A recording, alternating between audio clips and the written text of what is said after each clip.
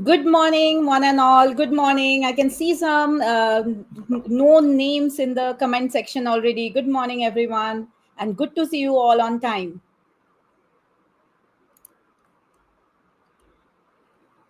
So, good morning, everybody, once again, and welcome back to day two of LEAF, the Life Science Education and Career Advancement Fair. I'm your host, Tithi Saha, Category Manager, Competitive Exams, Biotecnika. So I hope all of you had an amazing day one, which was packed with powerful insights, inspiring journeys, and eye opening career guidance. We are all set for another round of engaging sessions, expert speaks, and fresh perspectives for today. Thank you everyone for making day one of Leaf such a grand success. You all gave us enough comments in hashtag Leaf 2025. Remember, you have to make day two also a bigger success, right, everybody? Are you all ready? So mention in your social media handles, wherever, whether it's Instagram, LinkedIn, YouTube, wherever you are active, mention Leaf Day 2, hashtag Leaf 2025. And you all know Shekhar sir already announced yesterday that anybody who will give us the best tag will get a prize from Biotecnika. So let's make day two also a grand success, just like day one. So, everyone, whether you are joining us again or tuning in for the first time today, we are so glad to have you with us as we continue exploring the diverse and dynamic world of life sciences. So, let's dive into another day full of possibilities. To start off day two of Leaf, we are diving straight into the heart of what every aspiring professional wants to know. Where are the opportunities in biotech and life science today, and what does the future hold? Well, in a field as vast and rapidly evolving as life sciences, knowing where to look and how to prepare can make all the difference. From research and development to regulatory roles, startups to global firms, this session will give you a clear picture of the career landscape and how you can be a successful part of it. So please join me in welcoming our expert speaker, Dr. S. Ramgopal Rao, who is a senior academic manager at Biocon Academy. Welcome, sir. Good morning, everybody.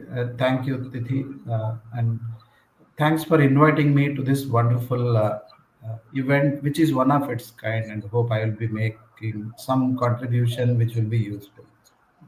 We are looking forward to your talk. So let me introduce sir. So Dr. Ram Gopal is a highly experienced biotechnology professional who has around 25 years of experience in academia as well as industry. So at Biocon Academy for 9 years, he coordinates skill development programs for life science professionals, focusing on biotech and pharma industry training and placement. With an MSc, PhD, MBA, and patent law diploma, his background includes 12 years of teaching biotechnology programs and research at CSIRO, Australia. He has published research, delivered talks, and guided PhD students. In fact, at Biocon Academy, he is considered as a go to person by most students. So I hope today you all will get whatever questions you have regarding biotech field and what the future holds. So sir will be the right person to answer all your queries. Remember everyone, question answer session will be right after sir finishes his session. Okay, so be ready with your questions. Welcome sir once again. Thank you. And we are extremely glad that you could join us on a Sunday for this talk. Absolutely, it's always working Sunday because many a times we have to interact with our student community irrespective of the day and date and times. So happy to do that. So I think me as well as all our viewers are eagerly waiting for your talk. Sir, over to you. You can start your session. Sure. Hope my slide deck is up. Thank you. Yeah, once again, good morning to all the viewers joining from different places. Maybe before we start the day, can we maybe remember one person whom I think today I was just going through some articles. If you have not heard about him, maybe you should go and Google, right? It's Dr. Carl or Caroli Ericki, right? Whom we call as father of biotechnology. You know why I'm remembering a father of our field today. I did not tell you. So let us start the discussion today because this is a very interesting area as well as very close to my heart. I have been talking to several students almost for a decade now in this particular field. So it's every time equally exciting and refreshing because whenever I go and interact with academia, with industry, with the students, especially our alumni who are working across India in more than 50 to 60 biotech, pharma, and life science industries, we continue to learn from each other and we continue to gather a lot of inputs. So some of that I can share whenever I get this kind of a platform and an opportunity. So thanks once again to the organizers of Leaf 2025, which is an interesting terminology in itself, which shows how innovative they are. So without much ado, let me get into the discussion. First few minutes, as usual, I want to lay the foundation that most students who are today joining from diverse backgrounds should be aware of the biotechnology industry sector as such, in terms of what is that platform that is there, especially in India, right? So I'll just share some glimpse of some of the major activities as well as major projects in terms of what is happening in India, right? So that we actually understand how that can be connected with the topic that we're today going to deliberate. If you see, we have lots of companies, and companies are characterized as big companies, multinational companies, MSMEs, and startups, right? So it's very important for each of you to know, therefore, that what we have in hand when it comes to opportunities, the first thing you all should do, which I keep advising to the students, is that spend some time not just on our social media channels and all other things for your knowledge gaining and awareness, but spend on the company's websites, spend on some of the reports, spend on some of those documents which tells you what is happening in the life sciences and biotech industry. Because I have seen many companies telling me that we don't get the right candidate, because it's also the other side of the story that they struggle to get the skilled manpower, right? So it's better to start with this. So we have hundreds of such companies. The second is about the major contributor, which is money. So you all should be happy to see that biotechnology has overtaken pharmacy long back when it comes to the growth rate. So when I say compounded annual growth rate of 16 plus percent for the last 2 decades, we are in the double digit growth rate, which is not so when it comes to even the pharma sector. Although the monetary volume wise, it is still bigger because we have OTC medicines, generics, and so on. So biotech market cap in India has crossed $150 billion 2025. So this is a good input, because wherever there is money, that means you have projects, opportunities, and possibilities, right? So please understand, therefore, the market when it comes to what is happening. Of course, several times I have earlier shared this input that a lot of subdivisions of life sciences and biotechnology are there for you to explore, but it is also equally important to know where what has already worked, what has already created something called as opportunity, success, or it has transitioned into the society where people have benefited and companies have made money, therefore you got more jobs there, right? So these statistics basically speak with themselves.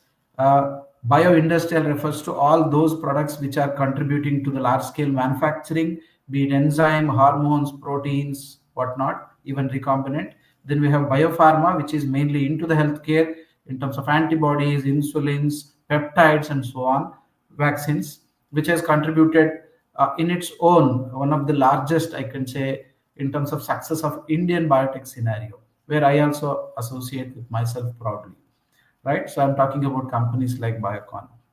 Of course, a lot is happening in these other two areas of bioagri and bioservices, where we have potential opportunities, but a lot of hurdles and a lot of restrictions which are being slowly overcome because of the proactive partnerships as well as initiatives of the government and the industry at large. So this is also a place where you still have more and more things to transition and translate into success story. And we all, I think, are aware, right, how we are playing a major role when it comes to global healthcare. We supply more than 40% of the generic medicines APIs, active pharmaceutical ingredients, and we are one of the strongest vaccine manufacturers of the world. Recently, especially around the COVID, we also have become one of the best when it comes to diagnostics, medical devices, and PPE kits and other raw materials. Like we are competing with China as well as some other big countries when it comes to global supplier position that we are also able to hold. At the same time, I also wanted to caution that we are yet to cross that 5% uh, contribution percentage wise at the global level. I think India contributes to around 4% when it comes to the total money as well as the revenues that is generated in life sciences. It's not a threat, actually, it's an opportunity, right? We have almost every multinational company, not just Indian companies, which either are directly operating or in collaboration with many Indian companies. So we are now having a scenario where there are mergers, acquisitions, takeovers, associations happening in terms of global scale. Especially, I have seen and what I can say as an example where companies which were earlier working only for the domestic market are highly now export oriented companies where they are able to not only supply medicines but also collaborate for a R&D, innovation generation, and so on. We are not just only like a contract research manufacturing organizations. We have now innovative companies. We have products that are coming out from India, including CRISPR-Cas, and you can take even mRNA vaccines, gene editing possibilities. You name any sector in biotechnology, now Indian companies are making a mark. They are not just doing it on their own, but they have understood the strong collaboration that is required, right? Because technology is now available, tools are available, and we have a talent pool available in India. So this is again an opportunity which we have to garner as well as make use of.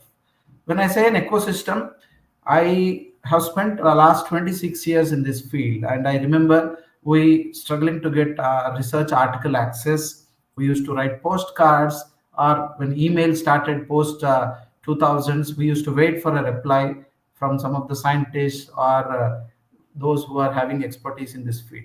Today we have at the fingertip whatever today I'm going to share. You can also get in a chat GPT or maybe Gemini or any other windows, right? Just in a matter of a seconds. So information is available that has enabled our innovation ecosystem to flourish. I think you had some sessions on IP and patents, right? India crossed 1 lakh patents in this year.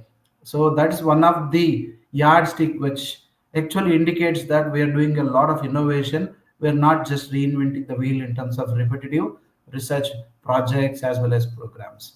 And this entrepreneurship window, which has been created as well as it is wide open because of the industry academia collaboration, government coming forward to create new policies and programs like BioE3, National Biopharma Mission, BIRAC initiatives, incubation centers, all these things together, what we call as a conducive ecosystem, right? So this is very important because you need not now struggle first to understand where should I go, whom should I approach.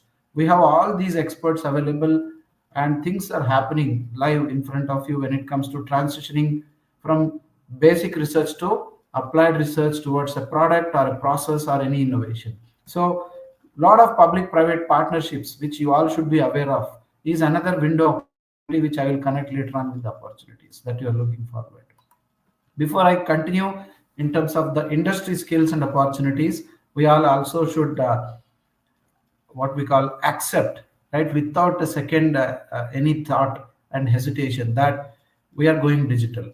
It's not just automation, right? Industry 4.0 refers to now using AI or ML or data analytics and any such other tools to resolve the problems, to speed up the processes, to increase the efficiency, to reduce the cost. Every industry is going through this transition. In fact, in biotech industry, we use a term called as GMP, which is also connected with another term called as CGMP, right? Current good manufacturing practices. So these are nothing but the latest changes as the industry, as the regulatory agencies, as the pharmacopoeial methods and other agencies continuously improve using the inputs technology has embraced. Just to give you an example, now we are connecting most of our instruments with automating not only automation softwares but data analytics tools, where we are able to get inputs from the fermentation processes. We are getting inputs from each and every machines, be it chromatography, be it filtration, or be it purification strategies that we are using to optimize any research outcome into industry relevant products and processes. Technology is one of the strongest pillar, and most of the students think that it's sufficient enough to be aware of some of these subjects which are either in your curriculum or you do a short term certificate course. Of course, that can be the starting point, but remember, you have to understand how each of these things are playing a role actually in industrial practices, right? So talk to people, attend any this kind of webinars, seminars, where you will be able to expose yourself with how digital transformation is reshaping our life science and biotechnology industry. Believe me, we have now companies which are making continuous manufacturing. We have companies which are filing drug master files, what we call as DMF, or basically drug discovery is happening using AI and ML tools. We are having companies which are remotely placed in terms of some manufacturing or other core lab activity, but they are connected with the globe because of this digital transformation. So we are using AR, VR tools. We are able to visualize the problems that are there with a machine, or how an operator now has to do troubleshooting. We are able to remotely connect with them, similar to robotic assisted surgeries that the doctors and surgeons are able to do. Now industries are going through those transformations, so it's a huge opportunity again, where we can understand as well as be prepared to face such challenges. When I say now career opportunities, which is what we call as the heart of today's discussion, I always get this question from the students that I want to work in this dream company and I am a fresher, I am ready to work for any role. That is one approach. And definitely, I think that students should have that approach, that you should be open to work in any kind of roles. But for that to happen, you need to first understand what are the roles, or what are the departments, what are the segments. All these terminologies basically tells the same thing. So I'm going to dissect that and talk a little bit more today. I know most of you would like to do research or develop something, right? Because the whole purpose of life science and biotechnology is to improve life, to make a medicine, to make a better food, or maybe a beverage, a nutraceutical, to clean up an environment, to use technology, right, for all the benefits. If you see core biotech companies, again, the heart of what is happening starts from R&D, which all of us agree. At the same time, you have to take this with a pinch of salt, that not everybody is an R&D material or suitable for that. Maybe you can plan and transition towards that, but by default you will have some attributes or some what we call as such sixth sense which we sense when we talk to students and conduct these interviews. So if you want to imbibe those skills, if you want to make yourself more suitable, here are some of the possibilities that you need to dwell on, right? So when I say industrial R&D, right, most of them expect you to be good with scientific principles, of course, what we call as the concepts. At the same time, some of these 6 to 7 areas you need to be having little more depth. So you need a breadth of knowledge, but you also need to show that you have a depth, because R&D is all about designing an experiment, troubleshooting it, using statistical methods, doing some translational work so that you generate a novel process or a product, right? For that to realize, you have to be good with cell and molecular biology, of course, the central dogma, which is always coming back. And sometimes students say that this is like it's going to haunt if you're not going to take care of it, right? So be ensure that you are a good R&D material if you're strong with cell and molecular biology, because that is where it starts, right? Because you want to do something, you want to use biotechnology. So the difference between the conventional pharma chemical drugs versus biotech drugs is this rDNA technology, genetic engineering. So the basis of these two is your molecular biology. And this molecular biology, if you're able to apply on a bacteria, on a yeast, or in a mammalian cell, or a plant cell, or an insect cell, or any such other cells, right? Using your cell culture experience. Now you are able to basically manipulate the cells. For that to happen, you need to know types of cells, you need to know how to culture them, the types of media, how do you check their viability, how do you grow them, how do you assess their maybe productivity and so on, right? So molecular biology applied on any particular system. That's the beginning. Once you do that, it is not possible unless you scale it up, right? So either you do because of your BTech MTech background, or if you are from BSc MSc, at least have some basic understanding that what you do in a petri dish or in an append of or in a tea flask should be taken forward to a fermenter or a bioreactor, right? So bioprocessing is not bioprocess engineering always. It is very important to have engineering principles. Because I come from science background, I can very easily say it's not easy again when you encounter mathematics again when you start working with cells, right? But believe me, it's mandatory for you to know growth kinetics. It's mandatory for you to know how to optimize a media, how to understand scale independent and scale dependent parameters, little bit about types of fermenters and bioreactors, because you have to translate your work towards large scale if you want to be successful in industry, right? Whether it is an upstream process or whether it is extraction purification strategies, these are all going to be helpful when you learn bioprocess and analytical technologies. Irrespective of whether it is there in your syllabus or not, you should always take few examples. I know some of your universities will have industrial microbiology, industrial biotechnology subjects. But I have seen when I ask a student, can you tell me a simple flow or what we call as a big overview of how an R&D gets converted into a product in industry, right? I want each unit operations, unit process for them to at least imagine and tell, if not in detail, right?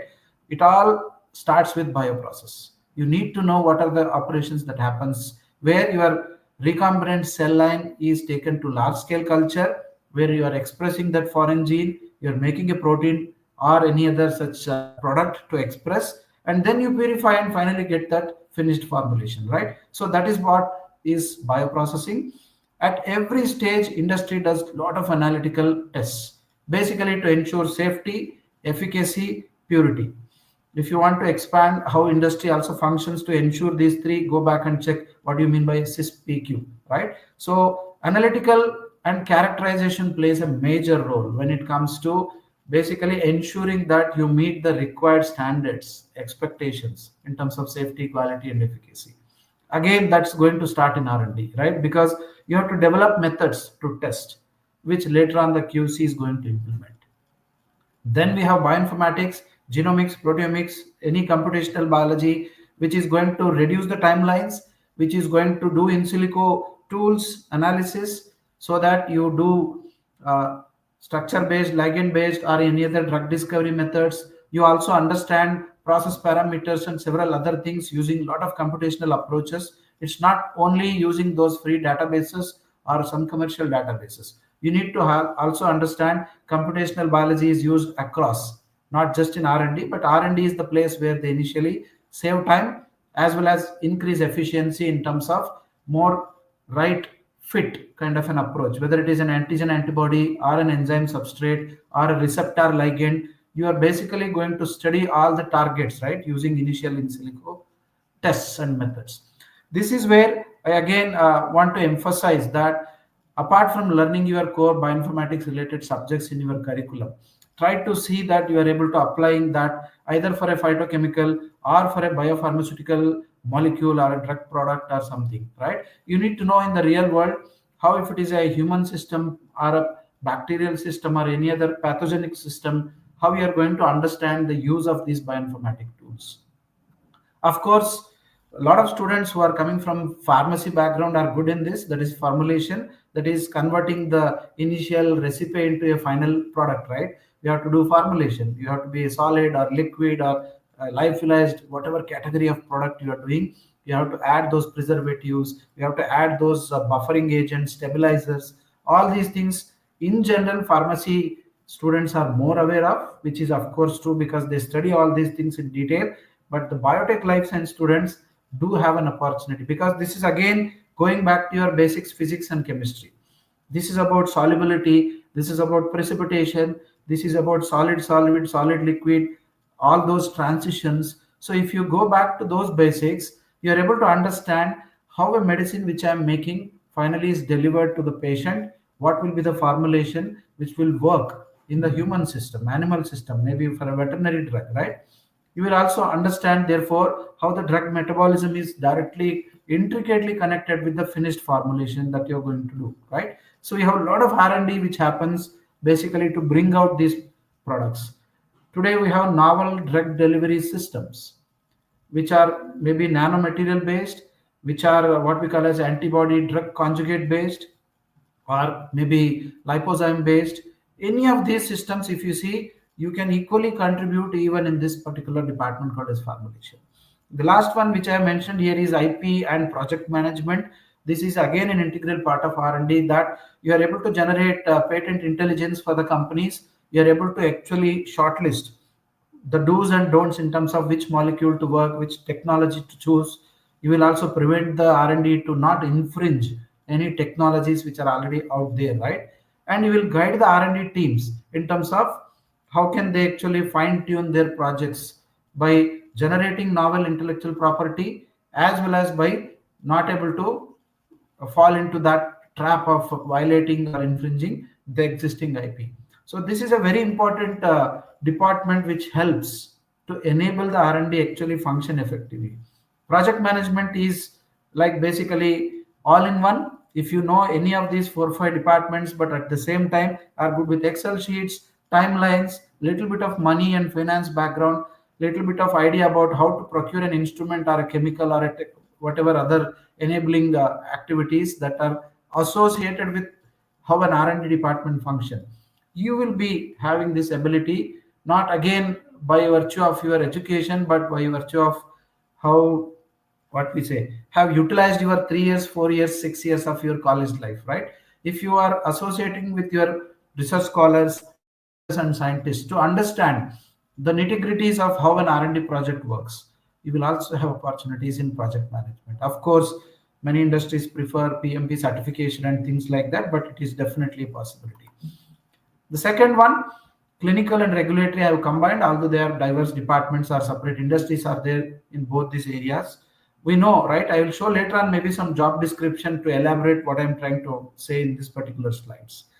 Clinical development, medical affairs, pharmacovigilance. These three areas are generally the core team, what we call as the clinical and medical affairs departments in many industries, where either you will directly work with the clinical trial personnel, maybe a doctor or a physician or a pharmacist, or you will analyze the samples, or you will plan the clinical trial protocols, or you will interact with the patient population with the hospital or a diagnostic center where you will test or come out with a meaningful result, what you call as the clinical data, right? So in all these areas, or maybe you work with the pharmacovigilance phase 4 post marketing kind of a job, using a lot of tools now which are available online, and you have companies which are doing full-time pharmacovigilance programs for the big companies. In any of these departments, your idea basically, as well as the preparation, should be towards understanding how the clinical trials happen, how you ensure safety efficacy, how you ensure that you generate scientific data using biotechnological whatever drug they are making, how that is getting approved. How that is getting approved is taken care also by regulatory department, but the department what we call as clinical and medical affairs are playing a major role, because they're going to talk not only with the internal scientists and doctors and physicians, but with the regulatory agencies. So if you have a flair of some of these medical terminologies and basic understanding of the clinical trials, you have handled animals, you have worked with some hospitals, then you definitely should venture into these kind of jobs.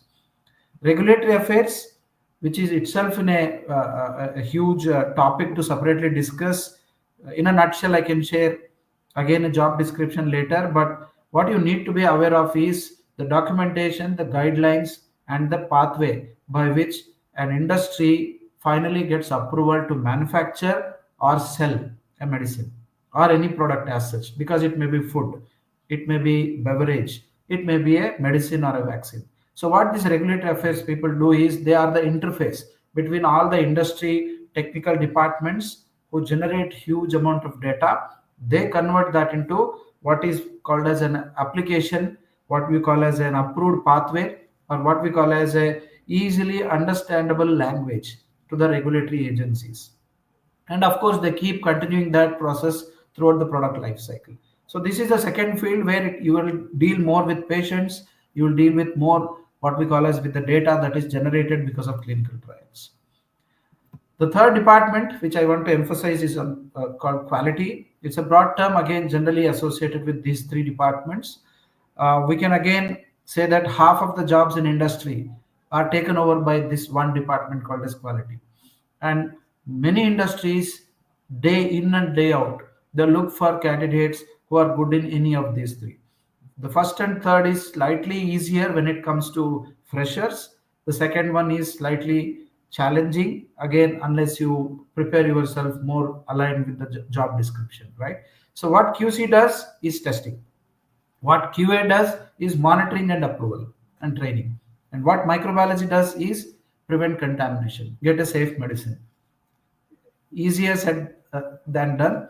If you actually go and see in industry, there will be more than 100 quality control tests for one biotech product to come out to the market. Raw materials, raw materials. When I say, it may be media, it may be water, it may be air, it may be any other components that you are going to use in your cell culture, fermentation, or downstream, including your environment. You are going to take care of that using microbiology QC test, right? So everything is test, test, test. So analysis, interpretation, testing, using some basic calculations to ensure that you are the strong pillar of support to tell to that manufacturing team that what you have made, it's going to be approved, it's going to be safe, people can trust and take it, right? So that is what is QC. QA basically are the enabler, they are the good police, they monitor manufacturing guys, they monitor QC guys, they tell them what to do, they tell them what to test, they tell them what is the SOP, they train them, and they also go through the data that is generated while testing and manufacturing, and finally they are going to approve. So what type of skills now you can align? Suppose someone want to transition into a QA role, you need to be good in technical documentation and writing, you need to be having an idea about quality control tests as well as manufacturing operations, you need to be good in terms of pharmaceutical biotechnology standards guidelines, because you're going to follow some of these test requirements which are based on like pharmacopoeial guidelines. You're going to use some of the methods like ICH quality guidelines. You're going to implement tools like QMS to ensure that your industry aligns with the quality policy that is expected. So a QA role is not to hold a test tube or an HPLC or a petri dish or a sample, but to ensure that all those things happen in a right way. They are going to finally decide whether things are ready to be sent out to the market. So that much importance, therefore, an industry gives when it comes to QA, because any product goes out to the market, it's not in your control now. So before that happens, you have to ensure that everything is taken care of. Then you have the core activity, like the heart of an industry again, because it's going to pump, right? So you have upstream, downstream, formulation, fill and finish, which is more of a packaging and filling all the drug products into various containers. And there is a support department called as manufacturing science and technology. So these four or five departments together occupy again a major portion of an industry. And if you want to be in this particular department, I have seen many science graduates having a lot of hesitation, thinking that it's an engineering department. Absolutely not. You have to have some background of, I told you at the beginning, bioprocessing, cell culture. You have to have some background of techniques like filtration, chromatography, lyophilization, etc. And more than everything, you need to be aware of GMP, because this is where you're going to follow an SOP, you're going to implement what is already being standardized in R&D. So you're going to actually translate this into large scale processes, basically product making, right? So that means you should be well versed in terms of handling the instruments, handling the materials like media or culture. You are also going to do enabling function of helping QC, helping QA, and helping other engineering departments to see that your instruments in large scale, which have a lot of P&ID, piping instrumentation, accessories associated with them are also contributing back to you, right? Because you are using steam, you are going to use inert gases, you're going to use a lot of water, especially sterile and deionized, or maybe water for injection and so on. You are going to have an understanding, therefore, about how to make an aseptically processed product or a terminally sterilized product, basically a safe biotech based product, right? So that is happening in this manufacturing. You may be having slight exposure using with shake flask cultures. That's fine. Not everybody gets a chance to work with fermenter or a bioreactor, but nobody stops you not to learn that. But I can also connect here one more point. Industries are moving towards more and more what we call as safe and small volume uh, containers, not just the stainless steel fermentation bioreactors. So you can go and expand that understanding in terms of single-use systems, what we call as bags, which are used now instead of the stainless steel containers, which are gamma irradiated, which prevent all the issues of contamination because you don't need to sterilize them. They are use and throw. At the same time, they have a lot of sensors, they have a lot of probes. So if you are good in some of these aspects of bioelectronics and biosensors, you have a lot of opportunity with these kind of companies. Other functions, which sometimes might be considered or neglected, are equally important. Let me tell you, I have seen many students doing excellent in some of these environment, health and safety and security departments who understand biosafety, who understand how to handle solid, liquid, gaseous materials, how to dispose them, how to handle recombinant waste, radioactive waste, what is a material data safety sheet. All that basically help you to see that you work in a safe environment and you take care of your premises, people, as well as the surrounding environment, right? So that is where again life science professionals are also considered, especially those who are with environmental science, environmental engineering background, definitely can explore that.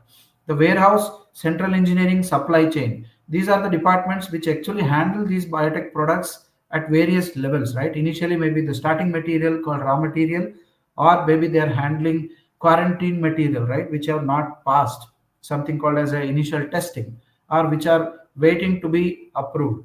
All these places you need science graduates, you need life science graduates. The thing is, you will not be always, you should not compare apples and oranges. I have seen students thinking that R&D is superior or manufacturing high, this is low. Absolutely don't compare. Every department in a pharma biotech industry has an equal opportunity as well as an importance. So some of these departments like sales, marketing and business development actually have a faster career growth. They also have more numbers associated because these are the people who generate money for the company. So you can imagine, I'm an R&D scientist, I'm spending companies money. I am into marketing and sales, I'm generating money. Obviously you can see who is also going to be getting elevated faster. At the same time, of course, there are targets and risk, right? Nothing again is going to be easy, or what we call as a red carpet kind of a system. So opportunities wise, please do consider these on par with any other technical departments. At the same time, you should have a passion and interest to talk to people, B2B, B2C, whichever category it is. You should have some at least interest to travel and basically attend and interact with the diverse stakeholders of the companies, right? So that you are the face of that industry when it comes to that product. And don't confuse these jobs with a medical representative job. You're not directly going to do that job. When I say sales and marketing, you will talk to other various categories of what we call as distributors, agencies, doctors, hospitals, distribution systems, and so on. And the last one, IT and digital. Many industries now are hiring life science students or directly the IT professionals. Someone, if you have both, right, you will fit the bill because industries are doing what we call as, again, I told you in the previous slide, digital transformation is happening. So if you want to help an industry with a digital tool, and you have some basic understanding of these digital tools, right, along with what happens in a science, in a cell culture or in a HPLC or maybe in any other life science industry equipment or instrument setup, you are like a deadly combination, right? So IT and digital is going to be an another additional feather which you can utilize if you really think that you are good in applying that to a life science scenario. These are some of the major departments which we can see are present in the industry. Again, I can go on and on and on. There are several other categories of industries. There are departments which I am not covering in this slide, but believe me, this is the major chunk of the job categories which are available in the biotech and pharma industry. And please understand your strengths, understand what is your background as well as interest, because you cannot apply and you cannot basically be successful in the interviews if you are not justifying why you are suitable for that role. And I'm going to do that in my last part of the today's discussion in terms of what are those job roles, right, where all these departments which I mentioned. If you want to understand one simple formula, go through the job description. So I'm going to share some of that for you today. I'll skip this explanation of what each department does because of time, so that we can actually spend a little more on the questions. Just to start with one example, quality control is divided into two departments, those who do analytical QC and those who microbiological QC. To start with analytical QC, you should be good with some of these attributes. If you are having a tick to at least 3 to 4 out of these 6 or 7 which I have highlighted, right, you have a possibility to grab an opportunity. Number one, how do you align this with your curriculum, your project, or what you have studied in your college? That is what you have to do. I'm not going to do that job, but I can definitely help you that every lab experiment that you do, every mini major summer internship project that you do is to do with analytical. You're going to do measurements, you're going to do testing, you're going to work on equipments, you know what is calibration, you know what is troubleshooting, you know what is data analysis and interpretation, you know what are the statistical tools that are commonly used in scientific experiments. That's it. You are ready to work in QC. Either you can develop a method, or you can implement a standard method which is available, or you are able to understand in terms of data analysis and interpretation. Because QC does what we call as test, various things that are part of an industrial operation. Basically, they enable the quality, what we call as safety, efficacy, etc., in terms of testing, right? So if you are having some idea in terms of what kind of raw materials are used to make a vaccine, to make an enzyme, to make a hormone, to make a peptide, and how do you ensure that these are quality materials? I am using a pH meter. Now, is this pH meter working properly or not? How do you ensure? We have something called as validation qualification cycles, right? Method is validated, instrument is qualified. All these things maybe you have not learned to your college, but believe me, if you spend time, you will be able to actually address these questions in interviews. That yes, I know what happens, right? And you make a product. A product has an expiry date. How do you generate an expiry date is by doing what we call as stability studies. And what they do, they subject the product into high temperature, low temperature, various basically range of temperatures, various other changes in terms of anything that the product might come in contact with, in terms of specific conditions of maybe humidity or pressure, etc. So end of the day, this stability will decide how your product behaves. And what you need now to be able to suit for this kind of job, you need to understand how biological materials interact and get impacted based on the temperature, pH, humidity, and other physical and physiological factors. That's all. There are methods using which you will be able to do this and decide what is the shelf life of a product, which is going to be really, really important when it comes to approval and how fast you can get back your money, right? When you're making a product, how long your product is safe. All these things are initially done by QC. It is method is developed by what we call as analytical R&D. And when you're working with instruments, I think many of your teachers, research scholars are doing a lot of spoon feeding because of two reasons. One is they don't want you to operate and ruin, damage any equipment, or two, maybe they don't have a belief and trust that you are ready to spend more than that 2 to 3 hours allotted time either before experiment or after experiment. In both these cases, what you might be missing is troubleshooting. What you might be missing is company and manufacturer of that equipment, what are the various possible options that an equipment allows you to do, what are the various alternate methods if xyz method is not working. All this part is the behind the screen which most of your teachers and research scholars or lab assistants are doing. Spend some time and understand that tomorrow when you enter industry you will not have all these people to assist.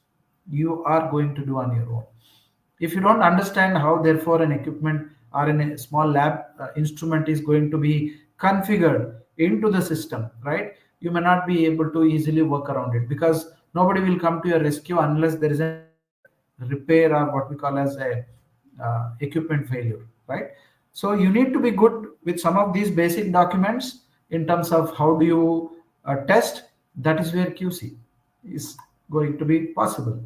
Good with cell lines, good with microorganisms, good with staining, microscopy, good with identification, maybe biochemical tests, enzymatic tests, immunological tests, whatever to identify a microbe or a contaminant. Good with basic standard test methods which are used to identify maybe a specific type of microbe or maybe viruses today, mycoplasma, or how do you differentiate fungal contamination with a bacterial contamination.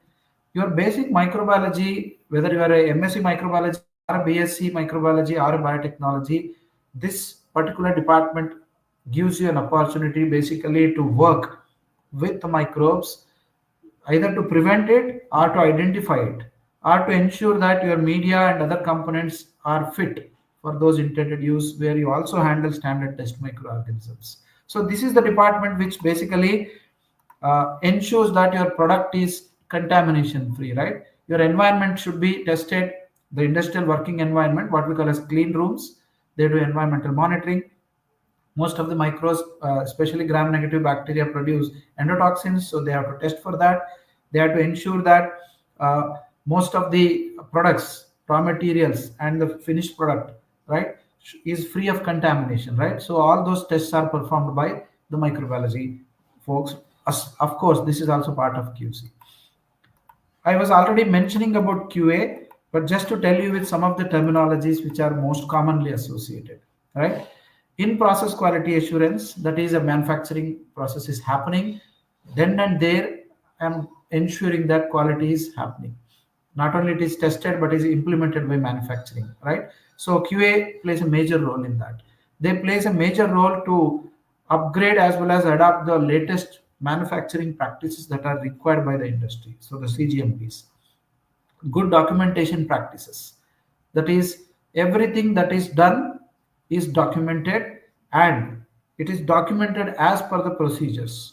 If you are interested, go back and type later on, note down a terminology called as ALCOA, ALCOA. If you want, additionally add ALCOA plus or plus plus and understand what is GDP, right? It is very important that every stage the activity is captured using a analog or manual or electronic data, right? That is where basically GDP comes into picture.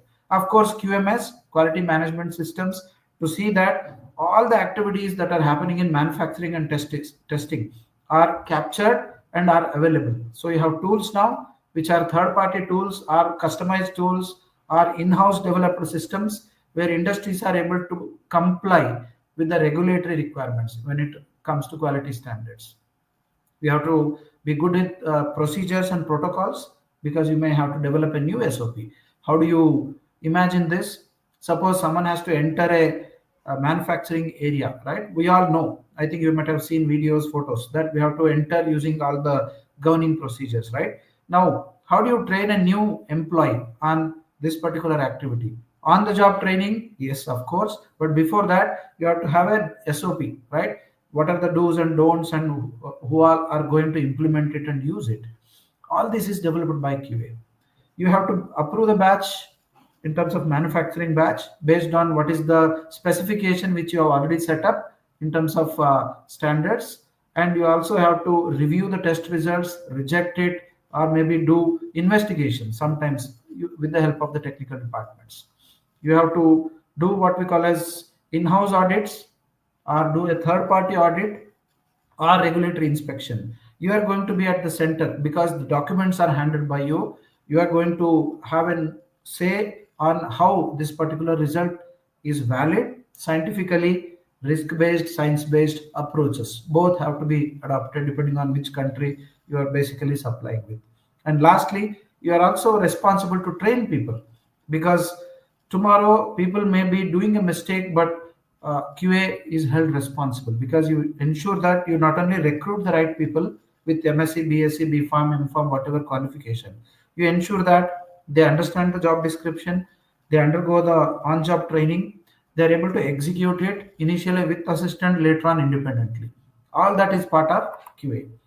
I'm not going to the details of this because this is little lengthy. But if you want to be in R&D, believe me, I already shared some of the inputs at the beginning of our discussion. So you need to be good with experimentation, planning, and execution within the time and budget framework.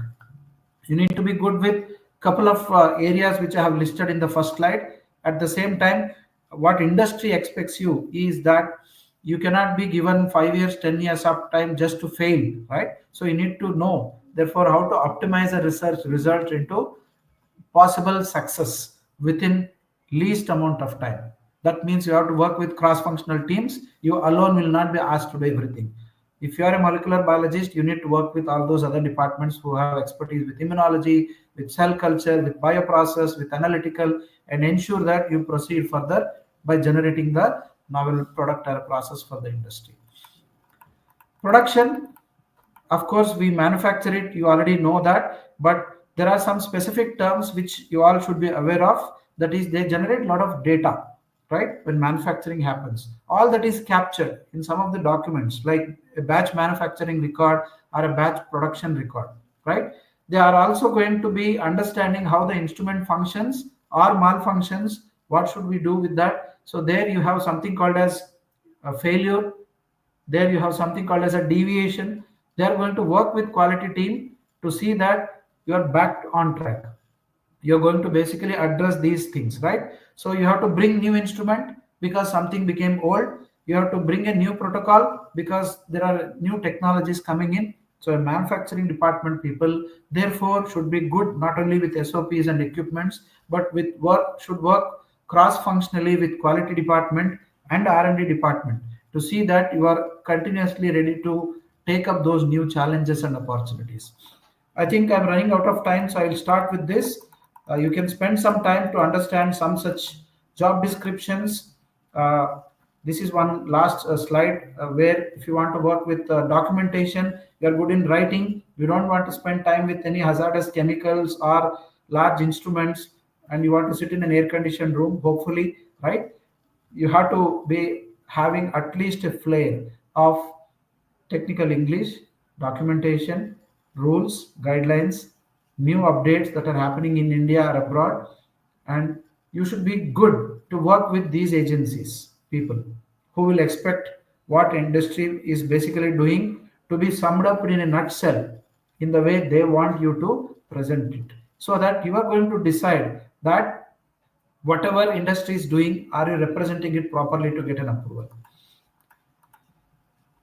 One opportunity which I can also think of before I wind up, Biocon Academy, which I am associated with, conducts all these training programs catering to most of these departments today, which we have discussed. So I'm not going to discuss these things in detail. So if you are interested to upskill yourself, utilize an opportunity, this is one of the platforms which is available for you to get training, to get exposure, to interact with all the industry folks, to go through the facilities, to basically become industry ready and confident individual.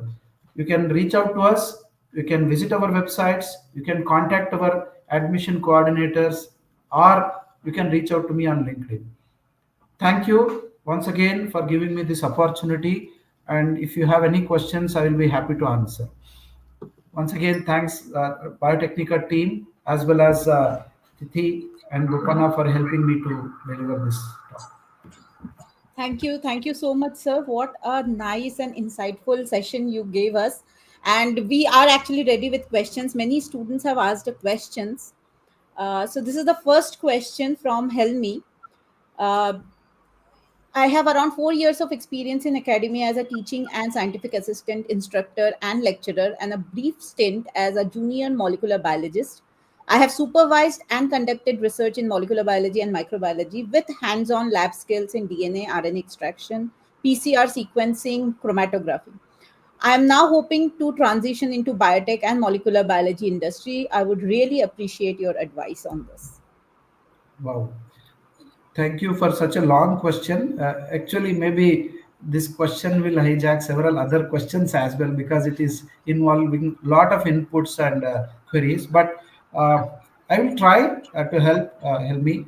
I'm not sure whether you hold a master's or a doctorate degree or whatever the background educational qualification, but uh, whatever you have shared from this, definitely what I can see is that you have taught these subjects and you have guided students, you have conducted experiments.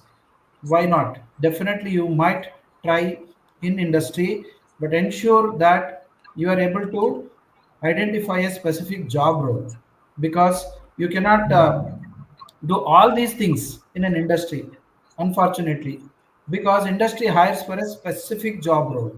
Even if I say molecular biology, they may not ask you to do clone a gene, do PCR on your own as gel doc, as well as do sequencing, etc. Right? So identify what is your strength based on your PhD or your project work within the molecular domain. Suppose you have worked on, say, a bacterial system in terms of doing DNA, RNA extraction, or maybe expressing a foreign gene. You have done some cloning experiments, right? See that you apply to a company where they are doing microbial molecular biology, they're working on yeast and bacterial systems, right? So that is one. Second, some industries hire MScs as a research associates. If you have a PhD, they may hire you as a research scientist.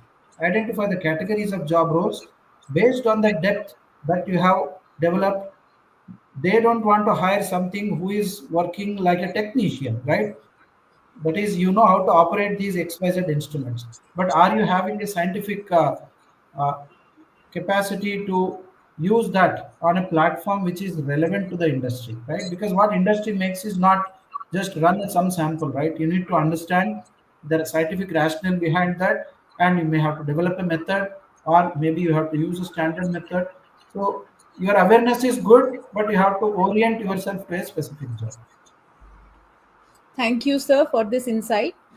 So, another question we have, this is kind of from the other side of the spectrum.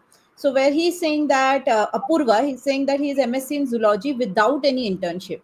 So, is there any scope for me in the industry? Apurva, I think you should try to get some training or a short-term internship, not necessarily in industry, but maybe with several other finishing schools or institutions. Maybe if you want to start without having a conducive expected environment, start with any college or university lab, right? Even if your curriculum has not allowed you to do an internship, nobody stopped you from not doing any small project, right? So go and approach maybe a government hospital, diagnostic center, CSIR lab, ICMR, ICR lab.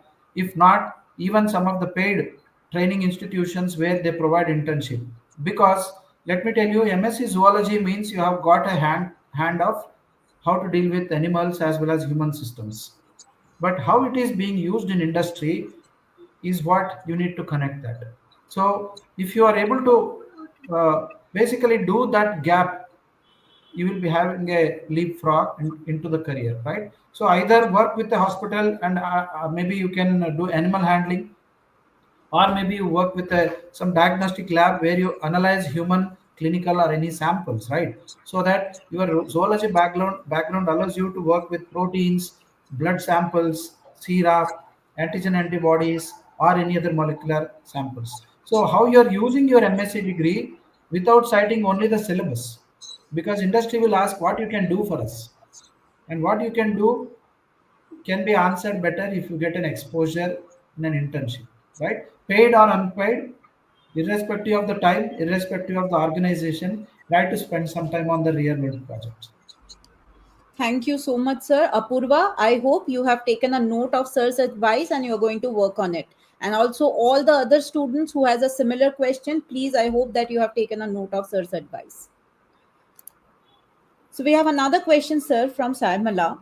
Uh, can you please shed some light on biotech opportunities in the environmental field?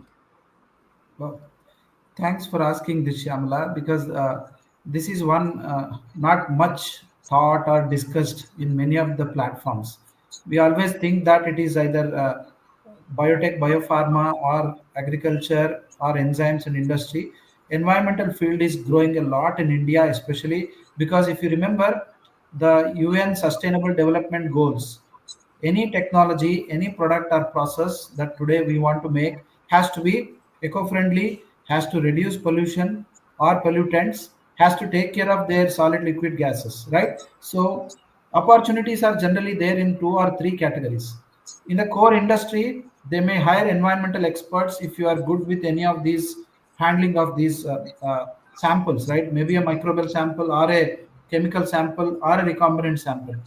But alternatively, there are laboratories which are doing testing.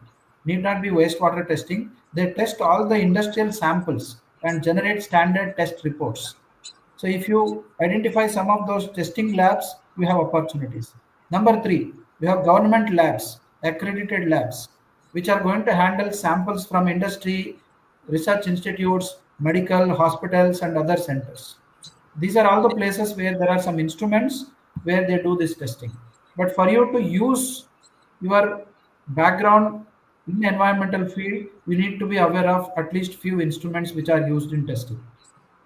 I'm not going to the detail. Maybe you have some idea with atomic absorption spectra. You are good in metal analysis, right? Impurities like metals in any of the water or other samples, right? So identify a couple of materials which are generally of main concern. It may be a xenobiotic, it may be another any other toxic environmental sample which is to be treated, and identify test method or an equipment associated with that, and then you can target either the industry or the test labs.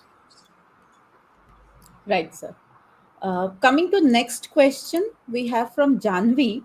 Why there is nothing for BSc Biotech students to improve and upskill themselves practically?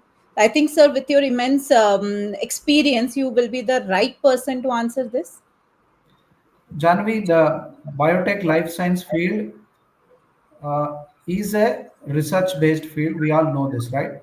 So, having a BSc biotech is not bad, but is not sufficient enough. When I say that, we want not only the breadth of your exposure and knowledge base, we want more and more applications, right? That in-depth knowledge and application comes either if you do a master's or maybe you do BSc with an honors with a good project work. Still works. To give you our own example, for the last 10 years, Biocon Academy was conducting courses only for MSc, BTech, MTech. Last 2 years, we started a course for BSc Biotechnology because in industry, we see that in manufacturing departments, BSc Biotech students can be trained. So we have a course on sterile manufacturing. But apart from that, if you want to upskill yourself, again, with the answer which I told you, told with the first another question, apply your BSc knowledge to a project. It may be a semester project or after your BSc, you do on your own, even if your university is not making it mandatory. Don't do for certificate, but do for developing the skills. Spend time, even if you don't get a project, request any of the places for you to allow. I want to just observe and learn. That itself also give you little more in-depth understanding of the instruments, techniques, processes, and methodologies. And then the most important thing which BSc students face in industry is, I will tell you the other side of the story. Okay, even if they hire you, you don't feel challenged. You always want to immediately get promotion and hike. Then there are MScs and MTechs around you or B pharmacy students around you. So what you do, work for 1 or 2 years and then go for masters because you want to grow along with them. Now for an industry person, then why should I hire you? I don't want to hire someone to create a training ground for you if you are not contributing back to the industry, right? So either join with the understanding that you may not have an immediate jump unless you really work for 2 to 3 years in industry. And of course, nobody stops you from not doing a master's or an MBA or other higher education, but you have to spend at least 2 to 3 years in industry. Thank you so much, sir. Like that inside story or inside perspective that you gave, I think it helps us to understand the recruiter's mindset. and like that our all our students can also prepare for that better. Thank you so much, sir. It was like as we were hoping, the session was real eye opener for us all, and for all our students also it was a guiding light. Thank you so much, sir, for joining us on this Sunday. Thank you. Thank you, everybody. Once again, you can connect with me on social media if there are any other questions. Because of time, we may not be able to take all of them. Thank you, Titi, once again. Have a good day. Thank you, sir.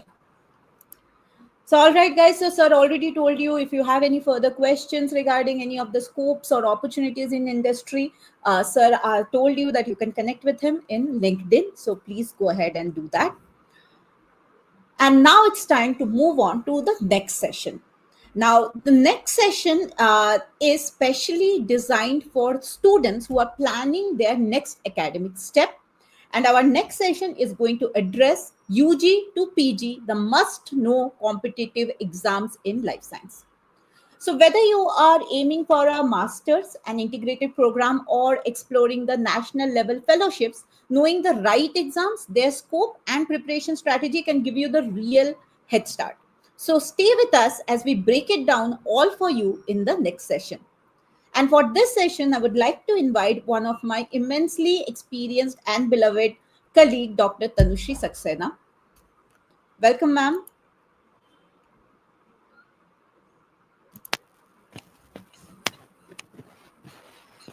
Good morning, Tithi. Very good morning. Good morning, ma'am, and Hello. thank you so much for joining us on Sunday. And all our students are eagerly waiting for your session to know about all the kind of competitive exams that are there from undergraduate to postgraduate level. To all our viewers, a quick introduction about Dr. Tanushri. So, Dr. Tanushri is a biotechnology PhD with 9+ years of teaching and 5+ years of research experience, and is serving right now as the category manager at Biotecnika.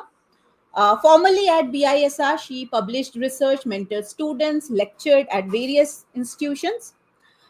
She attended Leibniz University, Germany as well, and consistently achieved top academic ranks and awards for presentations at conferences. Welcome, ma'am, once again. And I'm sure many of our attendees are eagerly waiting for this session to get an understanding of all the major competitive exams in life sciences. So, without further delay, I pass the control to you, ma'am, and you can start your session. Thank you so much, Tithi ma'am, for such a wonderful introduction. Very good morning, everyone. I hope you all can hear me. And please confirm if you all can see my screen. Very good morning, Swarnima, Mannat, Sweet, Paras, Kaushik, Athar. Very good morning. I hope you all are doing good. I hope my voice is not, I hope it's fine now. I think it's not cracking. Can somebody please confirm? It's fine, right? Yeah, very good morning, Kajal, Nagashetty. Thank you for, okay, thank you for confirming. So if you are someone who has just passed class 12th or have completed graduation or post-graduation and wanted to, or seeking admission into reputed colleges or institute for further studies in your field of interest or subject of interest, then there are certain competitive exams, national level competitive exams that you need to be familiar with. So here in this session, I will be discussing some very prestigious national level competitive UG-PG entrance examination, especially in field of life sciences. As we all know that life sciences is a rapidly evolving field with vast career prospects. Like yesterday, day one session of LEAF 2025, there were many sessions related to, there were a session related to biotech evolving fields, right? And today also, like in the previous session, sir has mentioned about the biotech field, the life science field. So it's a very rapidly evolving field with vast career prospects. And competitive exams, they are a game changer, especially if you want to pursue further studies, high level studies, and wanted to pursue studies in field of your interest, subject of your interest, especially in reputed institutes and universities. It's very important for you to know about the competitive exams because it acts as a gateway. It acts as a gateway to enter into the reputed institutes and universities, to avail the scholarship or financial assistance while you study, and also knowing which exams to prepare for in advance. It saves time, because if you already know 6 months ahead or 3 months ahead that which exam is coming, and it's must for you, like to enter into the to do your MSc in a particular subject, like MSc biotechnology or MSc biochemistry, or if you want to go into research, then there are certain examinations which are conducted, like CSIR, UGC net, right? So knowing which exam to prepare for in advance, it saves your time. You get a lot of time to prepare, and like you can you can plan your study accordingly, and it helps you plan better. So as I told you, if you know that how much time you have for the exam, you can plan your study accordingly, you can prepare accordingly, right? And even it gives you a clear path to your dream job. Like if you know, if you're clear that okay, I have to go into research, then you know that, and especially if you want to do research into CSIR lab, reputed labs, then you should, then you know that it is must for you to crack CSIR GCNet examination, right? So it gives you a clear path to your dream job or higher studies in life sciences.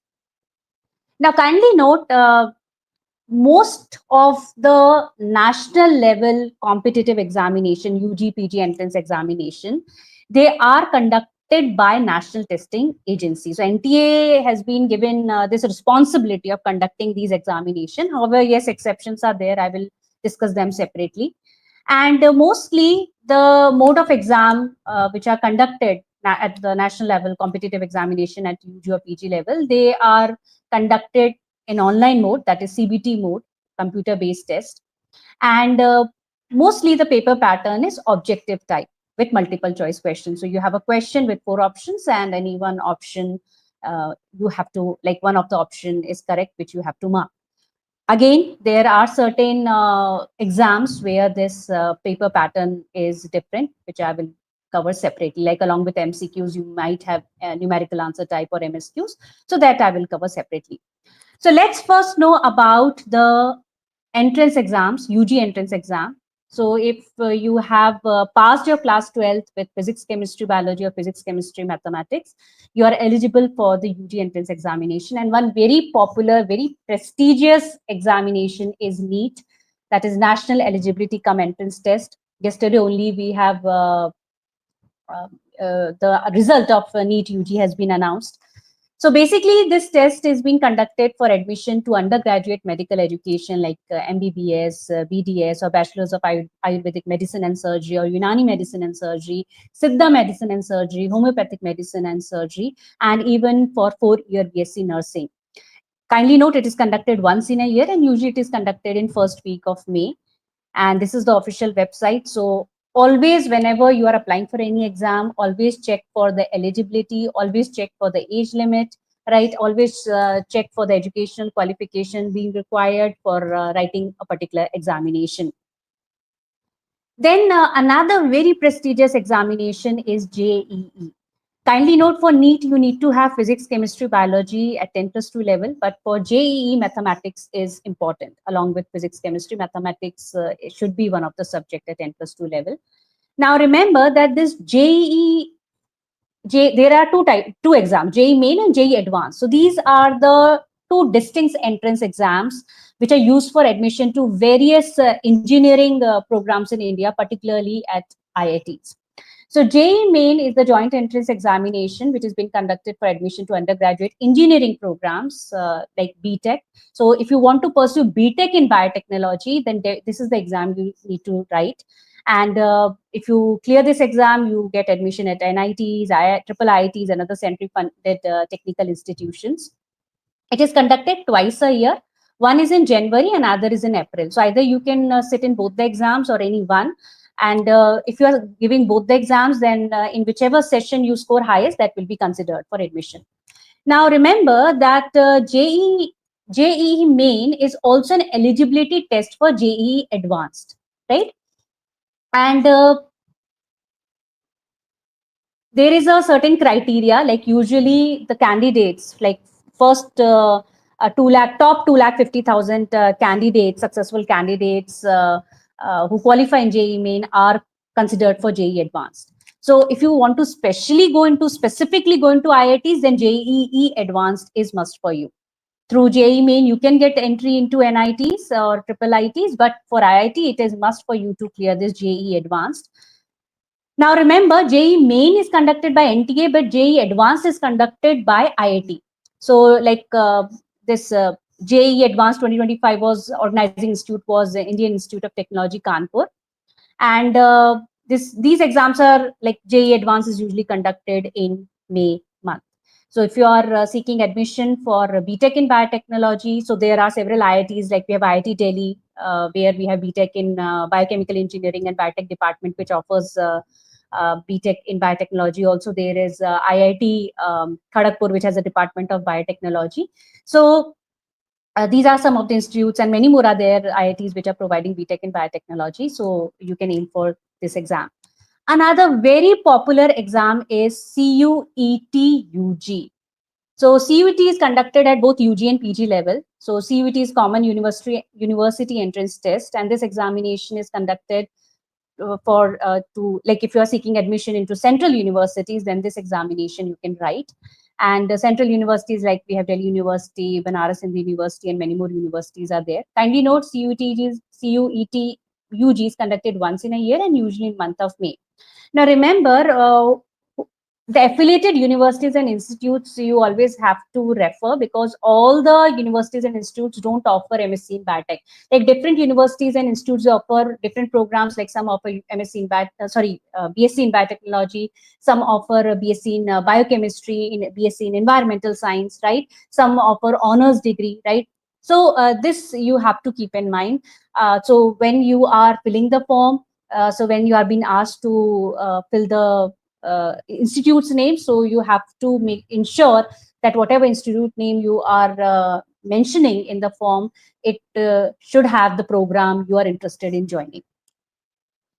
Then another examination is IAT IISER aptitude test.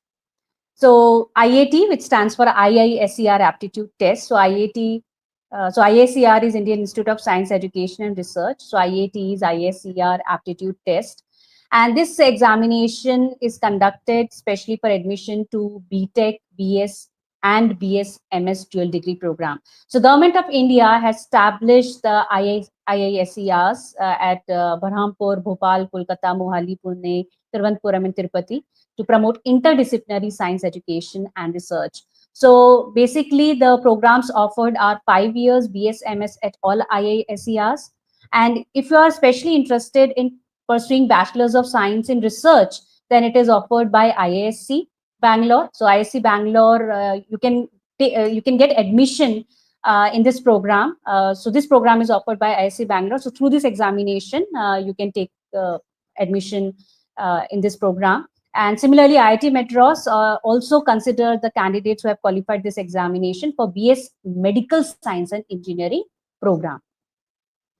So remember, what is Bachelor of Science Research? So basically, this Bachelor of Science Research, it focuses on research in interdisciplinary learning, which integrates classroom learning with hands-on experience, preparing for career in academia or research and industry. So this is one examination that you should consider, and it is being conducted at the UG level and mostly conducted in May month. Then we have ICAR AIEEA UG. Kindly note, this examination is also conducted at PG and PhD level. So ICAR, that is Indian Council of Agricultural Research, AIEEA, that is All India Entrance Examination for Admission. So this examination is conducted for admission into BSc Agriculture and Allied Sciences at agricultural universities. And remember that even the fellowship is being provided. The name of the fellowship is National Talent Scholarship, which is being provided to the candidates who qualify this examination. And but remember that other than veterinary science, it covers all the BSc Agricultural and Allied Sciences programs in agricultural, which are conducted in agricultural universities.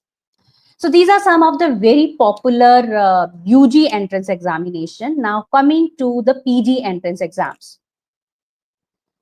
So NEET PG is as I told you, we have NEET UG, then we have NEET PG. So NEET PG, unlike NEET UG, which is conducted by NTA, NEET PG is conducted by National Board of Examination in Medical Sciences. And it is conducted if anybody wants to pursue post graduation or higher studies like doctor in medicine or masters in surgery or PG diploma courses or post MBBS DNB courses, then one has to write this examination. And this is usually conducted in month of May and June. Like this year, it will be conducted in. It will be conducting today, 15th June, 2025. Kindly note, for every exam, I have mentioned the link of the official website. Simply knowing the exam is not enough. You should know about the eligibility. Eligibility means what all education qualification you need to write the examination, because for every examination there are certain subjects in which you need to do undergraduation for the PG exam. Also, percentage is important. For some it is 50%, for some it is 55% in undergraduate courses, for some it is 60%. And yes, relaxation is also there for certain categories, for women candidates. And also, is there any particular age limit for the examination? So all these things you need to check. And please remember, don't simply Google it out. Always refer to the official website, or you can also refer to a certain authentic source where all these notifications are frequently being posted. Now coming to very popular PG examination, and that is GATE BT Excel exam, right? So GATE BT or Excel exam, it is conducted jointly by ISC Bangalore and 7 IITs. So we have IIT Bombay, Delhi, Guwahati, Kanpur, Madras, Roorkee, and Kharagpur. The mode of examination here is also CBT, and medium of examination, kindly notice, English only. When you talk about NEET paper, then you have a choice: English, Hindi, and other languages are also, it is conducted in other languages. But there are certain examinations which are conducted strictly in English, and GATE, BT, and Excel exam is one of them. Like I will be talking about CSIR net also. So they are English and Hindi, it is conducted, right? So even medium of the paper you need to be familiar with, the medium of examination you need to be familiar with. So mode of examination is CBT and medium of examination is English. And kindly note, the GATE 2026 examination conducting responsibility for conducting is given to IIT Guwahati. So IIT Guwahati will be conducting GATE 2026 examination. Now GATE BT or Excel. So BT is a paper code for biotechnology, and the Excel is a paper code for life sciences. So anybody who wants to pursue master programs or direct doctoral programs in engineering, technology, or architecture, like if you want to pursue MTech, or if you want to pursue the dual course, right, masters and PhD, then this is the examination you definitely need to write. And also remember, the GATE score is also been considered by several public sector undertakings, PSUs, during the recruitment process. So like we have BHEL, Bharat Heavy Electricals Limited, GAIL is there, ONGC is there. Many public sector undertakings are there. And also you can avail financial assistantship or scholarship for the postgraduate program. So like for MTech, it is 12,400 per month. So it will be given for 22 months. And for PhD, it is 31,000 per month for the first 2 years, and then 35,000 per month from third to fifth year. Now, remember, if you remember, I told you that for the majority of the papers, UG or PG level, the mode of the type of questions asked, the paper pattern is MCQ, objective type MCQ. But remember, in GATE, BT, or Excel paper, you have, along with MCQs, you also get MSQs, multiple select questions. So the only difference between MCQ and MSQ is that you have a question, a single question is there in both MCQ and MSQ, each having 4 options. But in MCQ, only one option is correct. But in MSQ, you may have either one or more than one option may be correct. Also, numerical answer type questions are also asked, where you don't get any options. It's simply calculation based questions. You have to, based on the information given, you have to do the calculation, and you have to just simply write the answer. So it's in digits, and maybe the decimals, they will ask you to mention the digits up to, like, mention the value up to 2 decimal digits only, like that. And usually it is conducted in first or second week of February. Now, some very important details I would like to tell you regarding this examination. You can, like, it is conducted for around 30, more than 30 test papers or subjects are there. So test papers are called as subjects also. So you can write this exam.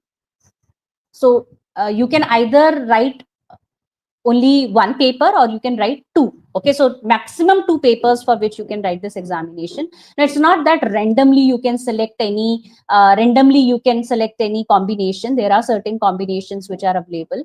So that combination of the papers allowed, you can choose based on your educational qualification, the subjects you have at undergraduate level, or based on your interest.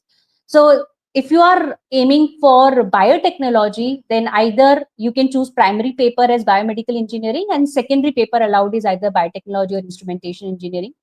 If you're choosing primary paper as biotechnology, then secondary paper is biomedical engineering or life sciences. If you're choosing primary paper chemistry, then you can choose engineering sciences or life sciences secondary paper.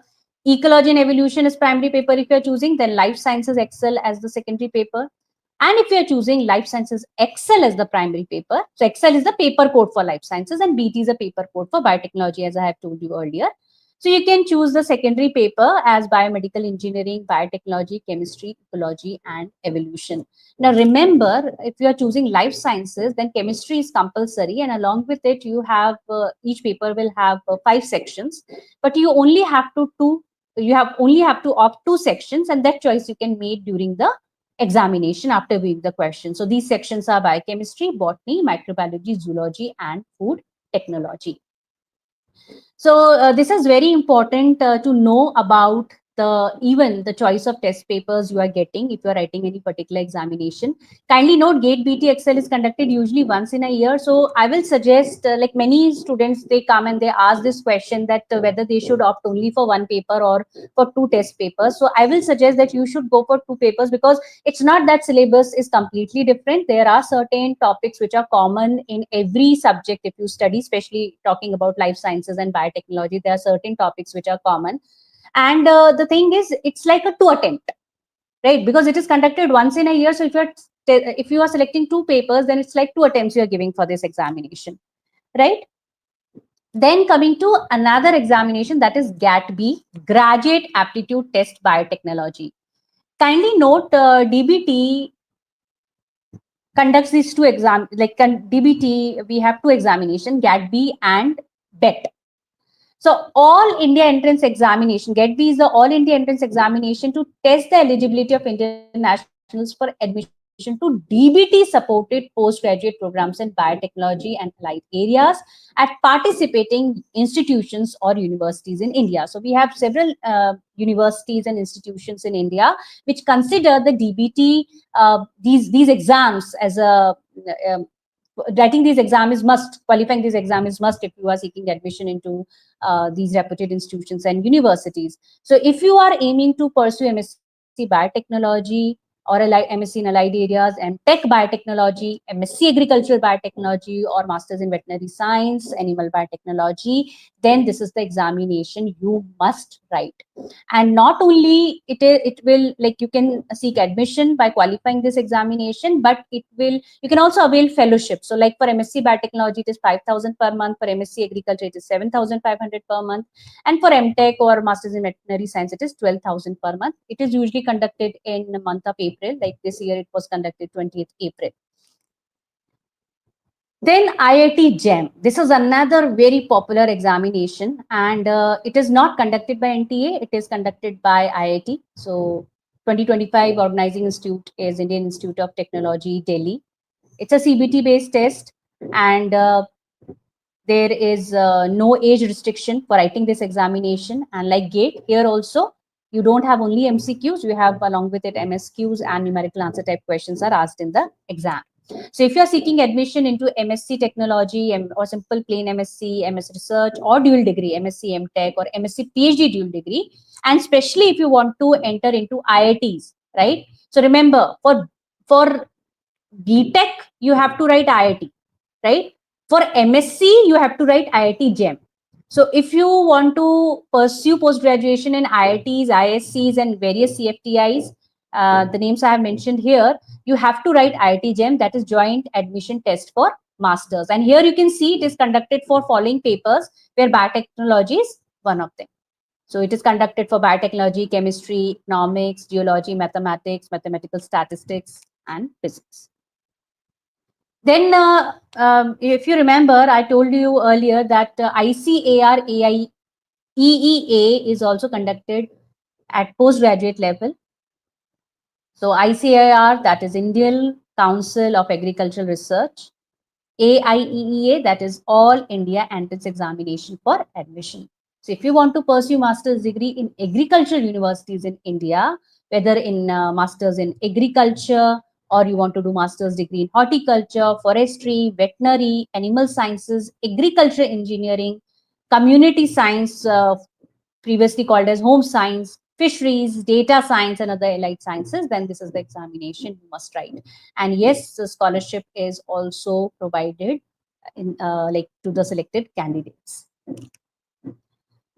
Now, there are certain prestigious institutes in India which conduct their own examination, and one of them is very popular, that is AIMS, All India Institute of Medical Sciences Examination. So you can see, if you want to pursue post-graduation, that is MTech, if you want to pursue the post-graduation studies in AIMS, especially Masters in Biotechnology, then definitely you need to write this examination, and it is mostly conducted in month of June.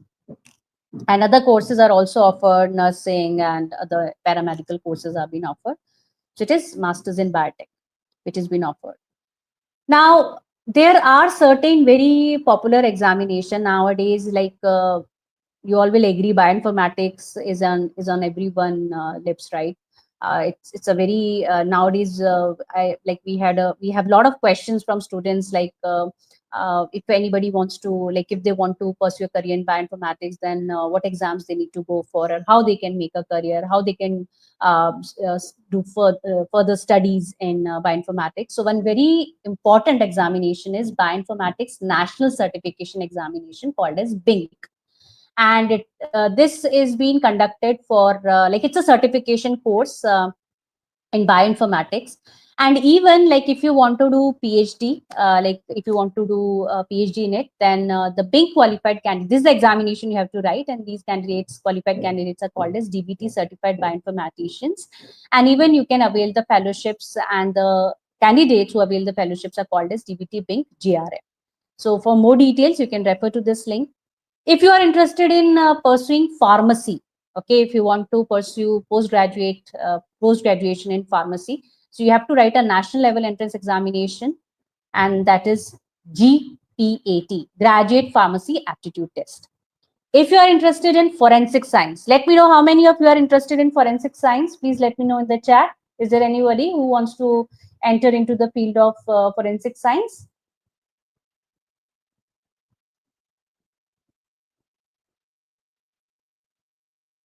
So because many students are not aware of these exams, that they even exist. So if you have, let's say you have done BSc in biotechnology and you want to do specialization in forensic science, then definitely this is the examination you should go for. Okay, Shraddha, Shanjali, thank you for confirming. So this is a national level test designed for forensic science students. So both undergraduate and postgraduate courses are available. And because there are certain universities who offer the courses in forensic science, but you have to qualify this examination, because this is just to test that whether you are ready for or whether you are capable of learning the forensic science or not. This is the official website. And then if you are interested in writing, if you want to enter into the if you want to join FSSAI, that is Food Safety and Standard Authority of India, so it also conducts an examination. So through this examination, it conducts a junior food analyst examination or simple food analyst examination. So that examination you can write. So these are the official website.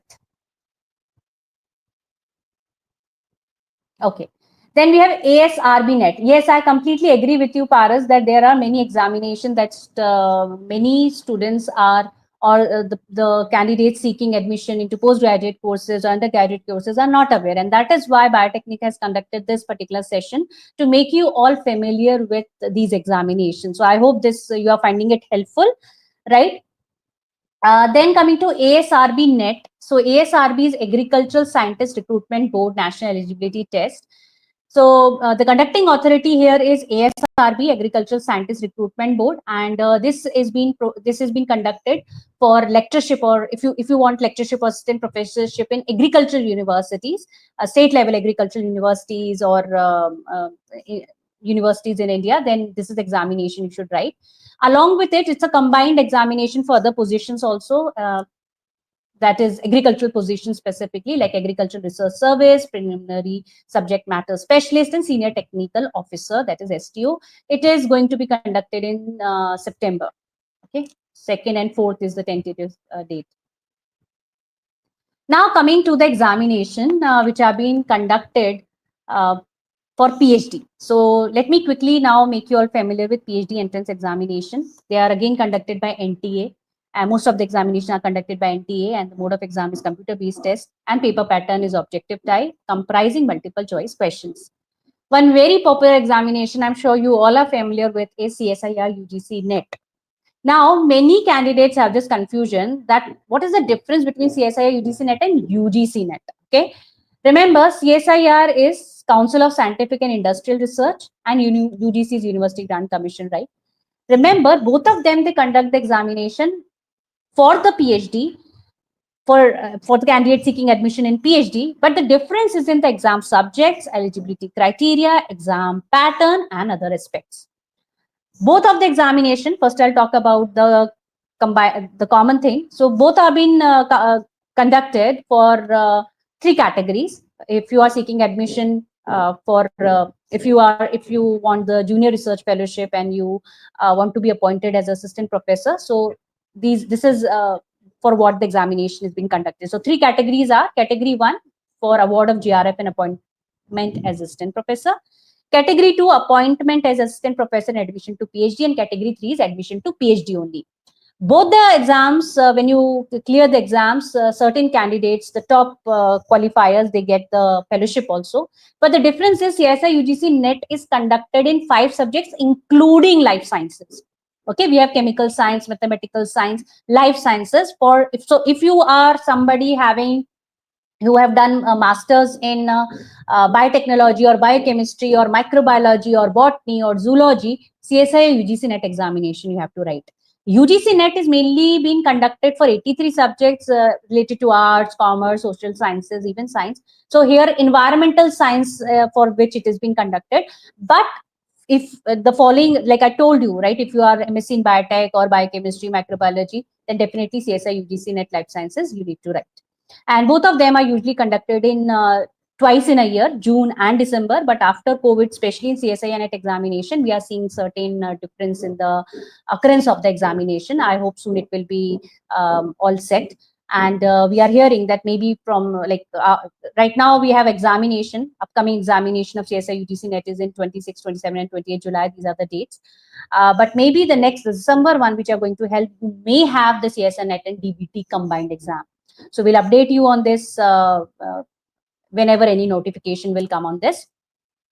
So talking about DBT, so DBT conducts examination for the PhD level. It is BET, Biotechnology Eligibility Test. It has been conducted for award of doctoral research fellowship under DBT Junior Research Fellowship, and here the fellowship is being availed for 2 categories. One is for PhD program. Select certain candidates, the top qualifiers are eligible to avail fellowship if they want to enroll for PhD program, and another is if they only want to do a DBT sponsored project. So for that, this fellowship is provided. It is also conducted once in a year and mostly in month of May. ICMR JRF is another very reputed examination. It has been conducted for admission to PhD or research program. So we have different ICMR labs in India, and qualifying this, you can seek admission there. And here also fellowships are provided, but selective fellowships are only there, 150. and usually conducted in first or second week of July. So ICMR hold this national level examination for determining the eligibility of national level Indian national candidates for award of junior research fellowship. Then we have TIFRGS, that is Tata Institute of Fundamental Research Graduate School Admission. So if you want to pursue PhD or integrated PhD in chemistry or mathematics, computer science is a very, data science is very popular among the students now. So if you are aiming to pursue higher studies or research in these particular subjects, then you should write this examination. And yes, fellowship is available. Like for integrated PhD, it is 25,000 for the first year, and then if you enroll for PhD, then 37,000 monthly fellowship it will be, and further enhanced to 42,000 after registration for PhD. And if you are only pursuing PhD, then it will be, you will get monthly fellowship of 37,000, further enhanced to 42,000 after registration for PhD. Usually this examination is conducted second Sunday of December. Now, one very important thing you have to note down here is that if you are writing this examination for research in biology, then TIFRGS for biology is called as JGEEBILS, Joint Graduate Entrance Examination for Biology and Interdisciplinary Life Sciences. Then ICAR exams, I told you right earlier. For PhD also it conducts an examination. So it is ICAR AICE. So that is Indian Council of Agriculture Research, all India competitive examination. And so if you want to pursue doctoral degree program in agricultural universities, whether in agricultural or horticulture or forestry or animal sciences, agricultural engineering, community science, right? So for this, you should write this examination, and yes, fellowship is also being provided to selective candidates. Then IIST GEST, GEST, that is Joint Entrance Screening Test. It is conducted by Indian Institute of Space Science and Technology. So if you want to pursue the PhD program, if you want to join PhD in neuroscience or computational biology, right? Or if you want to pursue MSc PhD or integrated PhD program in physics, or PhD and integrated PhD program in theoretical computer science. So other than life science also, I'm telling you certain very important subjects are there, and if you are seeking admission in them, then definitely you should be familiar with these examinations, right? Because nowadays many students are interested in pursuing higher studies in computational biology or data sciences or artificial intelligence and machine learning. So definitely these are the examinations you should write for. Kindly note, this examination was earlier conducted by SERB, that is Science and Engineering Research Board, but now it is conducted by IAST. And usually it is conducted in month of June. Then we have ACT-REC-JRF. So ACT-REC, that is Advanced Center for Treatment Research and Education in Cancer. This, so basically, ACT-REC conducts a PhD program in life sciences, which is affiliated by Homi Bhabha National Institute. And so if you want to pursue PhD in life sciences from here, definitely you should write this examination, and even fellowship is also provided. Other than these examinations, there are several state and university level examinations which are conducted. I have mentioned the list over here. You can go through it because there are certain deemed universities which conduct their own examination. Like we have Shiksha Anusandhan University Admission Test, and many more examinations are there which you can see over here. So you should also be familiar with these examinations which are conducted at state or university level.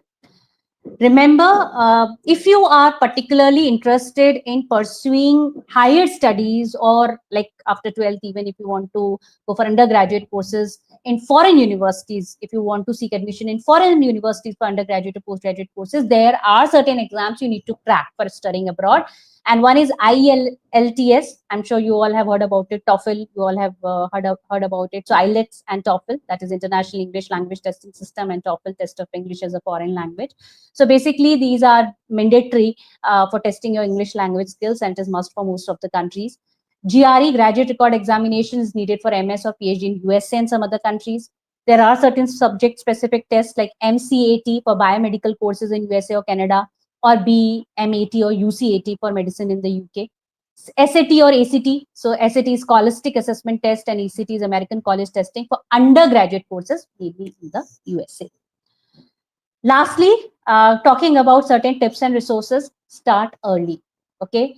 Now, since you are familiar with the examination, always check the official website for when the notification comes, right? What is the eligibility criteria, what is the age limit, whether you're eligible for writing that examination, what is the paper pattern. So start early. Okay, if you have a 6 months time or 3 months time, you will not panic, you will get a sufficient time to prepare effectively for that examination. Remember, these are national level examination. Okay, so when I'm talking about national level examination, lakhs of students give this examination, so your preparation should be of that level, right? So start early, work on your basics, your foundation of your subject, right? Basics related to chemistry or biology. General aptitude is mostly common in is the common subject, right? When you write an examination, so general aptitude like CSI, UGC, NET, or whether you write GATE, so general aptitude is asked. So you should prepare for that. Then use standard books always. So anybody who's writing NEET, NCRT is a holy book for them, right? Somebody who's writing CSI, UGC, NET, or DBT, or GATE, if they're studying biochemistry, then Leninger is a holy book for them, right? QB for immunology. So for every subject, we have certain reference books. So you should make a habit of reading book. Read the standard books because they're authentic, detailed information is given, and sometimes questions are asked from the books only. Practice the questions given at the end of the chapters in the standard reference books. Don't forget to give the mock test and practice previous year question papers, because simply knowing the concept won't help you. You have to write, like you have to solve the questions to understand whether the concept clarity you have or not, whether you are able to apply that concept in solving the question or not. Even it helps you develop analytical skills. There are certain exams like CSA, UGC, NET, where you have experimental based questions. So these skills you need to develop, right? The data analysis skills, analytical skills you need to develop, which all comes when you practice questions. And remember, practicing question is one of the most effective strategy for revision also. And seek guidance, don't hesitate. Okay, always take help from your mentors, seniors, professionals, anybody you trust and you think can guide you. You should always seek guidance related to how you should prepare for the examination, because you need to understand these are national level competitive examination. For them, smart studies needed, and a mentor can help you, right, to can help you understand that how you have to study smartly for this particular exam or paper. Okay, because you can do the self study also, but usually for national level competitive examination, to understand what are the important topics, the paper pattern, the kind of exams, type of questions we get in the exam, you need help. So always seek guidance, don't hesitate in doing that. And most importantly, stay updated. You are preparing for an exam, but you miss the date only, you miss the exam date only, you miss the application form date only, filling of application form date only. So it's very important to stay updated, always check the official notifications, go to the official website. Now if you think that there are many exams, how will I go to the it's very difficult for me to refer to all the official website, then any one particular source like Biotecnika, here we have a Biotecnika newsletter, or Biotecnika notifications on website. We post if any exam is coming or change in syllabus or pattern, the notifications are posted. Okay, so any one authentic resource also, source also, you can follow. And definitely one more thing I would like to tell you, simply passing the exam won't help you, because there are examinations especially which are conducted for PhD. There is a separate interview session also, right? So you have to, once you are done with the exam, it's not that it's over, you have to prepare for mock interviews yourself, for interview sessions also, because there are certain candidates which will be selected for interviews. So you have to get the seat, you have to fight for that seat for with many other candidates as well. So mock interview sessions also, for that also you can take guidance. And also need to be familiar, updated with the recent tools and techniques, because most of the questions are asked in the exam. Like in CSI, UGC, NET exam, they asked about the recent techniques, and also in interview also the questions can be asked. So for this you can join any internships or certification courses, or even you can attend the webinars and workshops. So I hope you have find this session very helpful. One last advice I would like to give you, see, these are national level competitive examinations, they require dedication, determination, consistency should be there. It's not that today you study for 4 hours and then after a week you are studying. No, this will not going to help you. Okay, stop procrastinating, set your goal, make your study plan, challenge yourself, do smart study, seek guidance, and most importantly, don't stop, don't ever quit.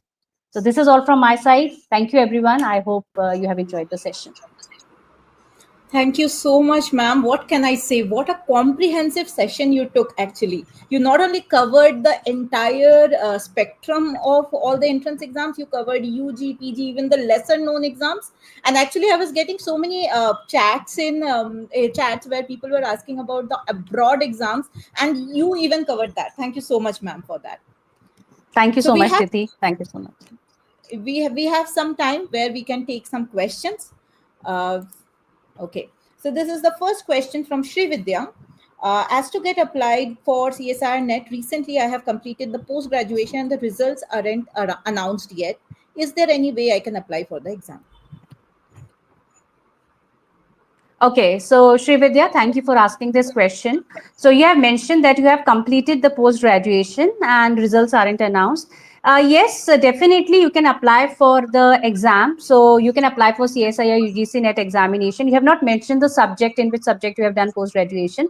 So you don't have to wait. See, everybody kindly note, mostly the examination, the national level competitive examination, they provide result awaited category. Like even if you have, your result is not come, so if you are either in the final year of your post graduation or have completed post graduation, you are eligible to write the exam.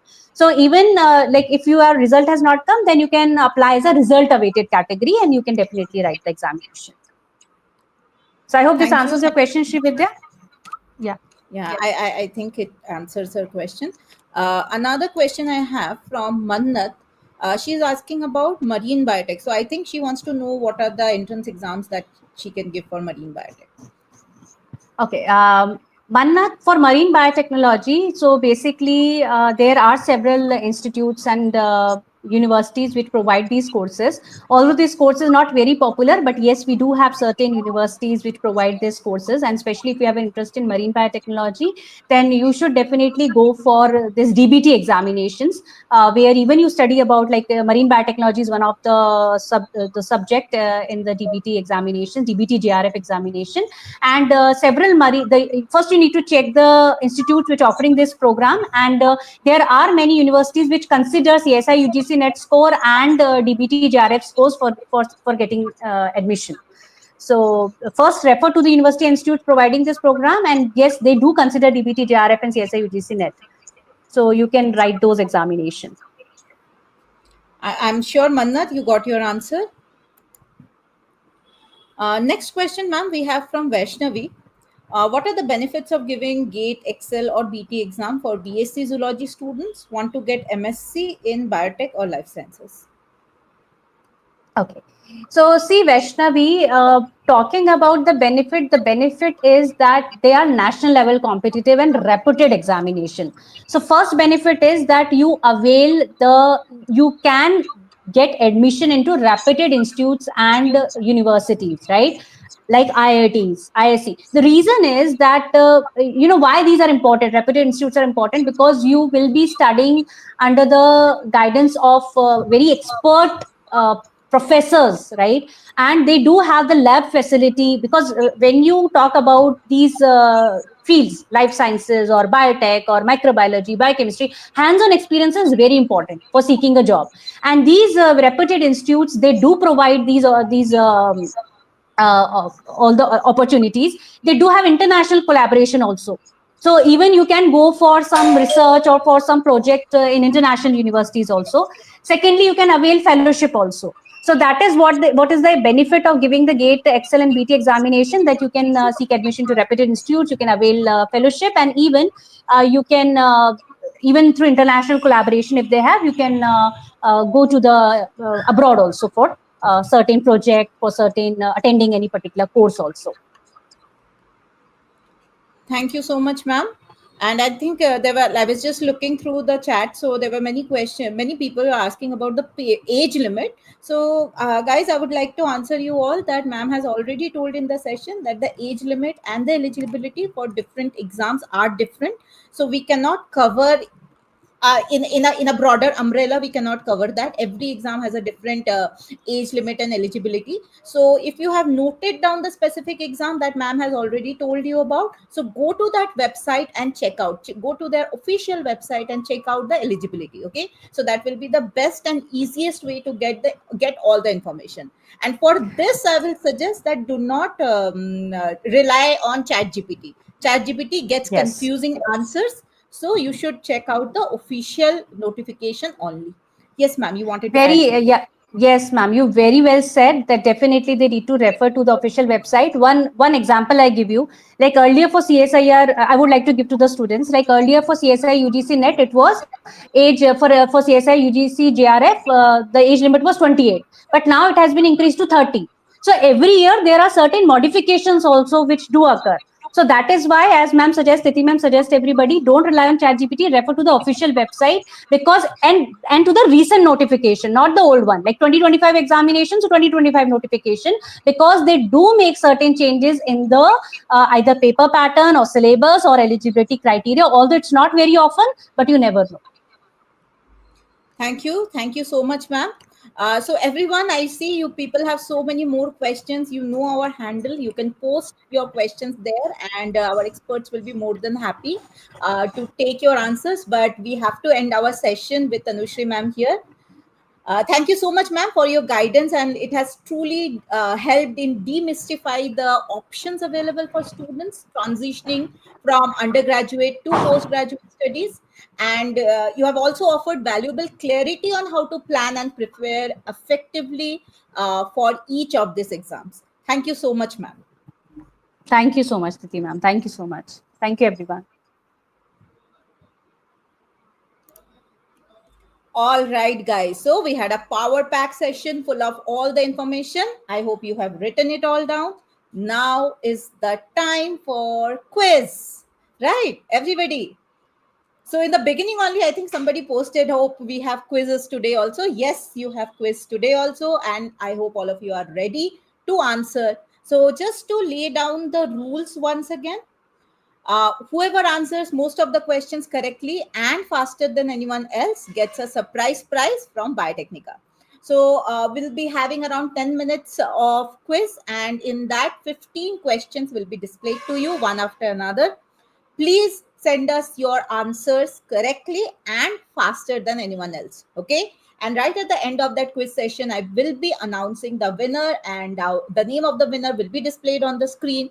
All you have to do is to take a picture of that or a screenshot of that and email it us to cst@biotechnica.org to receive your prize.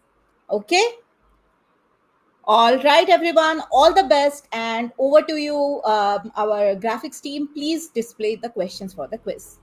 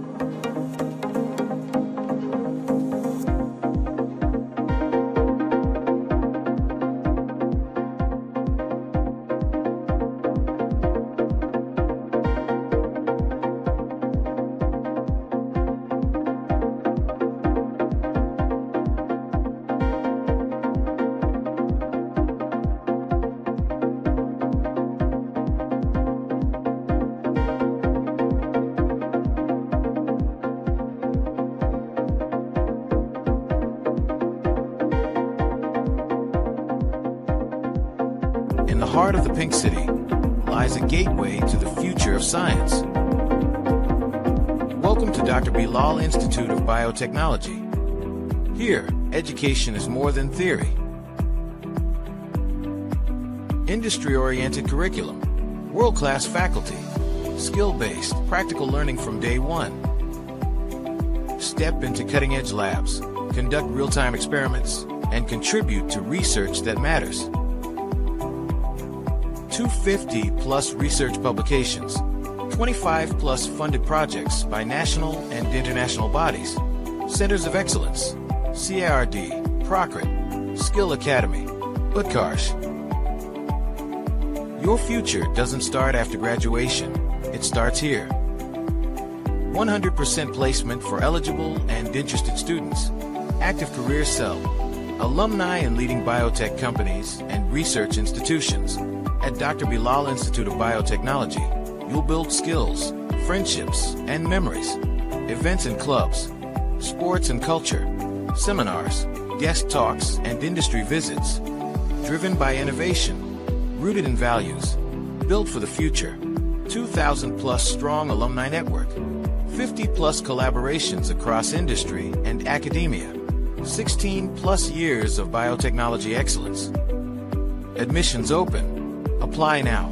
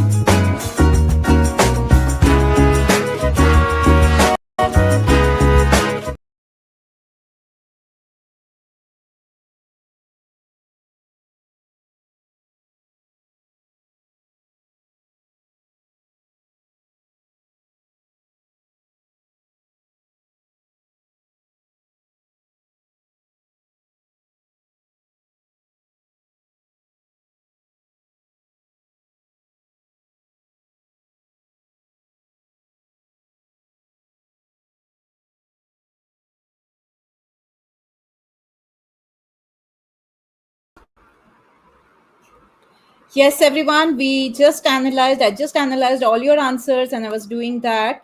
And all of you participated wholeheartedly in that quiz, and that makes it a grand success. Thank you, everyone, for that. And we have a winner. So, our winner is Aditi Mishra. Aditi Mishra, you are the winner. You have answered most number of questions correctly and also faster than everybody else. Thank you, everyone. Thank you for participating with so much enthusiasm. Aditi, make sure that you take a picture of this particular banner along with that and send it us to cst@biotecnica.org, and you will receive a surprise gift and prize from Biotecnica. Thank you, everyone. Thank you.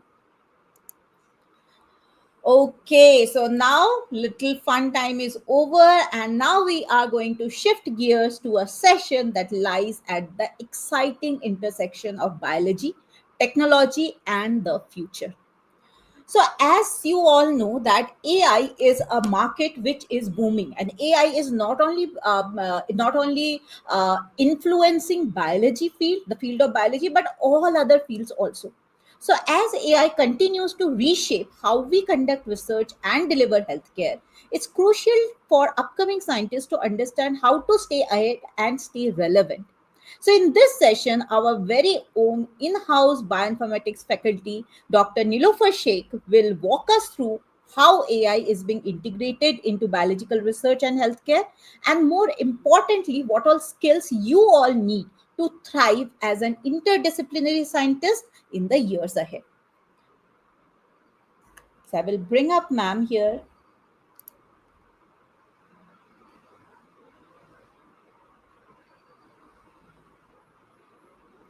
Hello, ma'am. Welcome to this session. Thank you so much for joining us. Hello, ma'am. Thank you. So, before ma'am starts the session, let me give you a brief background of about ma'am. So, Dr. Nilofer Sheikh is a PhD in bioinformatics from MIT ADT University, specializes in big data analysis for cancer omics using computational methods. Proficient in AIML and Python R, she addresses challenges in cancer research, drug design, molecular dynamics, data mining, and web development. Her expertise spans genomics, metabolomics, proteomics, transcriptomics, pharmacogenomics, cancer biomarker discovery, precision medicine for cancer, and AI for cancer treatment. Dr. Sheikh has published seven Scopus journal papers and holds an Indian patent for innovative bioinformatics solution. So, without further delay, ma'am, I'm passing the control to you. Please enlighten our students about this field. Thank you so much, ma'am, for joining. Over to you. Thank you, Giti ma'am, and I hope that you all of you guys are really excited, right?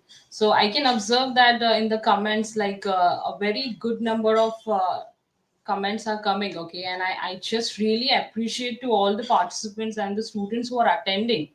Like I think from the last sessions, whatever you guys have come across, right, it is sharing a very immense knowledge, and I hope that you all of you have to take that as a note, because that will be not only help you for like a one-on-one discussion, but that will be a, one of the long-term applications or the applications which you can take away as a taken notes, okay, and you can implement in your career guidance. Okay, and I just really all the best to all the students who are attending, okay, and you're sharing your quick comments, okay, your experience. That means a lot, okay. So today definitely from my end, I'm going to walk you through, guys, with the integration of how you can take the recent technologies such as artificial intelligence, machine learning with the field of bioinformatics, right? So I'm going to share my screen, okay, and we are going to quickly walk through the upcoming areas and also the opportunities where you guys can even move ahead and try your experience in that specific domain and be ready so that you can be in the race, okay, you can launch yourself with very exciting journey regarding the smart science career, right? So without further ado, I just really want to know that so ma'am, Tithi ma'am, can you please confirm me that the screen is visible? Yeah, so that we will just quickly move ahead so that accordingly we can share the important overview regarding how exactly you can take the integration of artificial intelligence with the biology and even bioinformatics, right? And what are definitely the opportunities for the same? So can you please confirm me? The screen is visible to all of you guys over there. And are you guys excited for the same? Yes? Shall we just move ahead?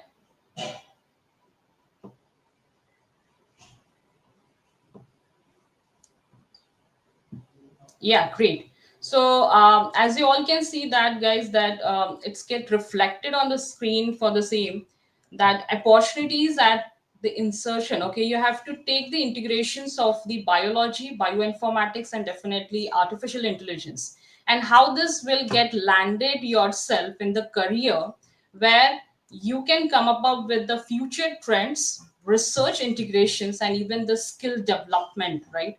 So you guys have to come up with the integrations where this kind of upcoming research opportunities will really help you, where you can come up with yourself by upgrading your skills with the research integrations and developing your skills, right? Because ultimately that will help you to be landed in the future opportunities where the upcoming research platforms are available, and you guys have to be in that particular race, okay? Because having that kind of skills will really help you to move ahead and get that specific opportunities what exactly you guys are looking for, okay? So moving ahead with the next slide, I hope the screen is moving, right? So in that context, you can see that, guys, the specific explorations of the exciting field of life science, right, it's getting meet with the computational power, And how it is getting meet is nothing but we are trying to integrate the biological data by using the computational platforms, right?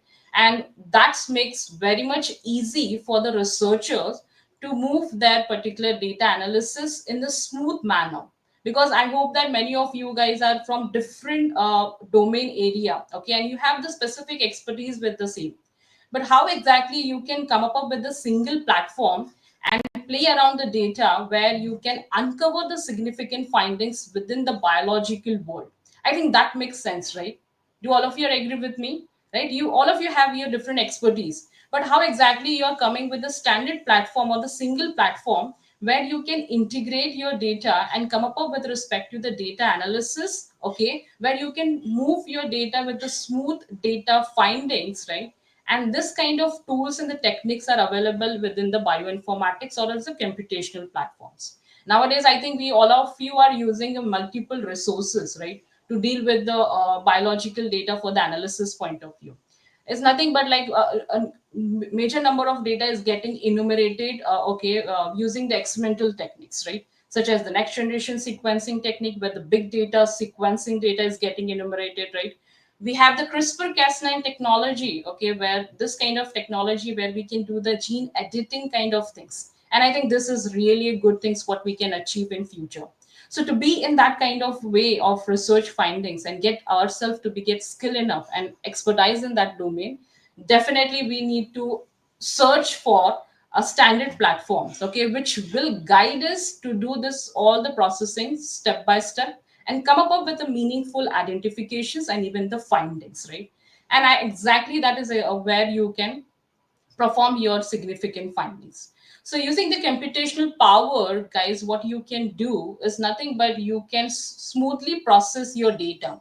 Maybe your data are in the form of raw file formats. No worry, okay? The computational tools nowadays provide you a smooth processing where you can integrate your raw data and do the certain pre-processing and come up with respect to your prescribed informations where you can highlight the outputs, okay, you can come up with certain kind of biomarker findings, right, or else you can showcase the potential drug targets, because these are the ultimate era where there is a need to identify some significant outputs, right? And that's why we are taking help of computational platforms to deal with that analysis. Do all of you agree with me, right? So I hope so. So in that case, this guide of a computational approach will not only do your data processing smoothly, but that will reveals the emerging career path, okay, and even it will give you insights for the future to get ready, where you can call yourself as a smart like the researcher, okay. So you're working with the data but in the very smart way, okay, and in that context it's called as a smart science, right, where you are integrating the recent technologies, tools, methods, data, and coming with a significant finding and uncovering the biological informations which is ultimately really required with respect to the biological world. Do all of you agree? Yes, I hope so. Moving ahead, as you all can see that the next slide is indicating you about why this shift towards the smart science is really important. Okay, because this will be a common question to all of you guys, right? Because as I mentioned earlier that you all of you will have your specific expertise, right, in every domain area. Maybe you're a very good biologist, chemistry person, okay, a computation science person, or else you are very good with respect to understanding the biological information. So different all of you will have their different expertise, but coming with a single platforms will ultimately help you to think in a smarter way, and exactly that has been done with the computational approach. So as you all can see that biology is becoming a data intensive, okay, as I mentioned, a large number of data we are getting, right, in the form of big data. We used to call it nowadays as a big data, in the form of like genomics, right, a multi-omics data, genomics, proteomics, or as the pharmacogenomics, right, many omics approaches where you can study the central dogma of molecular biology by exploring the single platforms. And nowadays I think imaging data, a biomedical imaging data is also, it's helping a lot to understand and uncover the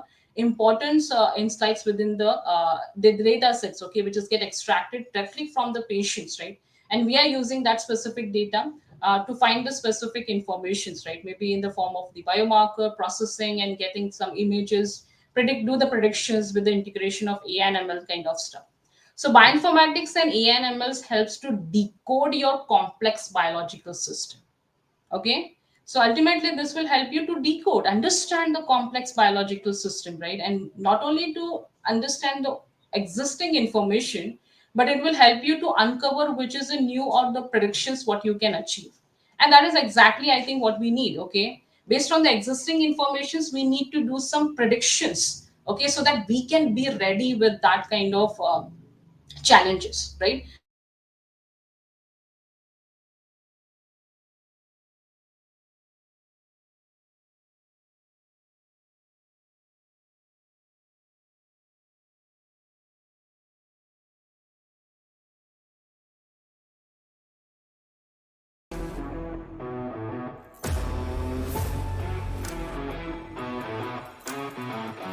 what we need.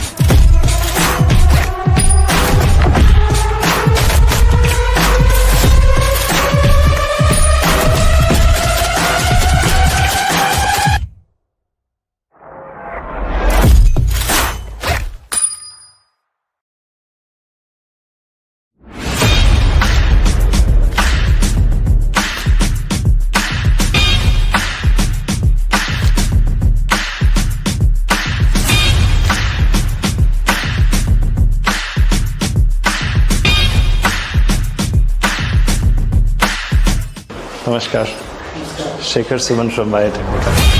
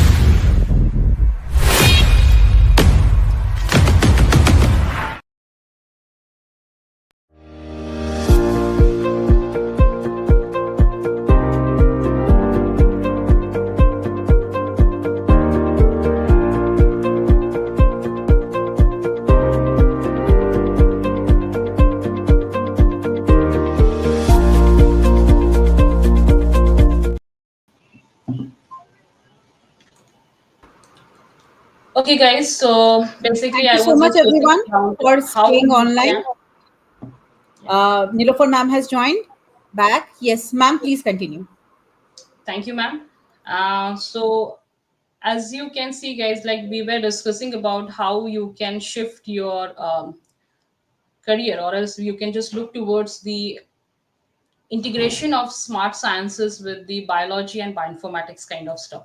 And in that context, you can see that the emerging era, okay, of bioinformatics with the integration of AI and ML has played a very significant role, where you can uncover the biological system. Okay, you can do the certain kind of predictions, and you can even helps to do your particular biological data in the form of automations manner. Okay, where you can do a better decision making with the findings for the same. Okay, and that is where you can guide and come up with the findings where the emerging careers can needs to get hybrids. Okay, so that you can get expertise in that specific field. Okay, See guys, you can even come up with a single kind of expertise, but once you start emerging your expertise with the new era, okay, which are upcoming, so ultimately that will help you to be experts in that specific domain area. I hope you all of you agree with me, right? So that is exactly what the ANML, or as the integration of the biology and bioinformatics data, will lead you to get landed with the very significant findings and even expertise yourself in that domain. I hope you guys are agree with the same, right? Moving towards the next slide is that how exactly you can do the integration of biology, bioinformatics with artificial intelligence. So as we all know that biology is covering the study of living organisms, right? Where we are generating a massive amount of data from the gene to the ecosystem, right? We are just performing the sequence analysis based on the reference genome. And then the major aim is to identify the significant biomarkers, or is to understand how exactly the new mechanisms or the targets are playing a role, right? So if you just do the insertion or as the integrations of bioinformatics with the platform, so ultimately a computational tools will help you to analyze your complex biological data, okay, and it will even help you to predict the significant findings, right? And that is really important in the current era where we are playing around the big data, okay, the complex data analysis, which is really important to do the predictions. So how the AI will play a role? Okay, AI will play a role hand in hand if you just integrate the biological data with the algorithms which is designed in a such a way that where you guys can perform the predictions. You can check it out here, the data which is forming a correlations, right? And that is how the advanced algorithms which is giving you a automation process where you can discover the life science research, right? So as I mentioned, you can come up with the prognostic biomarker discovery. You can showcase the models for the drug discovery, okay, whether you can work on the different biological properties such as admit property, okay, QSAR property. I hope you guys are aware with these terms, right? So these are nothing but the drug property where we have to build a models, and that can be used for the pharmaceutical researchers to do the predictions. And I think this is exactly what the researchers depend on. So if you have the knowledge, right, and but if you want to move ahead and get your research to be in the expertise way, and I think this experience with the integration of AI and ML and bioinformatics will really help you to understand how you can work on the real world research, okay, because many of the students are really seeking to know if we have a knowledge how we can get a real experience, right? How we can start our career by working with the current techniques and the tools, right? Definitely if you have a knowledge of biology, the only thing is to move one step ahead and think about these two approaches. I hope guys that makes sense to all of you, right? So do you guys are really excited to know that kind of things, right? And I think you have to guys, then only you can be in that specific race to conquer the specific opportunities what you're looking for. Definitely I hope that you guys are really enjoying with all the sessions which is get um, conducted by the other speakers, okay, they have shared very immense knowledge to all of you. But now you have the specific options for you guys, okay, how you can start your, you can kickstart your career with this specific domain. Okay, there are many things available, they're awaiting for you guys, okay. The only thing is like you have to pick a right approach and start your career in that specific pathway. I hope that you all of you are agree, right? Do that sounds perfect to all of you? Yes, guys. Can we get some responses? I think that will be highly appreciated. Yeah, fantastic. I hope so. Moving ahead towards the next discussion, that if we have a biology data, so biological data is getting generated with the major aim is nothing but the biological information, as we all know. But apart from this, remember, guys, we also have a clinical data.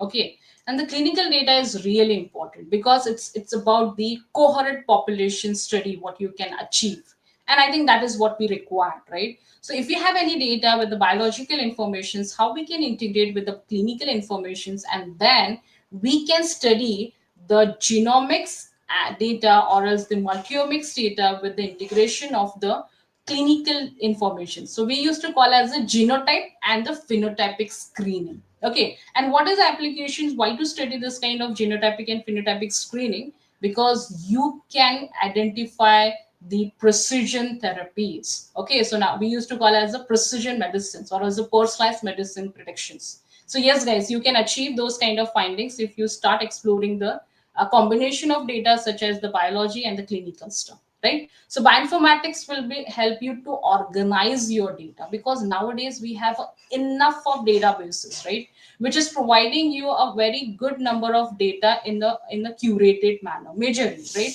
And some kind of data sets are there which are in the form of raw, but that data we can even process smoothly by using certain platforms of bioinformatics. So you can organize your data. It will help you to make a proper analysis of your data. Then how to take help of AI and ML with the integration. So you guys can integrate AI and ML where you can do the predictive analysis. You can do the classification between your data, like how many are the patients are considered as a COVID positive or negative.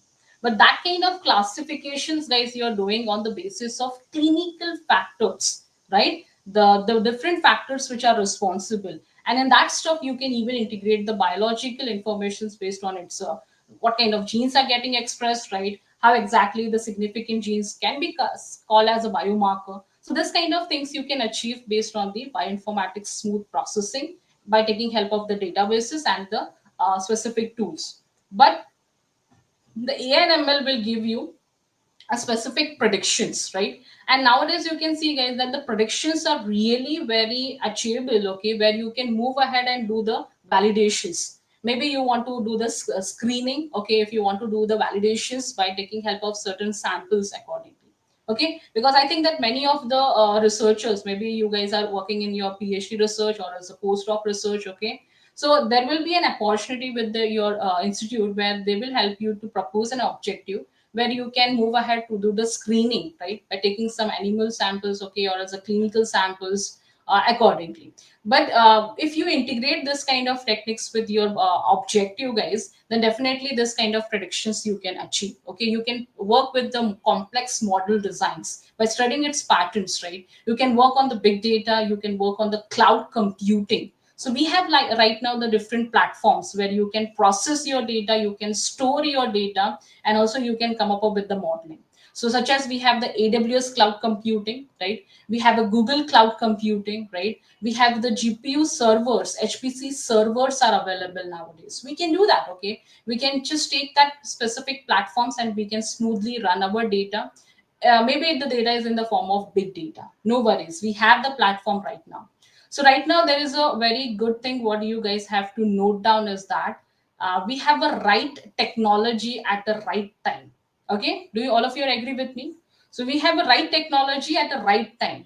So the only thing, guys, is that you have to be ready with that. Okay, you have to start upgrading your skills to be in that specific race. And from where exactly you can start is nothing but the Biotecnika platform will give you that opportunities. So I hope that you guys have definitely explored the different courses and the internships what we are conducting. So ultimately, this will help you to be smart, okay, and be very much attentive in that which techniques are really important, and you can help that will help you to make your data driven science, okay, where you can connect the data and come up with the smart findings. All of you agree? Yes. Moving ahead with the next thing is that how exactly you can do the insertions and why it is matter.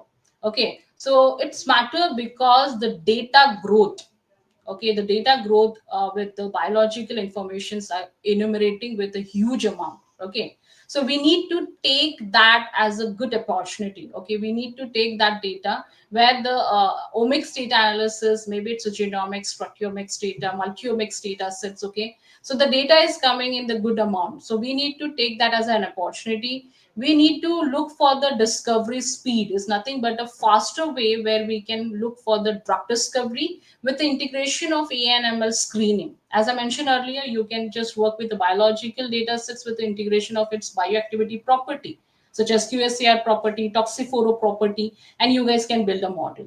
And that is really important in the drug discovery pipeline with the integration of AI and ML. And you guys can definitely observe that it's not like that as a research we need to understand. But currently in the pharmaceutical industry also, the AI is getting adapted, okay, with the very huge informations where the large number of screening is getting take place. and it's a real world experience, guys, you can get through that, right?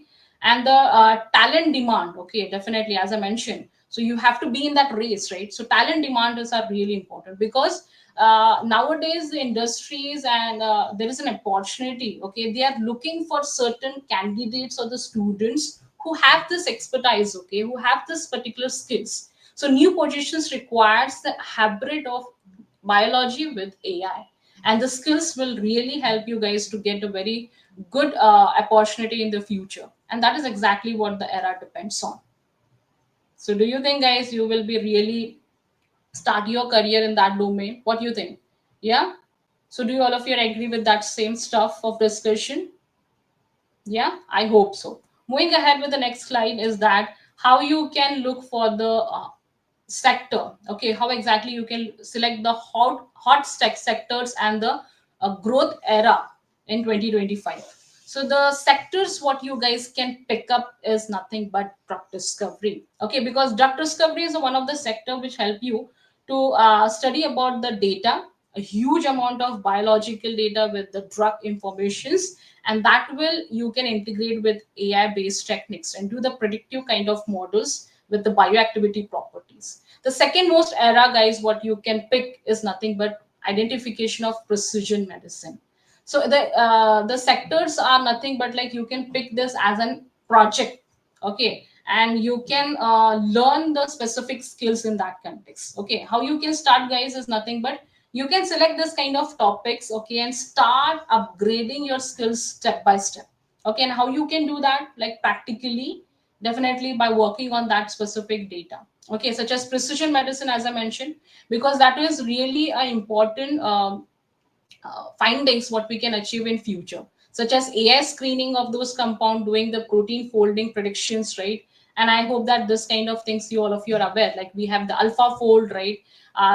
This kind of techniques are helping to predict the 3D structures, even though the structures are not get determined using experimental techniques, but we are able to predict that.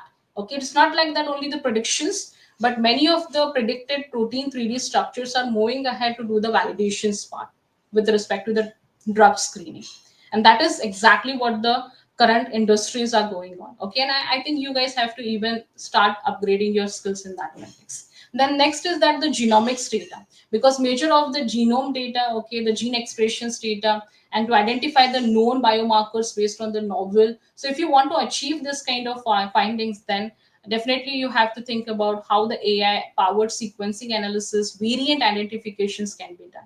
So the major applications why we need to do this all this kind of stuff, okay, is nothing but to be ready with the healthcare applications, right? We need to think about how the advanced diagnostic tools and the techniques will help to do the patient outcome predictions.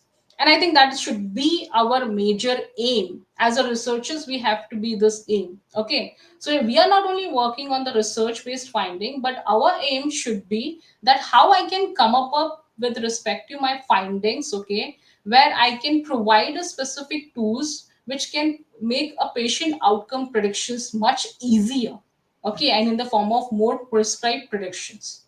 Do all of you agree, right? So that is exactly what the aim of every researcher should be. Then only you guys will come up with very prescribed findings and significant outcomes. Okay, moving towards the next slide is that real world applications. So real world applications are nothing but from lab to life. Okay, you have to take a significant actions like which are the current era and the techniques you want to integrate, because that will it will only help you to think about like how the lab data whatever you are working, maybe it's in silico based, in vitro, okay, how you can go from till the life is nothing but the predictions outcomes which we have discussed in the previous slide. The next thing is that how you can integrate the AI techniques with the very hot topic area of the research or the disease, okay, such as the oncological way, okay, looking towards the image, biomedical image analysis by using the radiomics, or as the histopathological images, which is used based on the patient information, okay, that will give you very prescribed findings, guys, okay. The next thing is that the predicting the genetic disease with the integration of omics data, okay, because that is one of the challenging step where every researchers will get faced, is that nothing but to study the genetic outcome, okay, or the patterns, Okay, and how exactly we can come up with the significant findings, study the mechanisms, right? And that is how you can start moving to understand the omics data with the integrations of this predictions kind of stuff, right? The next thing is that drug discovery. Okay, as I mentioned, drug discovery is ultimate aim, okay, or the goal where many of the researchers are trying to explore, because that is help you to understand the overall pipeline. Means what is a traditional pipeline of drug discovery and how the AI is getting integrated over here. Okay, and that will give you a very good understanding about thinking about both the aspects and being more predictive in that specific domain. Okay, such as generative models are nowadays. Okay, see guys, AI was there, okay, but now we are calling as a generative AI.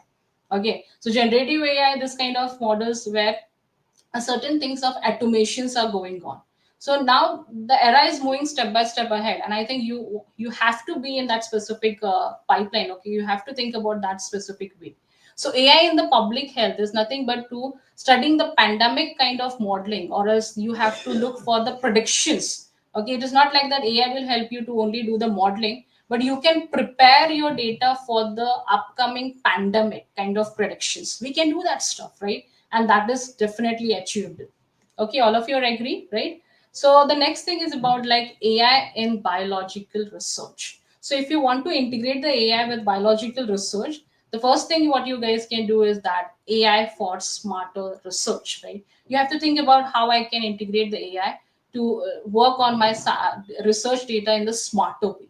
Okay, it's nothing but taking help of tools, techniques, AI based models, mathematical models, statistical based tools, etc. Right. The next thing is that you can integrate AI with biological research by exploring the genome annotations. Okay, you can pull out the data from the research papers which get published. It's called as the NLP based tools, right? Like a text mining, literature minings, data minings, right? So that is how you can do the findings.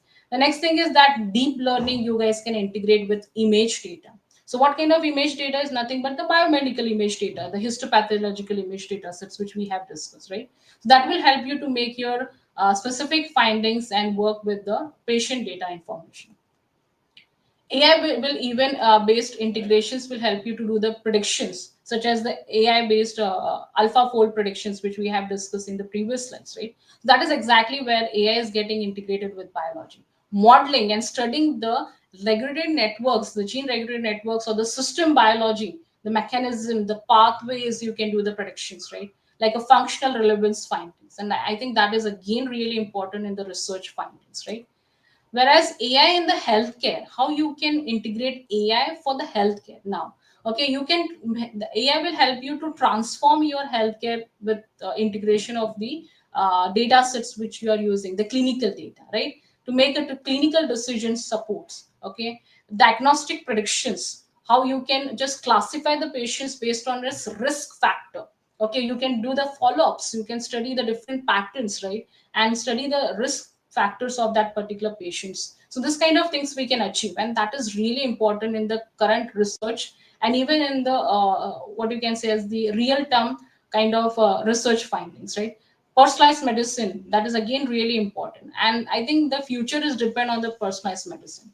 So from now, if we start exploring that research, right, ultimately we can be in that specific role, right? So remote patients monitoring is nothing but the smart variable devices. I think nowadays we all of you are we using the smart variable devices, right? And that is how it will capture the real data from the patients, right? And then we can study the patient's pattern, okay, the real data, and then we can come up with the modeling and even the predictions for the same. Okay, the next thing is that AI with the integration of multiomics. So why multiomics has given a more importance over there? Because multiomics is covering a large number of data, such as genomics, proteomics, transcriptomics, right? And so on. Because a large number of data is getting enumerated from there. So we need to check it about like how we can integrate the complex multiomics data with its volume, its variety, like a multivariant data sets are there. So what is multivariant now is nothing but different file formats are there. So how we can handle the different file formats data in the single platforms, how we can combine the AI with respect to this omics approaches. And why to do this kind of stuff, guys? Because we can come up with a better understanding about its mechanism, and do the specific findings which are really important in the current research era, and also with respect to the future findings. Do that make sense to all of you, like how the AI is getting integrated in the specific kind of domain applications like biology, healthcare, multiomics? So this should be your like the points which you guys have to pick up, right? Then only you can understand the overall pipelines with the integrations. And the next slide, as you all guys can see, that is that the future trends. Okay, so if we are studying this biology with this kind of domain area with the integration, so definitely it should have certain future trends, right? So the future trends are nothing but what's next in smart biology, right? How exactly we can come up with the future findings. One of the thing I have mentioned is that you can do the modeling, right? The second thing is that the predictions of the personalized medicines, right? The next thing what we are achieving is that a digital twins with the simulations with human biology. You guys definitely are coming with some kind of articles. Okay, you will definitely find that certain new things we are achieving with the smart biology data with the integration of AI and ML. AI is also getting integrated with the gene editing techniques. Okay, where we can do the CRISPR Cas9 techniques. Okay, gene editing and ML models, right? Explaining how the AI can integrate with the clinical decision, okay, to classify the patients based on risk factor, and many things we can achieve, guys. Okay, it will even enhance the diagnostic point with the care of devices, right? And then it will even integrate with the study the microbial community, like comparative genomic study, microbial analysis, right, and its predictions. So that is exactly what the future trends of AI and life science background. So you guys can pick up any of the list from here as a topic, and you can start exploring your expertise in that way with the integration of AI. Okay, I hope that makes sense to all of you. All of you agree with me whatever we have discussed so far, right?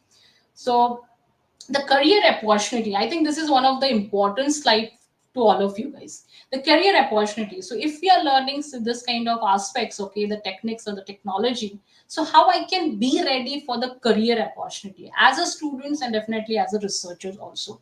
So the first thing is that academics. So research roles in the system biology or the biomedical informatics will give you an academic knowledge, right? How to gather a data and work in that specific approach.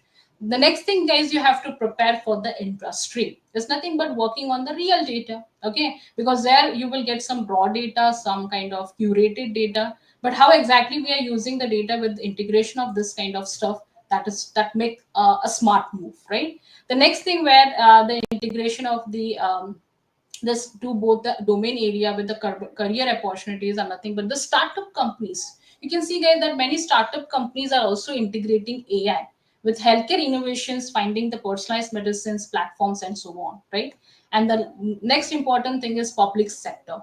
It's nothing but gathering the data, okay, and having a collaborations with the projects and storing the data in the single platform, so we the researchers can retrieve the data, okay, and do the further kind of processing, okay. So this kind of things, guys, we can achieve based on the career opportunities to be in that specific uh, opportunities, right? So the job roles and the titles, I think this is also one of the important slides to all of you guys who are like listening the talk, right? And I think this slide will give you a very good overview regarding if we are learning this kind of specific approaches and getting expertise in ourselves. So how we can move for the job roles? Okay, it's nothing but you guys can call yourself as a bioinformatics scientist, right? Do that sounds perfect, guys? Okay, bioinformatics scientist we are, right? You can call yourself as a biomedical data analyst, okay, where you can analyze the data, where the clinical data has been used, okay, where you can call yourself as a ANML researchers or as a scientist even, okay, where you know the skills how to apply ANML with the correct data and come up with the modeling and the predictions. Healthcare informatics specialist, okay, because this is exactly what we need, guys. Okay, we need certain roles where it will showcase your specific expertise, right? Healthcare informatics, you know the healthcare data and you're applying that data with informatics approaches. It's nothing but the tools, techniques representing your data with very interpreted manner, okay, and showcasing the findings. So that is exactly what you can do. The next thing what the role is about, like computational biologist, you know all the biological information and that you're applying in the computational way to process and come up with the findings. Genome, or as the genomics data engineer. Okay, see, the genomics data engineer is again a very high demanded role, guys, right? Nowadays you can just check it out. Okay, this is a very high demanded roles which are important for all of you guys who are really looking ahead to get the career opportunities in this particular domain area. Okay, so you guys can call yourself with this specific job roles, and I think that will really excite, right? Data engineers, data scientists, bioinformatics scientists. Okay, so that will really give you a good opportunity with the job titles. I hope, guys, this will give you an idea, right? Moving towards the next thing is that how exactly we can make ourselves technically strong, okay, in this domain area, and upgrade our skills. See, guys, remember, technical skills are really important. Okay, if you have to be technically smart and you have to upgrade your skills, because without having a practical knowledge or the technical knowledge, so that will create a particular, what you can say, is a challenge. Okay, because many of the students or the researchers will face this challenge. Like, they know the specific approach, but they are lacking with the technical skills, and the technical skills will only help you guys if you are practicing. Okay, if you're continuously back towards the specific findings. Okay, you have to give your 100%. Okay, then only you can upgrade your skills, and then you can get a better opportunity or the job roles which we have discussed in the previous slides. So the very high demanded techniques or the skills which you guys have to start upgrading, such as Python programming, R programming, okay, SQL databases where you can store your data in the proper formats accordingly, ML tools because we need to perform the modeling, okay, such as scikit-learn, TensorFlow, okay, where you can work on the biomedical image data or as the deep learning based modeling, genomics data. So we have a very specialized tools available nowadays. Okay, end to end pipelines are there, such as the bioconductor where you can take help of Python, R programming. Okay, Python, for that we have biopython. Okay, blast algorithm will give you a sequence alignment and come up with the known and the novel variance predictions based on its similarity search. Okay, so these are the technical skills, guys, what you have to start upgrading. Domain skills are nothing but you have to be expert in any specific domain, maybe good in cell biology, maybe good in chemistry knowledge, genomics knowledge, molecular pathway, healthcare data understanding. So that is your domain specialist. Okay, the only thing is that you have to integrate with this technical skills. The soft skills are again really important, guys, because I want to tell you one of the most important thing, like if you know the technical skills and even the domain skills, but you're not able to represent that, right? So that is a very challenging. Okay, that will really impact your research, but you're not able to come up with the presenting that thing. Okay, so even though, like, the knowledge, but you will lack the specific skills of the soft skills. Okay, and that is exactly what you guys have to even work on. Okay, so how you will upgrade your soft skills are nothing but that is a personal experience, guys, I want to share with you, to all of you guys over there, like attending the international conferences. Okay, presenting our work over there. Okay, or else discussing our work with the expertise or else with colleagues. Okay, that will give you increasing or else making your soft skills more like specific in that way. Okay, it's nothing but communication because you're interacting, right? So you're communicating, you're sharing your knowledge, you're sharing your informations. So in that way it will help you to upgrade your soft skills. Ethical awareness is also really important because as a researchers, if we are handling a data, so we also have to know the ethical awareness. Okay, which data we are using, what kind of data has a control access, and so on. Interdisciplinary collaborations is again really important. It's nothing but the hybrid way. So if you are using the biological data, how I can use the AI based technique, how I can use the bioinformatics technologies and the tools. So this is exactly what you guys have to upgrade your skills. Okay, and I think this slide will again give you a very good insights regarding having a knowledge is not enough. Okay, you have to start upgrade the skills with the technical, domain, as well as the soft skills. Do all of you agree with me? All of you, okay? I hope so, right? So let me know, guys, like how many of you from the all the participants, okay, the students who are attending, how many of you are agree with me? I think you definitely come across with this kind of experience in your research way. Okay, So how many of you have got this experience? Like having only technical knowledge or the domain knowledge is not enough. You have to even make the integration of all these things. Then only it will help you to come up with a very good way of representing yourself. Okay, if you're in the learning phase, I think you guys have to start from here. Yeah. Okay, great, good to know. Moving towards the next slide is that where to learn and start building your learning skill sets, right? It's nothing but attending the online course. And I think like guys, you have move ahead. Okay, you have started like exploring this kind of online course that will really impact to understand these findings, like how today you all of you guys are attending this live sessions. Okay, even though like it is holiday, but you guys are showing the interest, right? You are showing your specific interest to be in that live session and get and the knowledgeable informations, right? So the online courses such as Biotecnika, okay, AI and ML bioinformatics course, okay, the soft skills course is get provided to you guys, okay, and you can understand that how we can be in that specific domain area, right? Certifications course, you can get yourself in the certifications course where you can add this in your portfolio. Okay, you can showcase yourself like, yeah, I have attended this internship, I know the skills, right? So I'm very expertise in that specific domain. You can showcase your projects, right? You can showcase your research papers which you have presented or published. So again, that will give you a very strong immense knowledge by adding in the form of the skills, maybe in the certifications, that is additional things which you can represent. Okay, so measure of the data sets, guys, that is again one of the challenge where many of the researchers will face. It's nothing but data sets to practice, like which data needs to pull out for what information, because that is one of the a common question will be get asked to you. Okay, so if you have work on so and so project, so how you have pull out the data, right? Which databases you have used for that? So there should be a correct answer with you, right? Maybe you're using any specific script tool, okay, or the databases such as the omics data, right? Because why does this get reflected over here? Because in the previous slide we have discussed about how AI is getting integrated with the biological domain, okay, such as multiomics, healthcare, and biology. Remember, guys, we have discussed that. So ultimately, this is exactly what help you to learn and upgrade your skills for the same. All of you agree with me? Yes?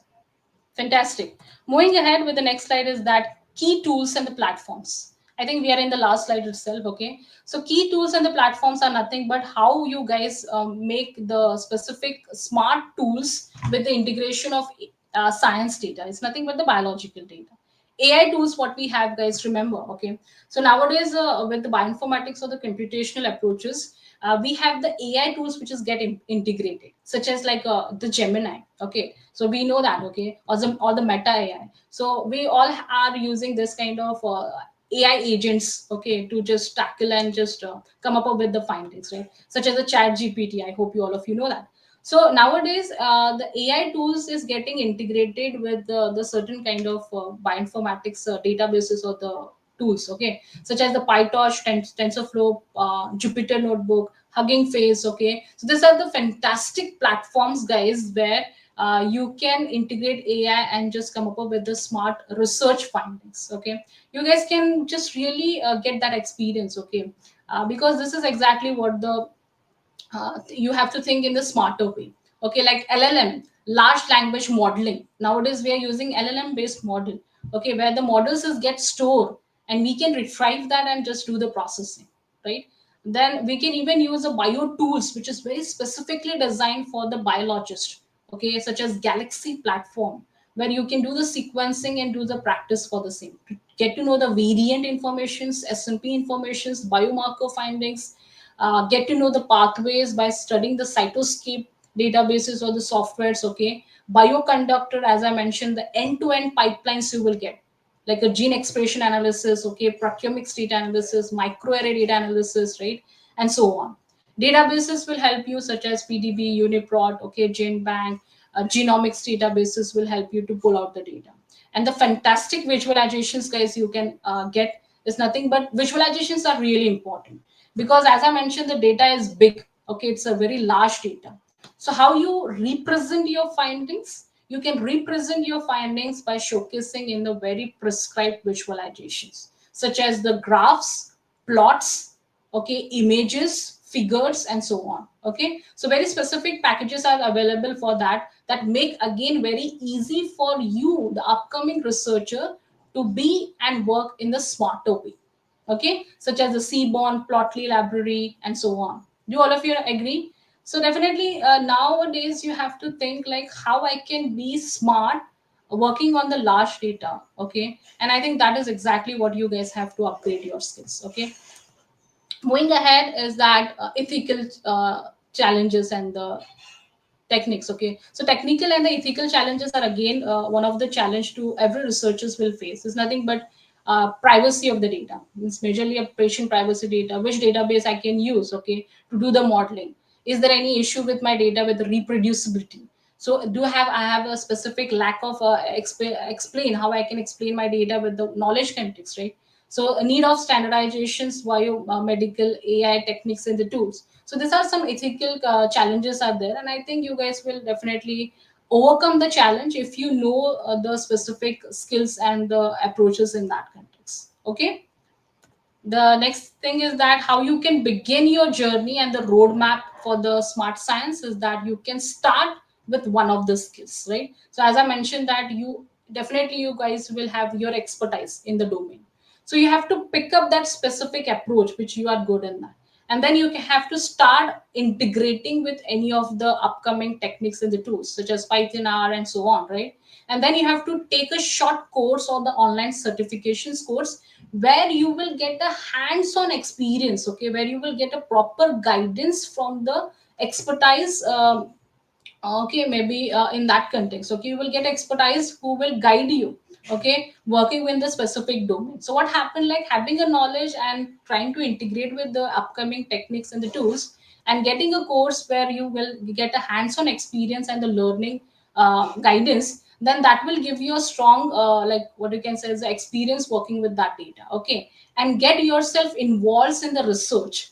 So as I mentioned that presenting in the international conferences, okay, and working on the projects, getting enrolled in certain hackathons, okay, that will again give you to upgrade your skills. Okay, contribute with open source bio and AI based projects. Okay, work and look towards how the contributions can be done. I think on Kaggle repository you will find lots of contributions, and the computations are going on, okay, where you can contribute, showcase yourself. Okay, networks, you have to very smartly you have to build your networks.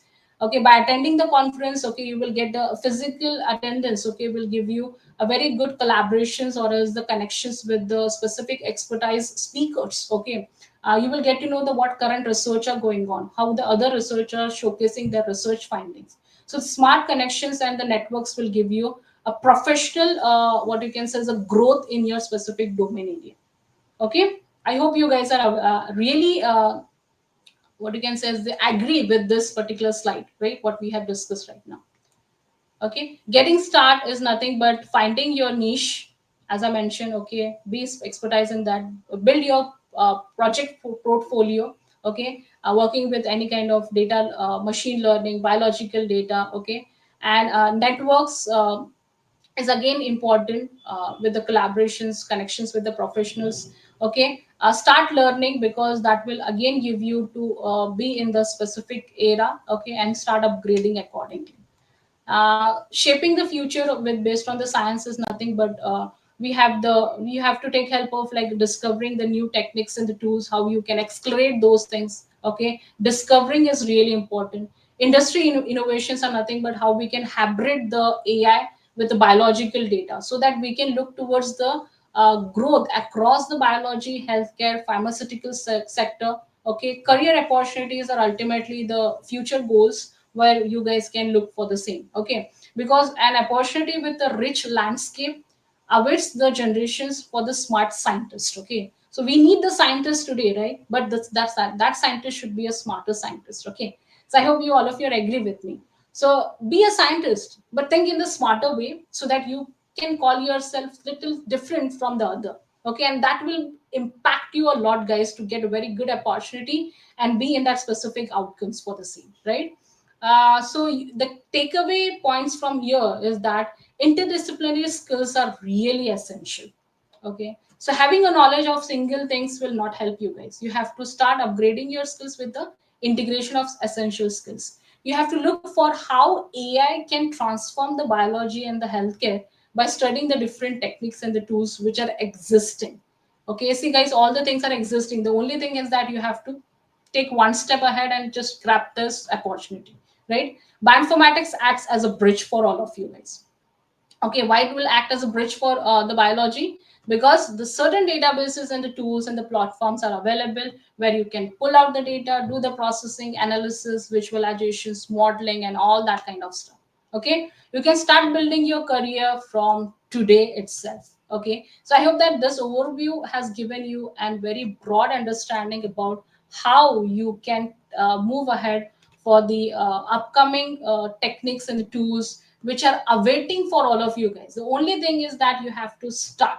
Okay, and I think today is a correct what you can say is a discussion, because you guys are coming with immense knowledge. Okay, because all the speakers has given a very huge informations about the skill setup, okay, the career guidance, and many interdisciplinary kind of knowledge. So I hope that all the things will really make a compact, okay, and it will help you to provide you immense knowledge where you can start your career in that field. Okay, and I think that is all over from my end. I just really all the best to all the students and the participants who have attended the sessions, okay, who have given your very positive impact on this, okay, because that means a lot. So I just really all the best to all of you once again, and I think you have to kickstart your career from today itself. Thank you. Thank you so much, ma'am, for that inspiring and all in all a throughout understanding of how this AI, how this bioinformatic landscape looks like and will look like in near future. Thank you so much, ma'am, for that perspective. Now we have some questions from students, and it will be very helpful if you could answer them. So the Sure. first question is from Sri Lakshmi. What job role will suit as entry level for someone who have only theoretical knowledge about bioinformatics and no much programming skill? So many courses. How should one decide the right one? Okay, so I think that is really good question. Like if you're really eager, right, to be in that specific upcoming research objective or the pipeline, then definitely this the simple answer for your question, as I mentioned, that if you are very expertise in your domain area, okay, I think the slide was there in our presentation about the same. So just pull out and pick up any one of the approach which you think that it's good for me. Like I know biology, okay, I can start exploring the biology. The next step is that integration with the programming or bioinformatics are nothing but the databases are available. Okay, first start with bioinformatics, search which databases are available where it will give you a virtual information about the gene sequences, right, its pathway information. So every database is personally designed for that context. Once you understand the biology with the integration of bioinformatics, then you have to move for the programming. Okay guys, all of you remember this. This is a standard roadmap which I just want to share for all of you. First understand the biological mechanism, then start integrating with bioinformatics databases, how the data look likes, right, how the virtually you can feel the data. Then think about like integrating with programming, and lastly you have to think about like integration with artificial intelligence, machine learning based model. So this I think this is a roadmap what you have to refer to upgrade your skills and be in that specific outcome. I hope you got your answer. Thank you so much, ma'am. Thank you so much for that clear roadmap you just shared. Next question we have, and I think many people will have a similar query, especially after COVID-19, which showed us that work from home is a possibility. So, Maheen has asked, can we get work from home and international jobs after doing bioinformatics? Chances are there, right? So if you just check it out that bioinformatics, if you have the expertise, okay, means if you know how I can handle a big data, okay, how I can integrate that particular raw data and make a proper pre-processing and the curations. So if you know this particular step, and then working from home is nothing but taking help of correct technologies and tools. So if you know that how I can use the correct technology and the tools to get some significant findings out of that, then you will get that kind of opportunity. Okay, because physical appearance is nothing but discussing about our queries, okay, or else discussing about like what kind of outcomes are required, and then taking help of those particular what you can say is the sources, okay, maybe the platforms to carry out your big data processing, as I mentioned in my presentations, such as like GPU servers, HPC servers, right? So these servers are required physically if you just work on that stuff. But if you're working from home, opportunities are there, but the only thing is that you know the overall pipeline, okay, you have to be aware like how to start with the data, what kind of correct methods and tools I can implement, okay, so that being in at my particular place, I can provide that outcome, which is really important for the real research findings. So I think that awareness you should be there, and definitely the skills of bioinformatics are really important. Then definitely you will get the opportunities to work from home. I hope you got it. Thank you so much, ma'am. So, to all the people who are actually seeking this work from home opportunity, so see, guys, over the years, like after you have some experience, then you can obviously shift to work from home opportunities. But in the initial phase, when you have to learn, so that time always joining an institute, collaborating with others, uh, offline networking, that is something that you should think about.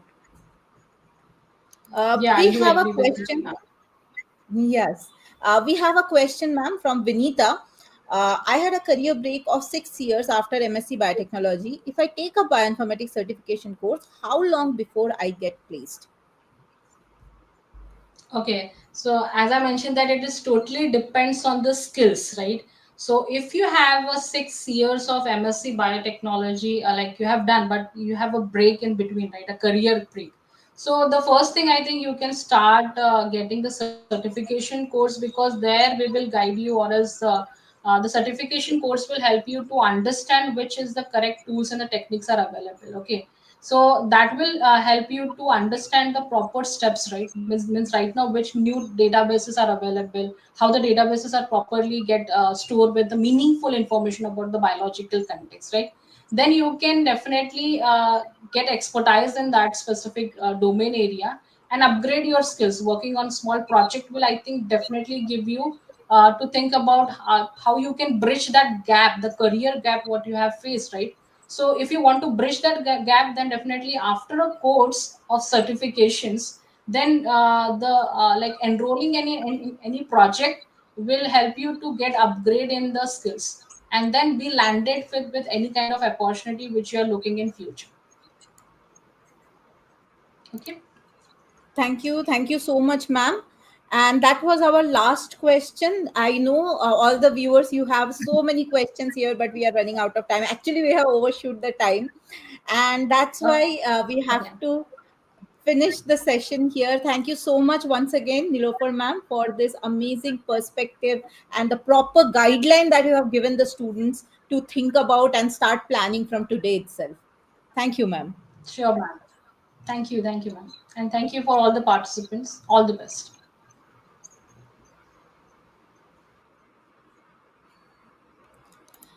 All right, everyone. So, with that, we conclude our pre lunch sessions. It's time to take a well deserved lunch break. So, go ahead, recharge, and refuel. But, everyone, I would like to tell you that right after lunch, 2 p.m. sharp, I hope to see you all, because post lunch, we have something very special lined up.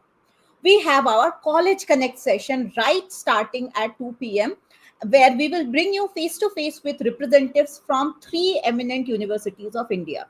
So, first of all, it will be Manipal Institute of Regenerative Medicine. Then, representative from Dr. Bilal Institute of Biotechnology will be with you. And third, there will be representative coming from Institute of Science, Nirma University. Okay, and they all will share the insider details on the programs they offer, eligibility criteria, entrance methods, and many more things. And also, you can have a chance to have a direct conversation with them as well. Okay, so if you are planning your next academic move, you absolutely don't want to miss this session. So, everyone, we are breaking up for lunch right now, and see you all at 2 p.m. sharp for College Connect session. Thank you, everyone. Be on time.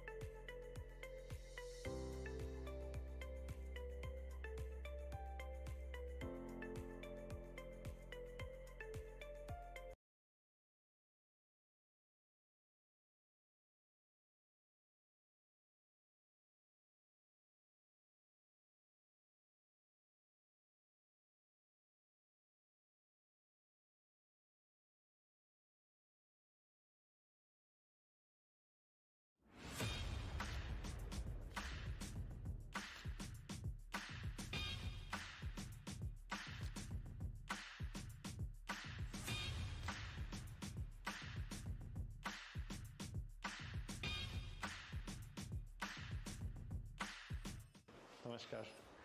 Shekhar Suman from Biotecnika.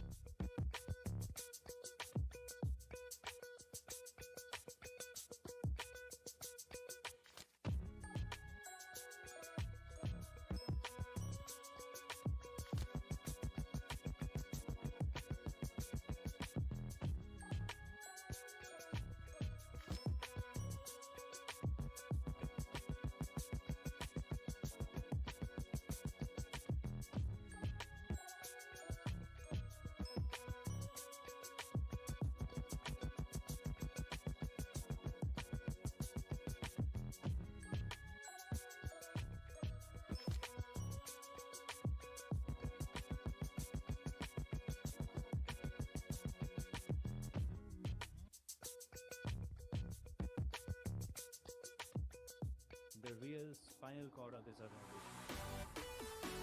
And I have some students with me.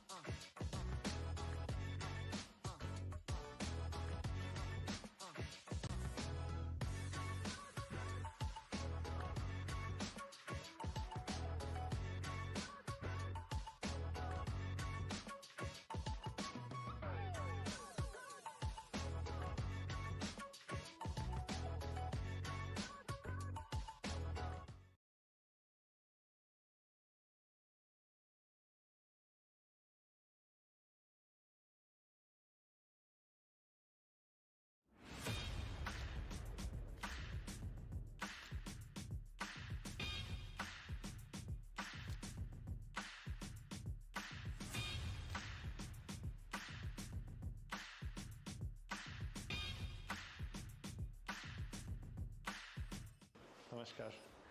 Shekhar Suman from Biotecnika.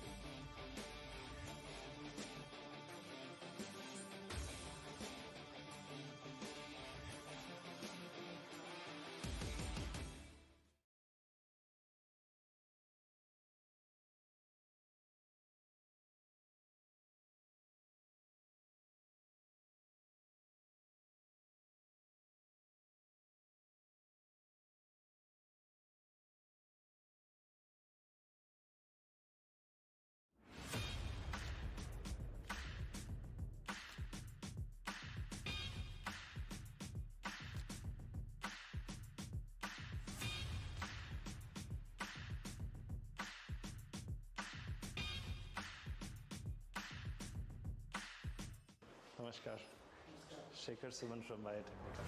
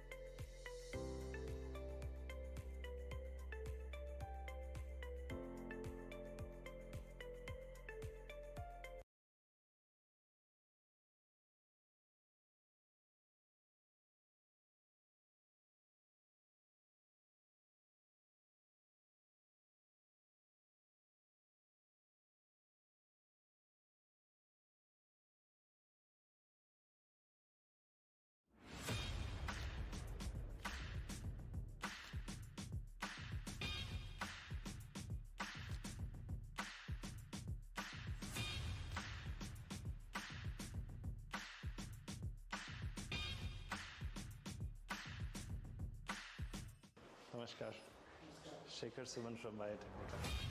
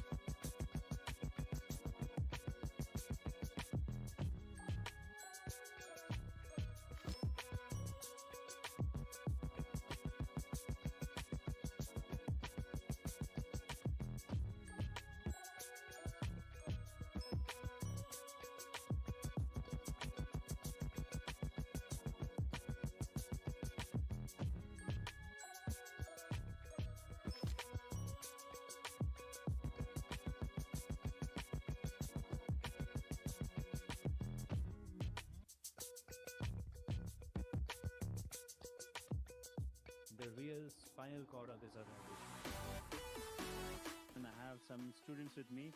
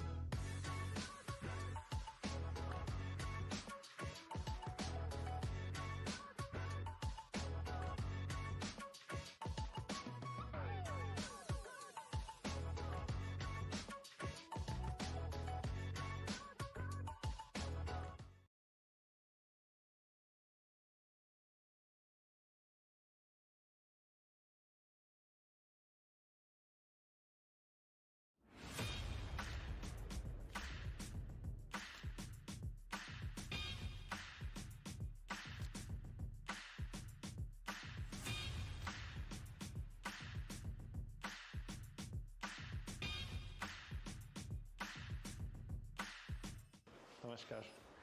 Shekhar Suman from Biotecnika.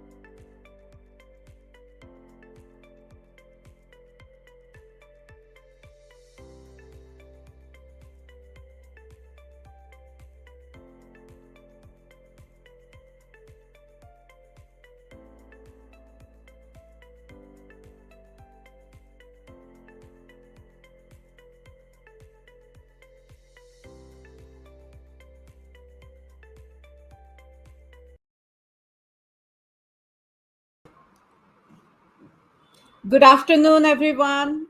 And I hope I'm audible, everybody.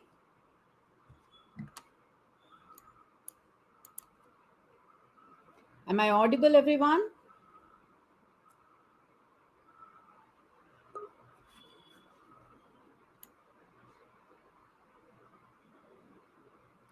Thank you, Ria. Thank you for confirming.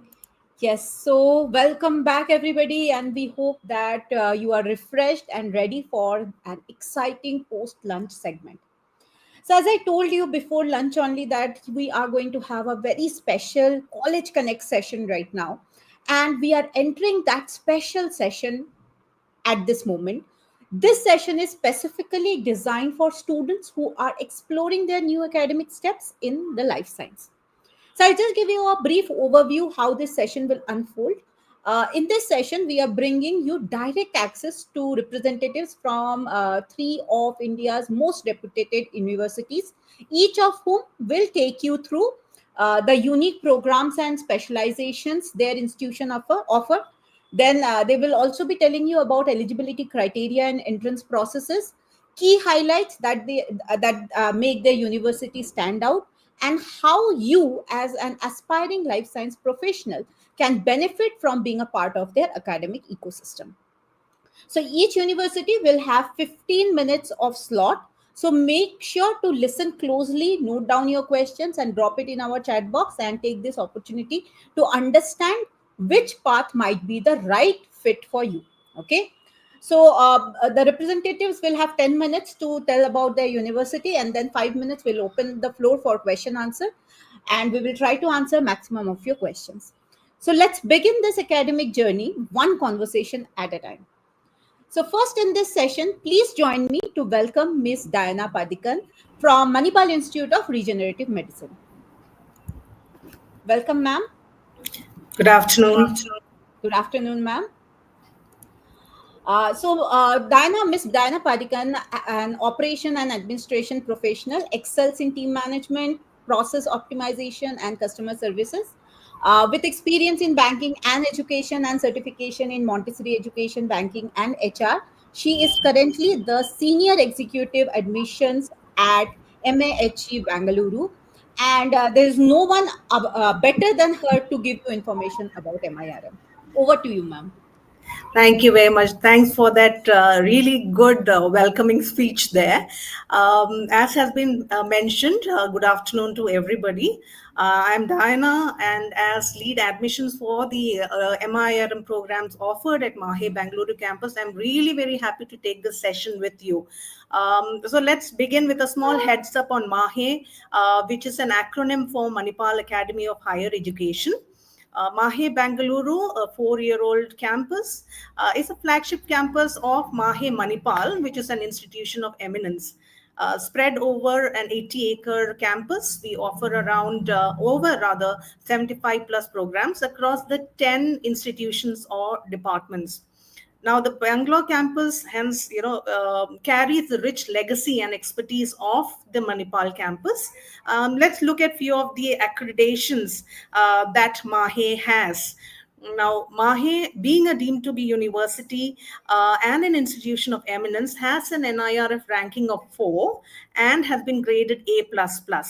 Now, few of its rankings across the globe have been listed on the screen right in front of you. Focusing especially on MIRM. MIRM started in the year 2007 with the sole aim of creating qualified stem cell professionals in the healthcare sector. And I'm really proud to say that Pan-Asia, we have been ranked #1 in stem cell technology and regenerative medicine. The institute, which is headed by Dr. Jyoti Prasanna and a brilliant team of faculty who have passed out from most of the prestigious institutions across the country and other parts of the world. Now, while MIRM has many feathers in its cap, I would like to highlight its and focus on its research aspect, which translates into providing the best in education, both theoretical and hands-on experience for the students at MAHE Bangalore. Now, what are the programs that MAHE offers? There are 5 postgraduate programs, namely MSc in Stem Cell Technology and Regenerative Medicine, MSc by Research in Translational Neuroscience. Then we have MSc by Research in Translational Immunology, and 2 advanced postgraduate diploma courses in stem cell technology and regenerative medicine, and also in another postgraduate diploma in digital imaging and in molecular diagnostics. So now, what are the admission process like at MAHE? Interested candidates, they are required to go ahead and log into the website, that's www.manipal.edu, provided they satisfy the eligibility criteria of 55% in the applicable UG specializations, which is mentioned on the MAHE website. Now, once you submit the online application form, you're required to schedule your interview that will be online, and it will be conducted by the esteemed faculty. And this is a very short duration interview of around 15 minutes. Now, the provisional admissions offer will be rolled out basis the interview results, post which you can go ahead and initiate your fee payments online. You may visit the website www.manipal.edu for details pertaining to the eligibility criteria, the admissions process, scholarships that are awarded by MAHE as well. Now, you can apply for the program of your choice as at the earliest, because admissions closes by the 30th of June, and tentatively the classes will begin by the first week of July. So we welcome each one of you to become path breakers at MAHE, which is a university of inspired learning, and also take a step towards belonging, building, and transforming your life at MAHE Bengaluru. I think that's short and crisp, and I'm open to taking up questions if there are any. Thank you so much, ma'am, for this wonderful overview of what all courses are available at Manipal University. Okay, so all the viewers, please drop your question for ma'am if you have any. So, ma'am, first question we have from Tamanna. She is asking about what about PhD program. So, is Manipal University offering any PhD program in life sciences? Yes, we do have. See, as I said earlier, we have a very robust, research wing as well. So anybody who's interested in PhD can definitely go on to our portal and apply for it. And once the applications are open, you will be informed by the admissions team as to how to go about taking it forward. And definitely, the dean, Dr. Jyoti Prasanna, is also one who can help you nurture the dream of becoming a scholar at MAHE. Okay, so thank you, ma'am. So Tamanna is also saying that she has qualified CSR and JRF in March. So will she be able to use her scholarship here as well at Mahe? What you can do is see, scholarship aspects are there, particularly because MAHE is a huge institution which has a number of scholarship heads.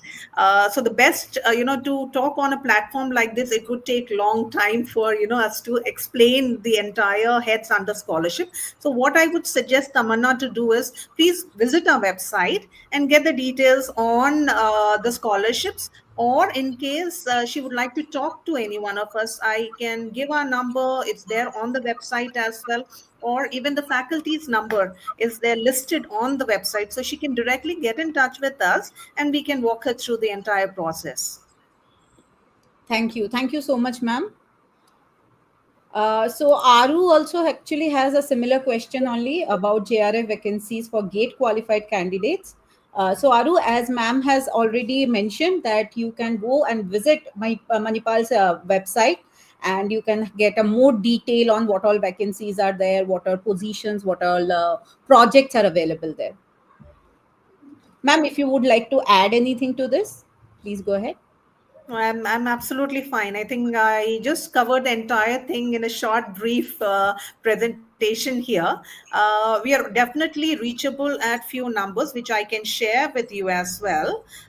Probably anybody who's interested in going ahead and getting in touch with us can reach us at any of these numbers. I can share it with you. Yes, that will be very grateful, ma'am, if you can give some numbers and also the link also one more time if you can show. Yes. Yeah, link is already available here. Yes, Sure. The everyone, it is website is www. www.manipal.com. Yes. And you can contact us on the number is 890-420-4553. I'll repeat it once again. That's 890-420-4553. The faculty can be reached at 88-670-62301.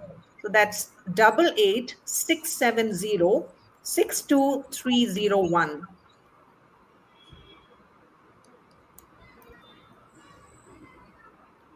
Thank you so much, ma'am, for this number. So, guys, all of you can reach to the faculties directly, all or the admission team for any further information in any of these two numbers. I hope all of you have noted it down.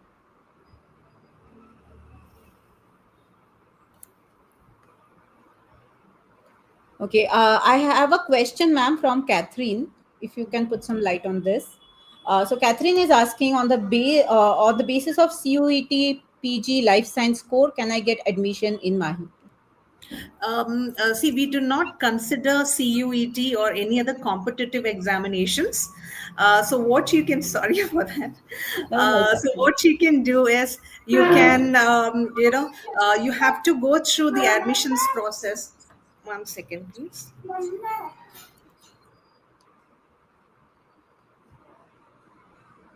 Be with us, everyone. Just 2 minutes. Ma'am is coming back.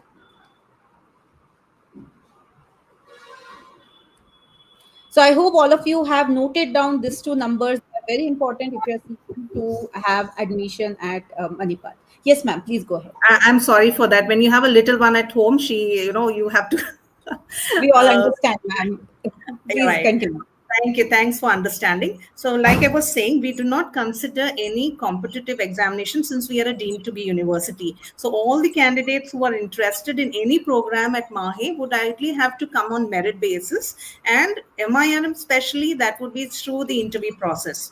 So there is an eligibility criteria of 55% that is specified for each of these programs.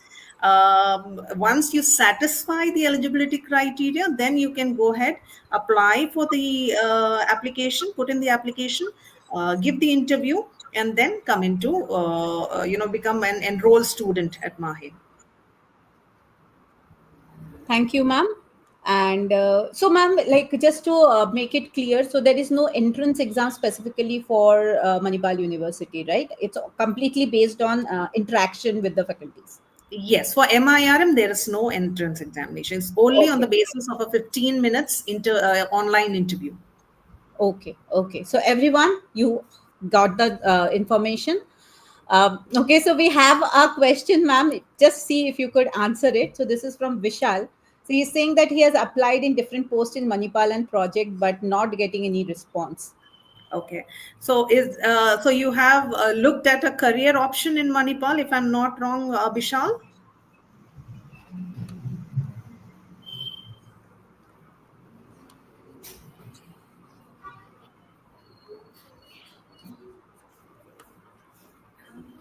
Uh, we are waiting on his response, ma'am. But I think yes, he might have seen some career option, and on the basis of that, he might have applied. Okay, so what they can do is they can either go in through the career section or also write in directly to the HR at Manipal, so that they can go ahead and take it forward from there. Okay, Vishal, I hope you got your answer. Ma'am, we will have time for one last question. Uh,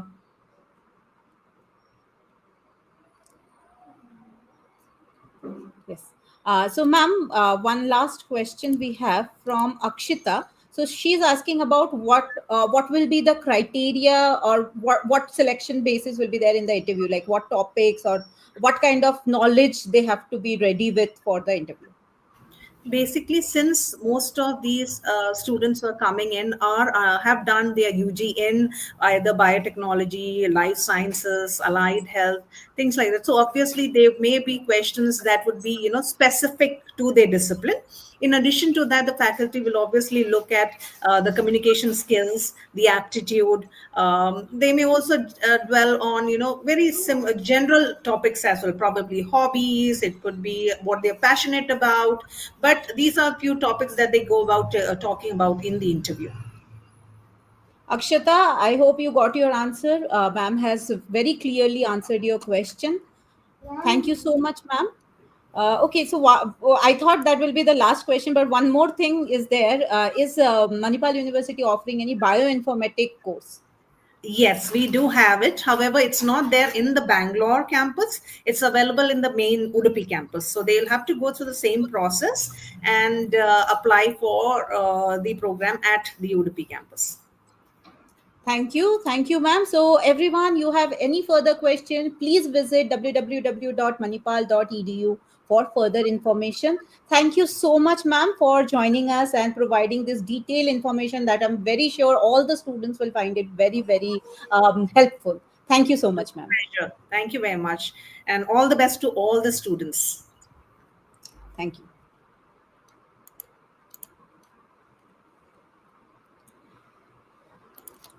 All right, everyone. So that was our quick power pack session about Manipal University. And next in our College Connect, I would like to invite Dr. Sonika Saxena, who is the Vice Principal and Associate Professor in Environmental Biotechnology at Dr. B. Lal Institute of Biotechnology, Jaipur. Welcome, ma'am. Thank you so much, ma'am, Saha ma'am. Welcome all the student and warm greetings to all. Just a minute, I just want to share my presentation here. Sure, ma'am. So, just a quick introduction, definitely. Dr. Sonika Saxena, she has 17 years of experience in academic leadership and research. She has published books, chapters, research papers in national and international journals. She is a regular reviewer of high impact journals, and she has also secured government funded projects from DST Rajasthan and RSLDC as a principal investigator. She is a life member of the National Environment Science Academy, and she is joining us today to give more information about Dr. Bilal Institute of Biotechnology. Over to you, ma'am. Thank you so much, ma'am. So, hello viewers, namaste and a very warm greetings to all. I'm Dr. Sonika Saxena, currently serving as the Vice Principal at Dr. Bilal Institute of Biotechnology, Jaipur. I have been working in the education sector for the past 24 years, and it has been a deeply fulfilling journey contributing to the academic and personal growth of young aspiring scientists. Let me begin by introducing our institute. Dr. Bilal Institute of Biotechnology is a premier institution in Rajasthan and proudly the only exclusive biotechnology institute in the state. We have 2,000 plus alumni students network working in 100 plus biotech companies across 10 plus countries. If we talk about the achievements of our institutes, so we have over 250 research publication, 25 plus funded research projects, and many collaborations for the placement activities. At BIBT, our edge lies in our world-class faculty, state-of-art laboratories, and a dedicated career development cell. We maintain consistent academic records with our students, securing top university positions year after year. We are offering BSc Biotechnology course, MSc Biotechnology course, and MSc Microbiology course. And apart from this, we are also offering PhD programs in biotechnology and microbiology affiliated with University of Rajasthan. Along with core academics, students gain from hands-on training, dissertations, and internship.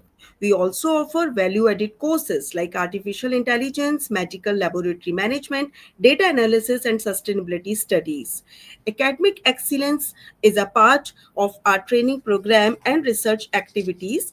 Apart from this, we are delighted to share that our students have consistently secured top ranks and gold medals at University of Rajasthan year after year. At BIBT, we believe that education goes beyond textbooks. Our students actively participate in diverse extracurricular engagements, from literacy drives and food expos to NSS campaign and social outreach programs. We believe that real-world exposure is essential for bridging the gap between academic learning and professional practice. To support this, we organize regular industrial visits for our students to leading biotechnology, pharmaceutical, research, and healthcare organizations. We take pride in hosting vibrant campus events such as Aram, Milap, Rangtari, Biochrome, Sustainopreneurship. So these are of intra-college competitions, some inter-college competitions, and these events provide exposure to industry experts, researchers, and entrepreneurs preparing students for dynamic career ahead. If we talk about the placement part of BIBT, post-COVID, our placement graph has shown a steady rise. With a strong industry linkage and internship program, our students are being recruited in various national and international companies across these sectors. These are some recruiters for the internship and for the placement at Dr. Bilal Institute of Biotechnology. If we talk about the placement of our institute, we are proud of our students who have been placed as food safety officer, medical coder analyst, quality control executives, and more in top organizations like AGS Health, Kana, Intas Pharma, Genomics, Serum Biotech, Trade Innovation Services, and many of them begin their career with Dr. Bilal Clinical Laboratory itself. So these are top recruiters of Dr. Bilal Institute of Biotechnology. Our students are successfully pursuing PhD programs in Elite Institute like IIT Delhi, IIT Bombay, AIMS, JNU, and even abroad at universities such as Cambridge, Albany Medical Center, USA, National Yang Ming University, Taiwan. This showcase the strong academic foundation laid at BIBT. To support deserving candidates, BIBT offer 25% merit-based scholarship, 10% scholarship for children of defense personnel, and 50 to 70% support under the Social Justice Department, Government of Rajasthan, and all scholarship details are available on our website. In research and development, so in BIBT, we are working in various platforms, in various themes. The main forte of our institute in the research domain are medical biotechnology, environmental biotechnology, and agri-biotech sector. These are the research facilities. So all the equipments related to medical, biotech, microbiology like PCR, thermal, cycler, nanodrop, spectrophotometer, laminar flow, plant tissue culture, and more. Apart from this, these all infrastructure provides students with industry and standard training and research experience. If we talk about the publication and patents, we have a strong research culture reflected through our growing publication and patent portfolio. In terms of innovation, we have two notable patents: a wastewater treatment system using vermifiltration by Dr. Sudipti Arora in 2020, and a paint determination system patented in 2024, co-authored by me particularly in the collaboration with one University of Gujarat. So if we talk about the research projects, we are proud of our funded projects through DST, SERP, international collaborations like Horizon 2020. Our faculty have also been recognized globally for their contribution. So these are some notable research from our institute: wastewater-based epidemiology funded by DST Delhi, transforming Andhi village in a zero-waste village, DST Delhi, and establishment of a vermifiltration plant at various industries. We have a center of excellence for the sustainable development, and we are working for these SDGs under our NGO, that is Prakrit Innovation Foundation Limited. We have one center for innovation research and development that bridges academia and industry industry gap. And again, it is a part of sister concern, that is Dr. Bilal Clinical Laboratory. So we are again working for the environment and sustainable development goal with the help of our NGO Prakrit, and we have entrepreneurship cell Utkarsh. So we also promote entrepreneurship journey for our students. So we have this entrepreneurship cell, and we promote the startups in the area of biotechnology and life sciences. We also have a bioinnovation and incubation center at our institute, and BIBT is also a host center of MSME and the IIC Ministry of Education Department. Then we also have a skill academy that bridges the gap between the classroom learning and industry expectations, which focus area includes healthcare, agriculture, environment, and food processing. At Dr. Bilal Institute of Biotech, we take pride in the achievement of our faculty, students, and institution. Our commitment to excellence in research or innovation has been recognized at both national and international level. Such accolades reflect the global impact and social relevance of the work being carried out at BIBT. Dr. Sudipti Arora, Assistant Director of our institute, she also has been selected as IWA Grand Force Youth Action for SDG 6 Fellowship as one of the 14 delegates to attend UN Water Conference 2023 in UN in March 2023. So these are some glimpses about the Excellence of Biotechnology Award from our institution. We have a strong alumni network with us. We have 2000 plus alumni, and all alumni are working in a reputed organization, whether in the corporate world or in the higher academic institutions. So this is all from our institute, and if you are interested in joining our institute, the process is very simple. Visit our website at www.bilalbiotech.com, fill out the online registration form, and as per the University of Rajasthan norms, and eligible candidates will be called for a personal interview, and final admission is granted based on academic merit and interview performance. For more information, you can also visit our stall at Biotecnika portal. So in conclusion, I would like to summarize with this, that biotechnology is not just a subject, it is a tool to transform lives, communities, and the world. Thank you so much, ma'am. This is all from my side. Thank you so much, ma'am, for that wonderful intro and for telling us everything about Dr. Bilal Institute of Technology. Thank So, you, all ma'am. the viewers, I request you all, please drop in your questions so that we can have a conversation with ma'am. Uh, so, ma'am, till the time people are dropping question, I have a question. I think many of the students might be thinking. For the admission process, you said that they have to register and then there is an interview process. So, is it same for undergraduate as well as postgraduate courses, or is Yes, there any ma'am. separate entrance exam? No, ma'am, no entrance exam will be there. Actually, this institute is affiliated with a government university, that is University of Rajasthan. So, actually, students have to apply through our website. They have to fill a form. Students are to admissions are totally based on the merit basis.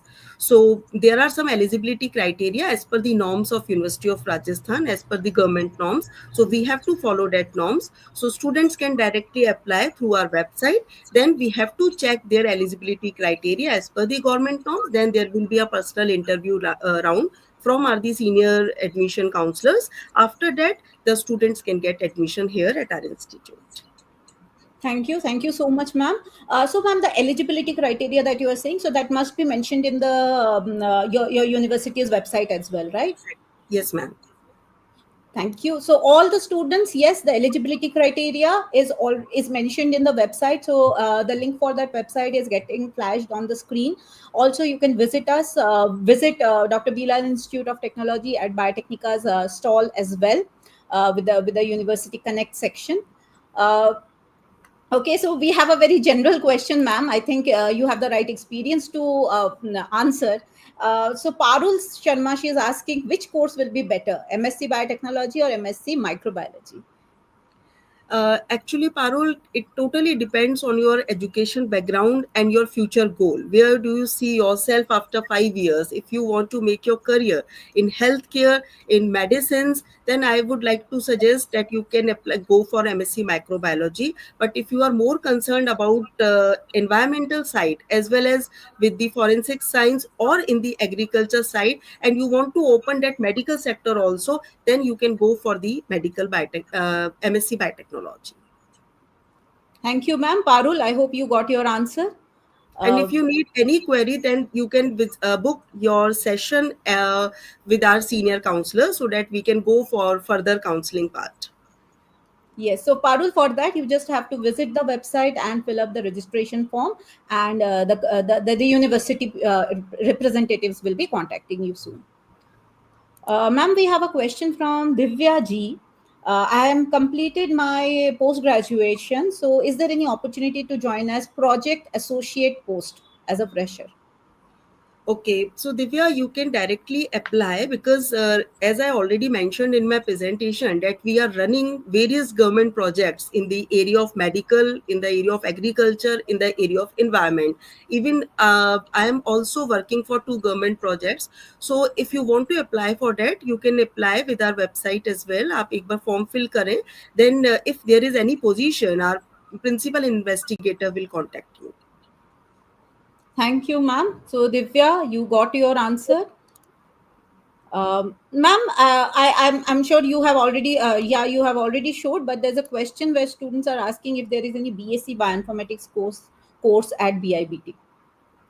No, Priyanshu, we are offering BSc Biotechnology, then we have MSc Biotechnology and MSc Microbiology. But because, as I already mentioned, that from last 24 years, I am associated with this education department. So here I would like to mention, because bioinformatics again is a part of biotechnology, is one branch. So if you want to pursue a career in bioinformatics, I would like to suggest that go for BSc Biotech, then take MSc in bioinformatics. It will help you in future because in BSc Biotechnology, you will cover maximum 25-27 papers in your undergrad. So you can get the exposure of various parts: animal biotechnology, environmental biotechnology, nanotechnology, genetic engineering, and bioinformatics. Then in PG, you can go for particular or specialized branch. Thank you so much, ma'am. That's absolutely correct. What you said, right? We all know that see, bioinformatics is a very specialized field. But like in our previous session, as Dr. Nilofer also was telling you, that you know bioinformatics tool, that's fine. But how that data is generated, from where, from the biological system, how that data is coming, so that is important, and that's understanding you will get once you have a graduation in biotechnology where you are studying molecular biology, cell biology, your basic concepts are clear, and then you can Exactly. go for bioinformatics. Yes, ma'am. Very true, ma'am. uh, okay, so we have one question, ma'am. Suppose this will be the last question we'll be taking as we are overshooting time, ma'am. This is from Tamanna. She's saying she's MSc in zoology, so can she pursue PhD in microbiology at BIB? Actually, Tamanna, it depends the criteria of university. As we are affiliated from University of Rajasthan, in University of Rajasthan, zoology students can apply for PhD in microbiology.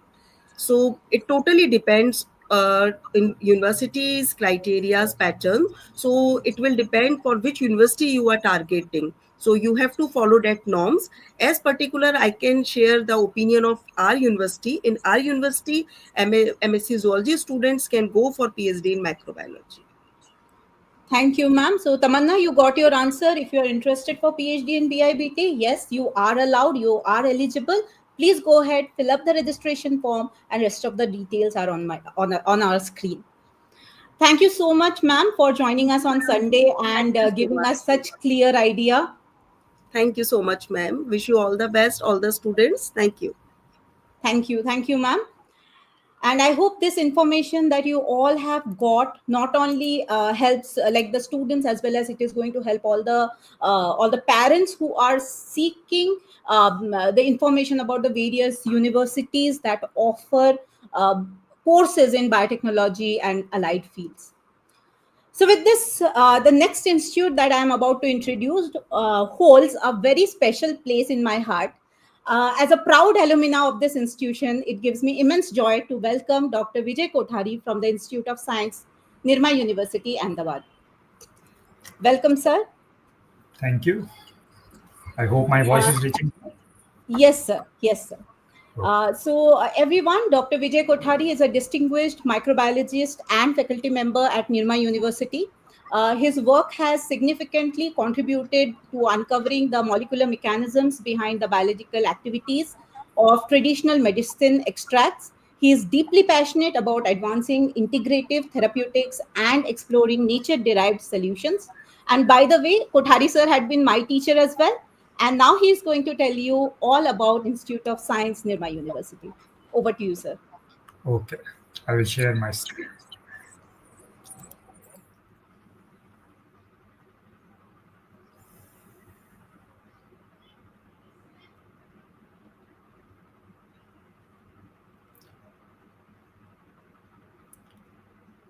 I hope my screen is visible there. Yes, sir, it is. Please continue. Okay, so hello everyone. I'm Vijay Kothari and I'm here to talk about the MSc programs at Nirma University. So I have deliberately prepared this presentation in such a way so that I do not repeat the routine information like admission criteria and deadlines. That is all available on the university website. I have also deliberately avoided talking much about research at the PhD level because here my intention is to address the candidates who are more interested in pursuing an MSc after their BSc. So we have three MSc programs at Institute of Science, Nirma University, Ahmedabad, MSc Microbiology, Biotechnology, and Biochemistry. And our institute is running since over 2 decades, since 2004. Now, what do we offer to an MSc student coming to us? Of course, we have a very good campus, 115-acre green campus, which is containing facilities for transport, hostel, sports. And what is more important to you as a potential MSc student is well-equipped laboratories. What do we have? Besides all the routine equipments, we have some specialized equipments, which are, some of them have been purchased from university management support and others from government support like DST feast program. So we have laboratory scale fermenter, flow cytometer, worm tracker. I have listed just few as an example. We have qualified faculty. All of us are PhD holders, and each of the faculty is a PhD guide also. When I say we have a diverse faculty, what do I mean? I mean geographic diversity as well as subject diversity. 10 of us, we are from 10 different states of India, and that adds to our cultural diversity. With respect to research, most of us, we work in an area which is not overlapping with our colleagues. So now how it is important to you as a student when you come to us, and in the second year of master's program, you will be choosing the topic of your dissertation. So you will get a lot of options because each faculty is having something different to offer, ranging from bioinformatics, structural biology, clinical microbiology, environmental microbiology, to immunology, to neurobiology, chronic diseases like diabetes, etc. In addition to studies, we have multiple opportunities for co-curricular and extracurricular activities in form of sports and cultural festivals. The most important point I consider is we have a strong in-house dissertation program in the second year of MSc. This program is not just a simple laboratory training that anyway you will be doing in, say, semester 1 and 2, but semester 3 onwards, and particularly in semester 4, what we offer students is a dissertation program which is designed with an aim to inculcate scientific temperament and imbibe the basics of research methodology. So we allow the students to formulate their own problem, what they want to work on, for around 6 months. And this is a real research, not some sort of, say, assistantship to a PhD student. You take driver's seat in your own project, and many of us, they have been able to generate findings of quality good enough to be published in an indexed journal. I'm very happy to say that more than 100 students, they have published some indexed paper based on their MSc findings. I repeat, I'm telling about research at the master's level and not at the PhD level. So I have displayed a link in this presentation, which is also available at our website. You can go there and check the publications which have been authored by our MSc students. And as a teacher, it is one of the most satisfying things to see our students getting converted from students into authors, because when they do so, they are not only getting trained in the skills of scientific experiments, but they are also getting trained in scientific writing. And in fact, these publications have helped many of our students gain seat at some foreign university for higher studies, or in industry interviews, they have helped them. So when students write back to us that the publication at master's level has helped them in so and so way, it is a matter of immense satisfaction for us. Besides this, many of the students, they may not publish, but they have data good enough to be presented into some conference. We also hold a location advantage by default. Ahmedabad, as you know, 7th largest city of India, it is witnessing a strong presence of pharmaceutical, FMCG industry, CROs, the clinical research organizations, patent attorney offices. So you get easy access for your summer training as well as for your post-MSc employment purpose to these potential employers. We have 1,000+ strong alumni network, one of whom is coordinating this session. So as soon as you pass out from our MSc program, you become part of this 1,000+ alumni network, and that helps in building your own career too. Of course, our programs are student-centric. We are not focusing only on awarding a degree to a student, but we are focusing on increasing his or her skill and employability, and that's why we claim it to be an outcome-based education. I can give you an example of the outcome. Say when you pass out, we can claim that each of the student will be skilled handling at least one type of biological model. Maybe it bacteria, may it be yeast, may it be a nematode model or a rat model, but at least one kind of model a student would be comfortable with. So we call it as experiential learning, which you gain through experience. We have strong industry internships. We have strong industry collaborations. So the summer vacation gap between semester 2 and semester 3, you are supposed to go for a small summer training in an industry, and that also helps in increasing your employability. We do offer placement assistance. So many of the reputed pharmaceutical companies, clinical research organizations, they are regular visitors, regular recruiters. And many of the students, they don't want to go directly into industry after MSc, so they are willing to pursue higher study, and for them we facilitate preparation for national level fellowship tests. Regularly we keep organizing special trainings or workshops, not only on latest technologies like flow cytometry, but also on concepts like bioentrepreneurship, because we fully understand that all of the students may not be interested in a job. Many of them, they would be willing to start to have their own startup in some biology related topics. So we cater that need also. And we do have a rich library, rich in terms of digital as well as print resources. That is one of the best in the state. So thank you very much. With this, I am open to any questions which may come from audience. Thank you so much, sir, for that detailed and clear idea about what a life in Nirma University will look like. So we'll have some questions from the students. Please, viewers, drop in your question. Sir is there to answer your questions here. Okay, we have a question from Divyansh Gupta, sir. Any internship positions for 2 months? Is there anything that Nirma University can offer? Unfortunately not, because our working spaces are just sufficient for our own MSc students. So we usually do not entertain applications from outsiders for a short period of training. Thank you so much, sir, for that direct answer. And okay, so okay, so we have a question from RG Gaming. Do we have to give exam to get admission in the Nirma University? Yes, there is an entrance test scheduled on 26th of this month. So you need to have you need to appear in that entrance examination. You need to come to our campus. This would be a computer-based, MCQ-based test. You need to have anything above 50% in your BSc, and then the admission will be solely based on the score of the admission test. This would be a 90-minute test, 100 marks. Thank you, sir. Okay, similar question. Okay, Anshika is also asking, what is the criteria of admission? So, sir, just answered. Yes, it's an entrance test. Please, sir, go ahead. 50% marks in BSc is the minimum requirement, and then it all depends on how you perform in the entrance examination. Sir, the entrance, as it is already, you said the date, it's like end of this month. So, 26th. Is the application 26th? So, is the application period still open or has it been closed? Yes, applications are going to be accepted till 28th of this month. So, All still right. 5 days. Yes, so everyone, 5 days, still 5 days are there. If you are interested for joining Nirma University, you have to appear in that test. And for that, the applications, the period is still on application period. Please go ahead, visit Nirma website, and you can register for the test. Sir, the test is going to happen only in the campus, right? Even though it is CBT mode. Yes, it will be in the campus, so student will have to visit our campus.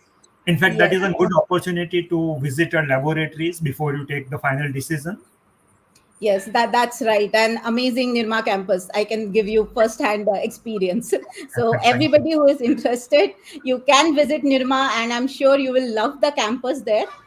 Uh, so for test, you all have to visit Nirma University, Ahmedabad. Okay, so let's take some more questions. Anyone else? Okay, so biotech study. Okay, so this student is asking, is there any dissertation program in Nirma University? Yes, as I said in my presentation, we have one of the strongest dissertation program. I can proudly claim strongest in the country.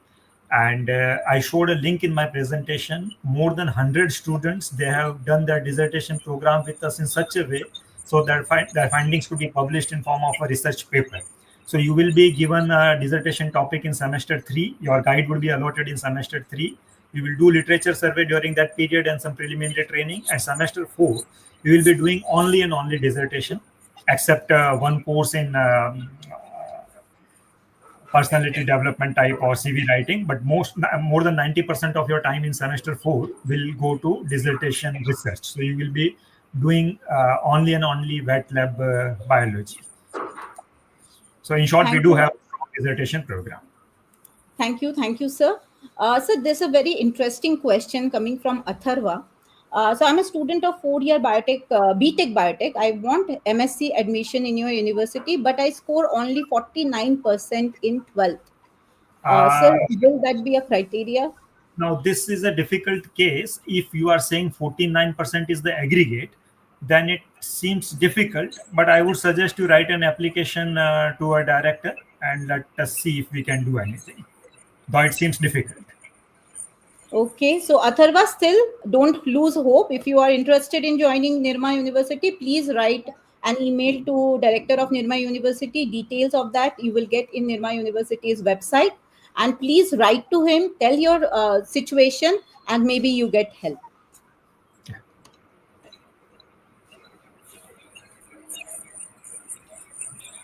Okay, so I think that's it, sir. Thank you so much for joining, and thank you so much for answering all these questions that people had about Nirma University. And the best thing is that the applications are still open, everyone. If you are interested, please go to the website and fill up the form. Thank Okay, you so thank much, you sir. very much. Thank you.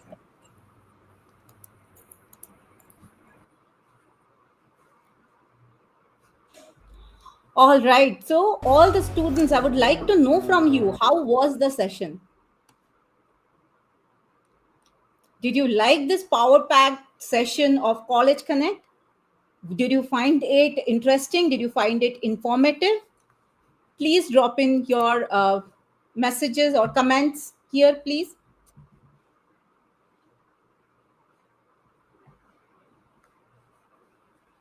Thank you, RG Gaming. Yes, I totally agree. Amazing session was there, right? Power pack, 15 minutes, short time, but you get to know about three largest universities of India which offer courses in biotechnology.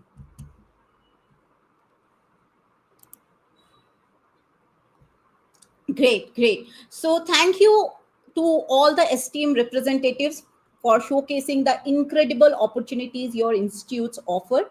I'm sure our attendees are now better informed, more inspired to explore their higher education options in life sciences.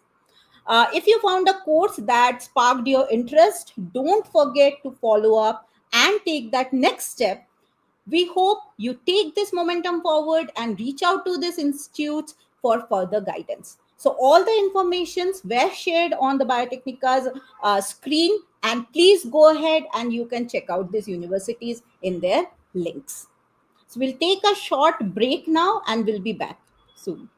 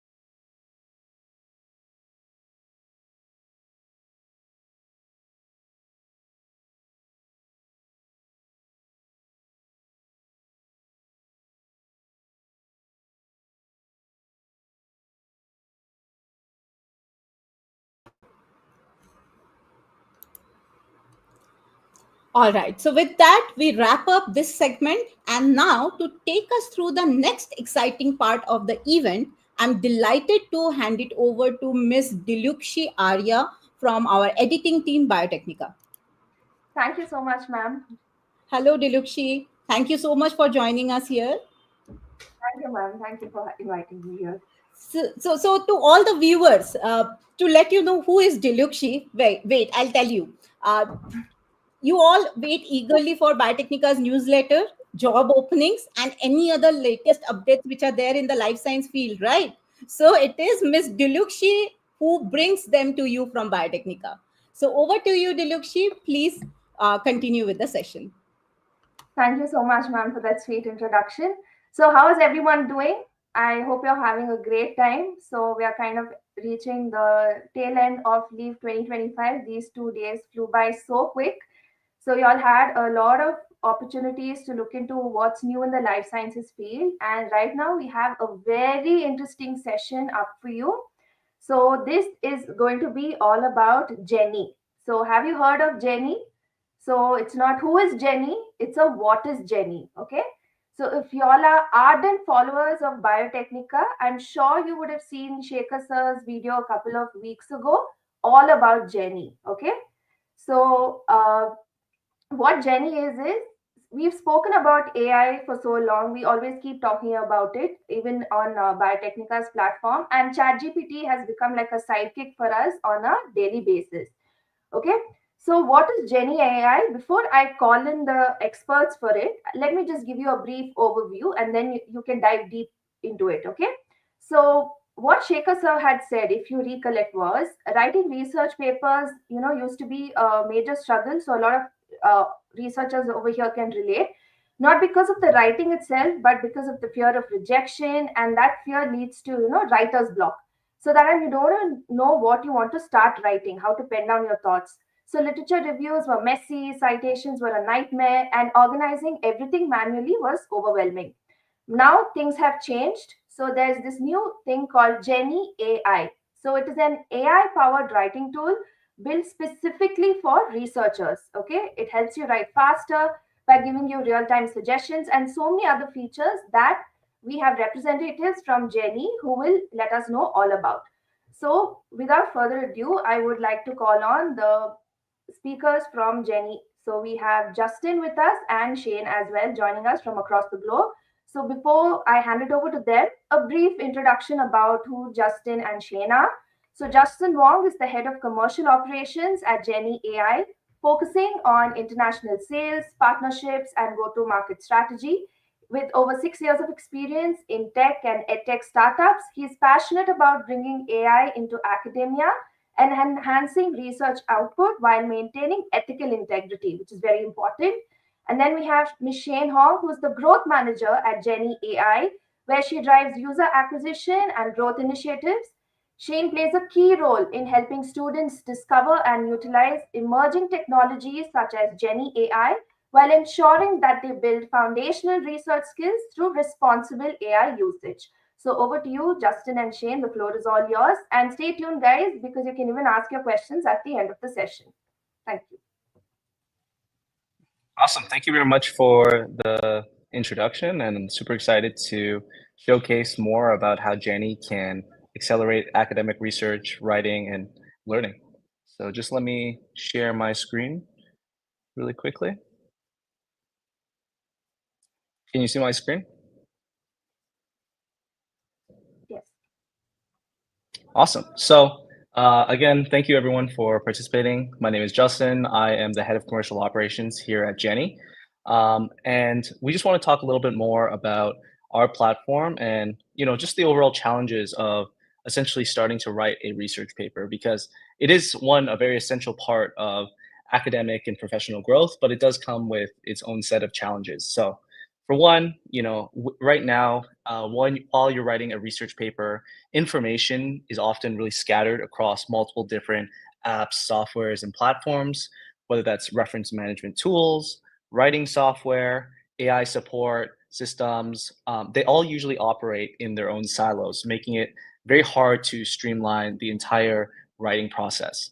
Secondly, publishing in formal academic English can be also a major hurdle for a lot of researchers, students, faculty members. To get your work published in top-ranking journals, your papers need to meet a very high standard of fluency and precision, which can be very daunting to a lot of people. Finally, uncovering meaningful research gaps can also be very challenging. Researchers need to identify relevant and recent works, connect them to their study, and cite everything very accurately and correctly. So this alone can take significant amounts of time. So that's where Jenny comes in. We're an AI-powered workspace to help you read, write, and organize your research with ease. We essentially help streamline tasks such as manuscript drafting, finding relevant citations, literature reviews, and more. So think of us as a combination of ChatGPT, Microsoft Word, and Zotero, all consolidated into one research tool. So our company was actually founded in 2018, even before GPT-3 came out. So we're really pioneers in the AI space for academia. So why do leading universities and institutions currently use Jenny? So for one, Jenny really helps jumpstart any manuscript from scratch with features such as our AI autocomplete and sentence suggestion. So there's no more staring at a blank page when a grant deadline or a deadline is looming. Secondly, we also help enhance existing drafts by helping polish grammar, tightening clarity, as well as strengthening any types of arguments, so papers essentially sail through peer review. Thirdly, Jenny's auto citation features also handles reference management automatically, formatting citations in over 2,600 styles. And Jenny also helps with literature reviews, rapidly summarizing and synthesizing large bodies of research and sources. And Jenny also will be able to provide you feedback on the structure, grammar, the strength of your arguments for your drafts as well. So this is just a quick overview of a few of the features, and I'm just going to go into a quick demo of the platform right here. So this is what the Jenny AI platform looks like right here. It's broken up into three main sections. So the first one is our AI text editor. So think of something like Microsoft Word or Google Docs, but we've integrated AI to give you suggestions on sentences as well as citations from our database of over 250 million research articles. So let's create a new document to get started. So the first thing that Jenny will ask you to do is to write a prompt about what you're currently writing about. So this is a great opportunity to write to put the type of research question you're working on, the manuscript type you're working on, as well as any additional details to give Jenny context of what you're working on. So let's say I am writing a literature review on something like the metaverse, for example. And as you can see, Jenny is giving us a rating based on how detailed our prompt is. So something like the metaverse is quite a broad topic. So let's add some additional details to give Jenny more context of what we're currently working on. So instead of the metaverse, we could say something like the emerging challenges and opportunities within the metaverse. And that's a better prompt to get started. Next, we can create a general outline. So standard headings is a very general format of how our paper should be written. So things like introduction, methodology, results, conclusion, things like that. Smart headings will essentially review your document prompts and give you suggested subtopics based on what you're specifically working on. So in this case, let's just go with standard headings. And within our additional settings, this is where we can also choose our citation style as well. So again, as I mentioned, we have 2,600 styles to choose from. So if there's any specific citation style you need for your work, we very likely have it. Once everything looks good within the document settings and prompts, we can click Start Writing. And Jenny will create us an auto-generated title as well as the structure of our paper right here. As you can see, Jenny's already giving us a suggestion on what we can add to our paper. If we like the suggestion, we can press Accept. If not, we can press Try Again, and Jenny will give us a different response, just like so. You may notice that Jenny will also sometimes give a citation as well. What's great about Jenny is that it also automatically, you can actually click on the citation and find exactly where Jenny got the information from, whether that was from our existing database of 250 million sources or from your library, where you can upload your own sources as well. So I'll go over the library in a little bit, but if you just click into it, you can actually review where Jenny got this information from. Interestingly, it was a library source. So what I can do is actually click open quote right here, and Jenny will open a new tab with a PDF view of the paper and highlight exactly which section of text Jenny got the information from to prove that it's not hallucinating any of the information, just like so. So let's go back to our text editor. And every time an in-text citation is added into Jenny, it will also automatically create the reference list at the bottom here as well. That again, I can change to any citation style I want. So I can go from APA to IEEE, and all of the in-text citations will all also automatically adjust. So especially if you're submitting to multiple different journals, now something that would typically take countless hours of time is now reduced to mere seconds, just like so. But let's just say, for example, Jenny did not give us an automatic citation. What can we do then? What you can also do with Jenny is highlight any section of text and click our Cite feature. And this will open our citation manager, where you can find other relevant research articles from our database or from your library. So you can filter by year. If you only need a certain, you need the sources dated to a certain date, like let's say the last 5 years or the last 10 years. You can also review all of these research articles, again, in a new tab. So I can just click View, and it will open the research article in a new tab as well, just to confirm the relevancy of your paper, just like so. So once I found a paper that's relevant, I can just click Cite, and it's automatically added into my paper. If I want to cite multiple sources, I can, and it will create a back-to-back citation for me as well, just like so. Another thing that I can do with the text editor is I can highlight any section of text and use our Edit with AI features. So we have a few preset functions here, like improve the fluency, paraphrase, strengthen argument, but you can also create your own custom prompts as well. So I can say something like paraphrase with an argumentative tone and strengthen this argument, strengthen this point.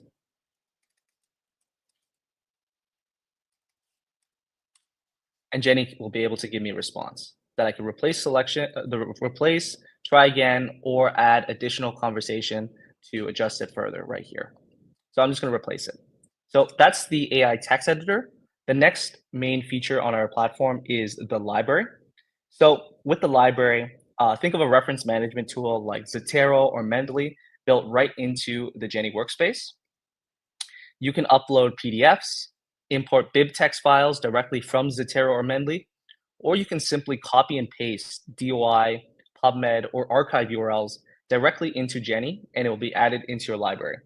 And every time you add a source into your library, you can just click into it and review all of the metadata, edit it accordingly if needed.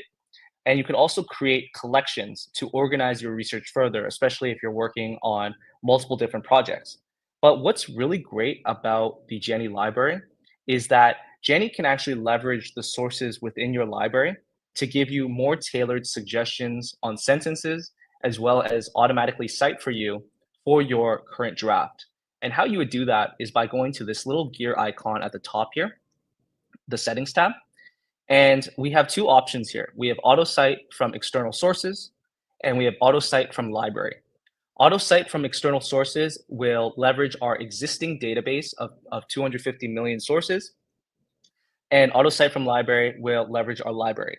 But so let's say, for example, I have already consolidated a collection of papers about the metaverse right here. I have 5 papers.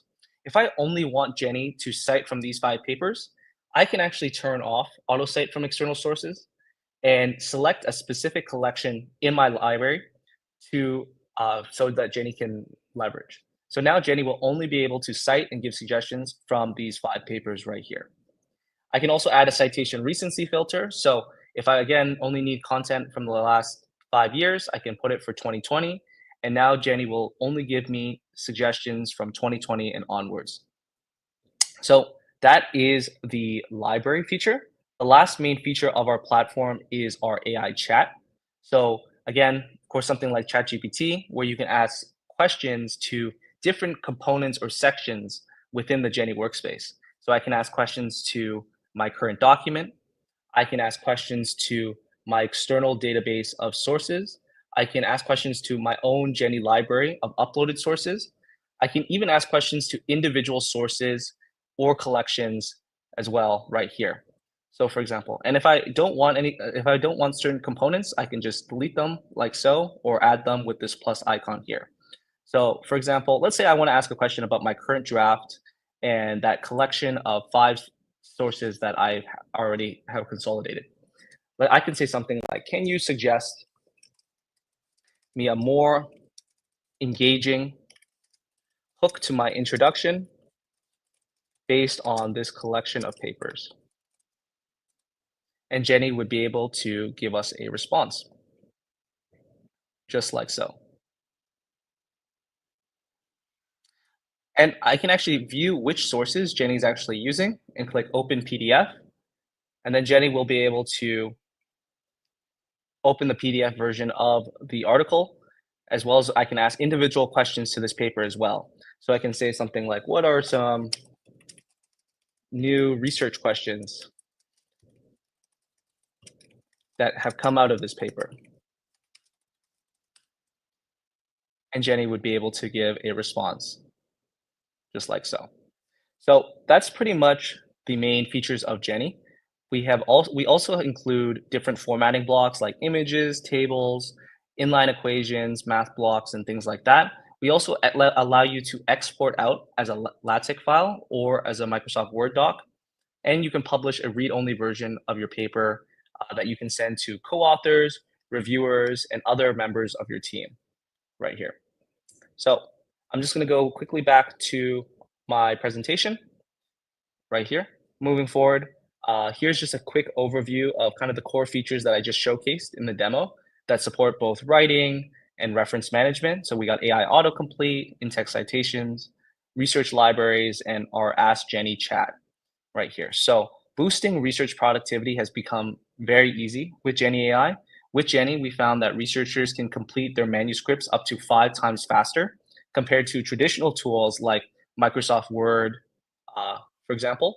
Also with our AI chat assistant, reading time for academic papers has been found to be reduced by up to 64%, really helping users analyze and digest existing research significantly quicker. And researchers who also adopt AI tools like Jenny can also see up to 3x more citations compared to non-adopters. So implementation for admins, faculty, and even students is quite easy as well. Our product started as a B2C platform. So we have a very easy to use interface built into the system. And we do also offer video tutorials, live training sessions, interactive modules, and 2 dedicated support channels as well for users to use the platform. We also do have some very cool research-friendly features lined up as well, including we've just launched a new beta version of our Google Chrome extension, as well as AI detection. We're going to be planning to work on launch deep research, document collaboration, as well as a few other cool features for the second half of the year, as well as into 2026. And this year, we also managed to hit the 5 million user mark for institutions, universities, and colleges all over the world. So in summary, Jenny is really revolutionizing the way that students, faculty, researchers approach academic writing. With Jenny, academics can complete their manuscripts up to 5 times faster and review almost 2 to 3 times more papers in the process, which not only enhances productivity, but really fosters a higher level of academic excellence. So thank you for my presentation. I'm happy to answer a few questions.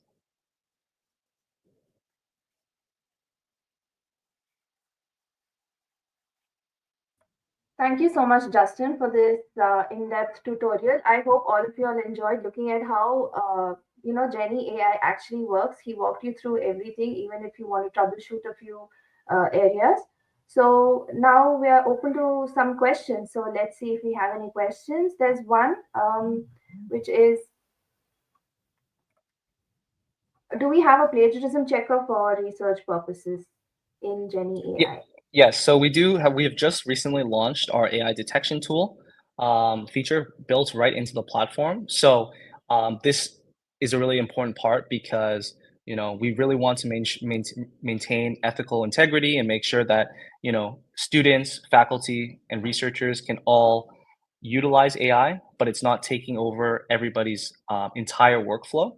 So we have created an AI detection tool to essentially scan your document to showcase which areas of your draft could be flagged for you to manually adjust them yourself. So we won't automatically adjust the flags for you because we really want to integrate your own writing, have the researcher integrate their own writing into the changes that need to be made. Okay, and who's the ideal user for Jenny AI, and what are some common use cases or industries where the tool is particularly useful? Yeah, so there's what we typically find. It really varies in terms of the user from postgraduate students who have just started their studies to all the way to senior level researchers as well that can use Jenny. So we have a few um, really senior level researchers really using Jenny as well. An editor chief at Taylor and Francis, as well as senior researcher at the Ministries of Education. So typically, universities, colleges, they adopt Jenny to accelerate every stage of the academic writing process. Students usually lean on it more for citation management and helping with writer's block and helping with to improve their fluency for academic writing. Whereas faculty, librarians, researchers, they typically rely on it more for automated literature reviews and to help with grant proposals, creating teaching materials and things like that. We also find that medical and healthcare organizations use Jenny a lot. It's very popular due to medical writing. So doctors and medical researchers will usually use it to summarize medical literature, draft research studies. Some of our main clients include the Danish Cancer Institute and Mayo Clinic, which is the top ranked medical center with hospitals throughout the entire United States. So those are just a few of our users here at Jenny. Okay, okay. And then another question that we've received is, what's next on the roadmap for Jenny AI, and are there any exciting new features or updates that users can look forward to? Yeah, that's a great question. We did just list a quick roadmap here where we're going to be launching document collaboration, which is a huge one. So think of something like Google Docs, where multiple co-authors can work on the same draft at the same time.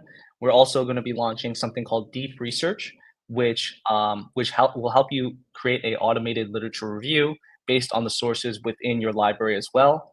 And yeah, also one other big feature is being able to connect your existing institutional license to different libraries and closed access articles directly into Jenny, so that you can get all the papers that you've already had consolidated right into the platform.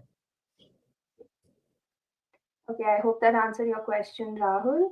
And then there's another question. So, how can our audience learn more about Jenny AI and stay up to date on the latest news and developments all related to Jenny AI? Yeah, I'll let Shane handle that question.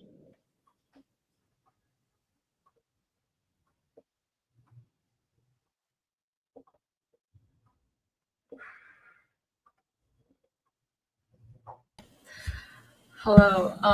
I hope you can hear me. All right. So with the question was how to stay up to date with the latest news and developments. So within Jenny's interface, you can actually see our change log if you click the help button at the bottom left corner.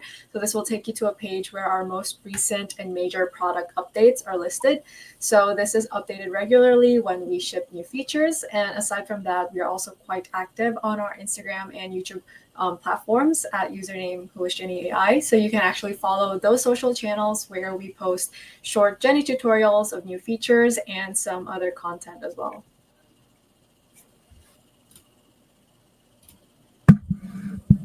So there's another question. Thank you so much, Shane, for answering that. It says, can Jenny AI open all research papers? Does it have access to everything? Yeah, so Jenny has an existing database of 250 million articles.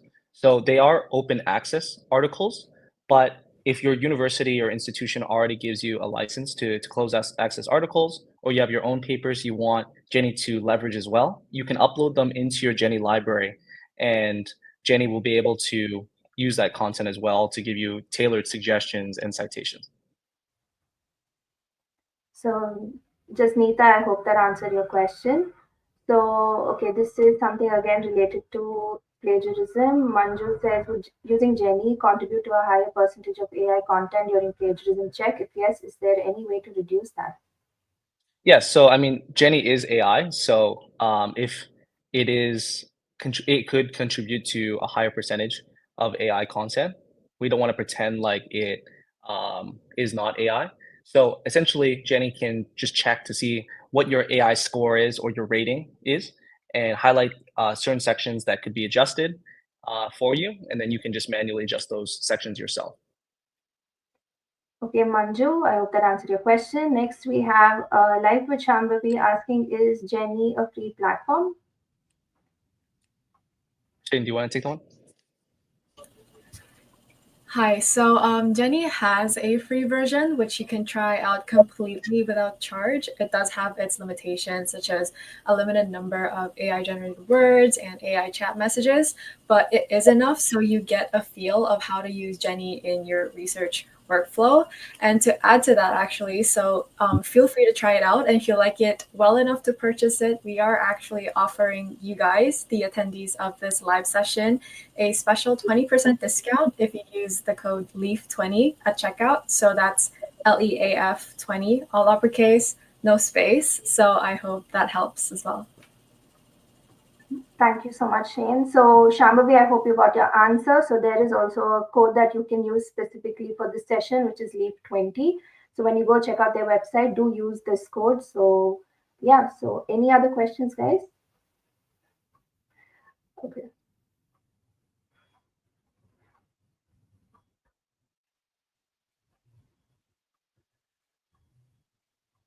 Is there any backstory to the name Jenny? Just like I guess like generative AI. Jenny, get it? Right, it's pretty funny. So that was one of the questions, how Jenny came into existence for an AI name. So I hope everyone enjoyed this session. Any more questions? Please do put them in the comments below.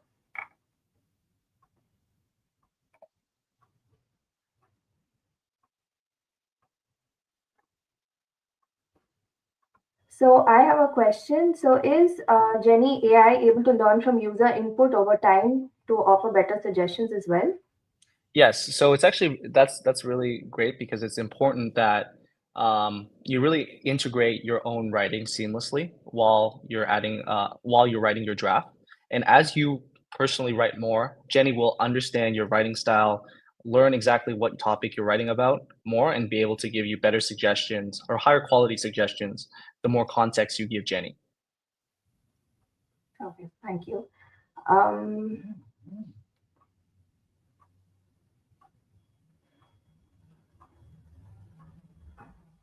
Okay, there's one question which seems like a concern, Shraddha. If we use research papers references from Jenny, will it not take it as copy?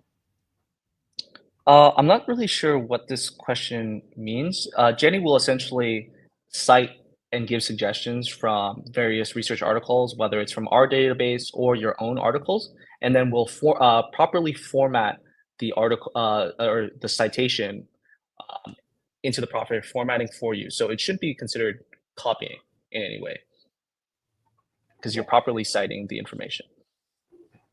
Okay. So, any plans to expand this into other domains like patent filing or some pharma documentation, medical writing, etc.? Jenny AI itself. Yes, so in general, Jenny is very agnostic across all different fields of study, whether that's medical health sciences, whether that's humanities, business. Funny enough, our most common use case is medical writing. So we have a lot of let's say, medical and healthcare organizations using Jenny, like I mentioned, Mayo Clinic, which is the largest hospital chain in the US, using Jenny and things like that. But we are trying to add some more tailored features for different types of fields of study, as well as more training videos for each of those fields of study as well, so that, especially for students who are trying to advance their careers in these fields, they can kind of learn specific features that can help them along. So one last question. So what is your vision for AI assisted writing in the next 5 to 10 years then? Yeah, that's a great question. So I think it's kind of inevitable that AI is going to contribute, especially to academic writing. I think it's just really important to maintain that level of ethical integrity. We don't want Jenny to do all we as a company don't want Jenny to do all the work for you, because especially for students, it's really important that they still build those foundational research and writing skills to help them further along in their career, right? Like AI will be able to contribute, but in times where, let's say, maybe AI is not available, right, in certain organizations or things like that, it's still important that every researcher, every faculty member can still write a research paper properly end to end themselves as well. Thank you so much, Justin and Shane, for joining us and making this a very insightful session, giving us the walkthrough, the demo of Jenny. And this is something very interesting. All of you all should definitely look into it and also check out the code there, which is LEAF20, specifically for this event itself. So we tackled, how the time-consuming nature of literature, how you can change it to writing, and offering better citation tools. So Jenny AI is transforming how life sciences researchers write, publish, and innovate. So for all our attendees, whether you're a student or a postdoc or a working professional, so tools like Jenny AI can be a real game changer. So don't forget to explore more about Jenny AI after this session and also that special code, and see how it fits into your research workflow. So thank you so much again, Justin and Shane, for joining us on this session. Thank you very much for Thank you having so us. much for having us. Okay, guys, so how was it? So let us know in the comments, and also tag us in all of your posts. Let us know how your weekend was going with this leaf, with the hashtag leaf 2025. We are reading them, we are looking at them. The team at Biotecnika also feels so grateful reading all of this, because all of our efforts aren't, going to waste. So do let us know in the comments, show us some love, because it's because of your support and love that we're able to do all of this, and this also gives us some josh. So right now we are, at the tail end of Sunday. We had a nice lunch, and we are approaching the, mid day slump. So how was this Jenny AI session, guys? Did you like it? Was it nice to see how, all this AI works in real time? So someone from the team walked through, showed you all of this. Okay, so let us know. And now let's have the last, round of quiz for this day. I know y'all are all enjoying this quiz session that we are having. So let us have another one last go at this quiz session. So you know the rules. So the fastest and the most correct answers will be chosen, and the winner, the name will pop up. You need to take a screenshot and send it to cst@biotechnica.org. Okay, and yeah, so let's begin with the quiz right now.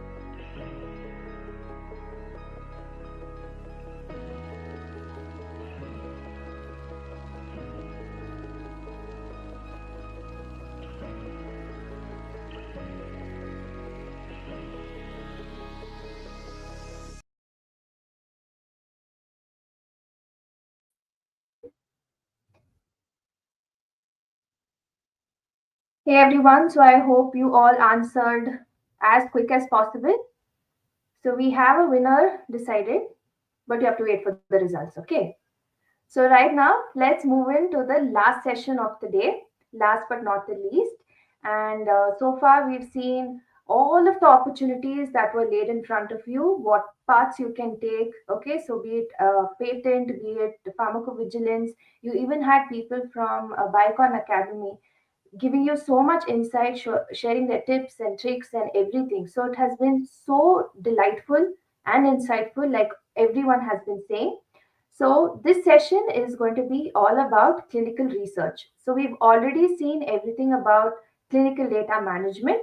Now we are looking into the clinical research side of things. Okay, so this is also a new thing, new in the sense we were all aware of it, but we never really gave it so much importance. But now, since everything has become interdisciplinary, it's time that we also look into other avenues and see how we can also fit in. So if you're thinking about a future in clinical research, so you can join us for this session for knowing everything that you need to know, from what are the essential educational qualifications, what are certain certifications you may need, or what are the emerging trends, what are the global career opportunities. So whether you're a student, you're a professional, or you're looking into pivoting into a career into clinical research. So, this session will give you a clear roadmap to get started and grow in this dynamic field. So, to tell you all about clinical research, we have our in house expert, Ms. Snigdha Tiwari. So, let's say, give a warm welcome to Ms. Snigdha Tiwari. So, a brief bit about Ms. Snigdha. Hello, ma'am, how are you? You have to unmute yourself, ma'am. Sorry. Good evening, everyone. Hi, ma'am. Good evening. A pleasure being a part of LEAF 2025. Yes. So we're so excited. So a little bit about Ms. Nigda. So she's a highly accomplished senior research fellow from IIT Roorkee with over 5 years of experience in computational biology, bioinformatics, and telemedicine system design. See something different. Ms. Snigdha has made significant contributions at the intersection of basic and applied research, particularly in protein-protein and protein-ligand interactions, molecular docking and simulation studies, and healthcare and clinical data management. So, one of the highlights of her work includes leading the development of the Utsarjan app, a digital app platform designed for pediatric nephrotic syndrome data collection and clinical research in collaboration with AIMS Delhi. So, all big, big names. So, she's the perfect person for this. So, she currently serves as an academic support specialist in the Bio IT and Clinical Research Department at Biotecnika. So, who better than Ms. Tiwari to take you through what all clinical research is about? The floor is all yours, ma'am. And stay tuned, guys. At the end, again, floor is open for questions. So, keep all your notes ready. Okay, see you at the end. Thank you so much, Dilukshi ma'am, for the introduction. All pleasure. So starting with the session, I'll just share my screen.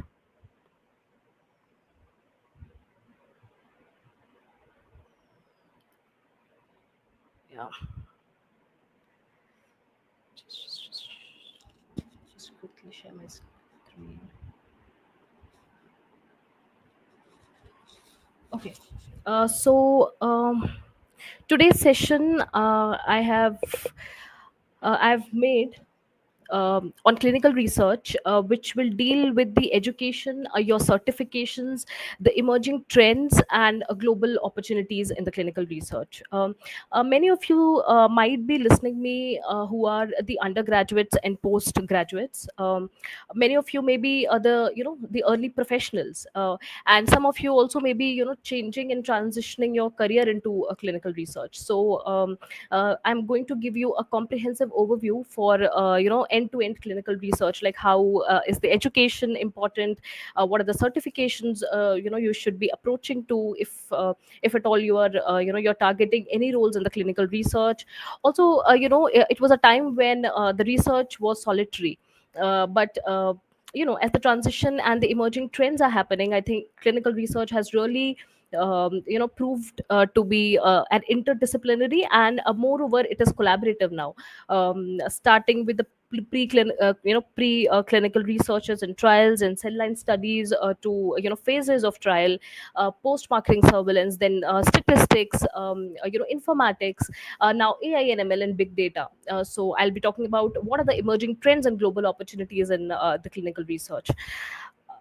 And hopefully this will help all the listening participants to strategically plan their careers in the clinical research, different domains of clinical research. So now, what are the learning goals that we'll see today? Is understand the traditional and cutting edge educational pathways into clinical research.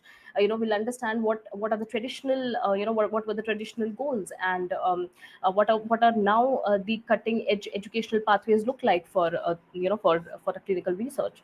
We'll gain the insights into global regulatory certifications and their strategic values. What are the global regulatory certifications that are needed, that play an important role, that is helpful for transitioning into the career. Moving ahead, we'll also explore the advanced trends, and as I have talked about the interdisciplinary and the collaborative approach that clinical research is carrying now, currently.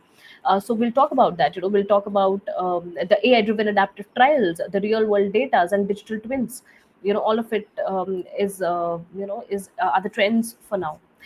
We'll also understand the growing interdisciplinary of clinical research in a globalized and technology-driven era.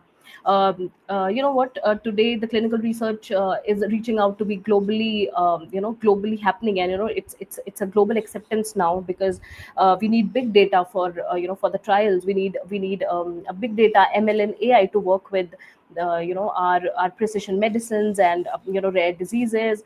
My journey itself was towards a pediatric nephrology, a rare disease. So a lot of challenges might we face while the clinical research phases of the rare disease especially. So how clinical research is actually globalizing itself. The DCTs are coming in, the real world the real world data are coming in, and using all of that into ML and AI, and then developing clinical diagnostics, and is what we'll see today comprehensively.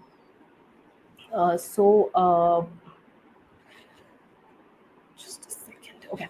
So now, introduction and landscape. So what is the definition? So clinical research as a system of evidence generation via human studies. In the clinical research, what we do is planning and stratifying our drug, a drug or any of the diagnostics. Maybe you want the trial of your drug, or or a vaccine, or any of the healthcare diagnostics. So everything, the evidence generation is via a human studies. The demography is included. We need a sample size studies for our for different kind of studies. The studies can be operational, it can be observational, it can be interventional, and all of all of such studies need the sample size, needs the demography to be involved. In the definition it is written that via human studies.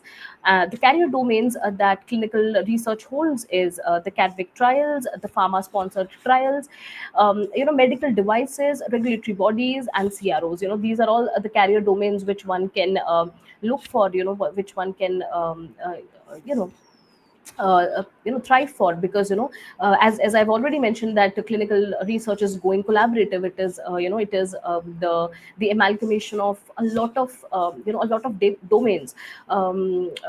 Guys just think that you have a drug or a diagnostic, or a vaccine, maybe to test and to trial, and reaching it to the population at the end, and the post marketing surveillance studies and everything, starting from a preclinical study, the cell line culture studies, and then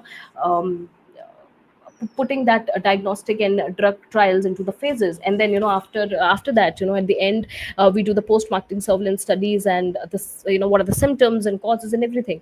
So end to end clinical research actually involves a lot of domains, from in vivo, in silico, in vitro, and then the regulatory bodies, the pharma sponsored trials, and then the CROs, and all of that mentioned at the screen.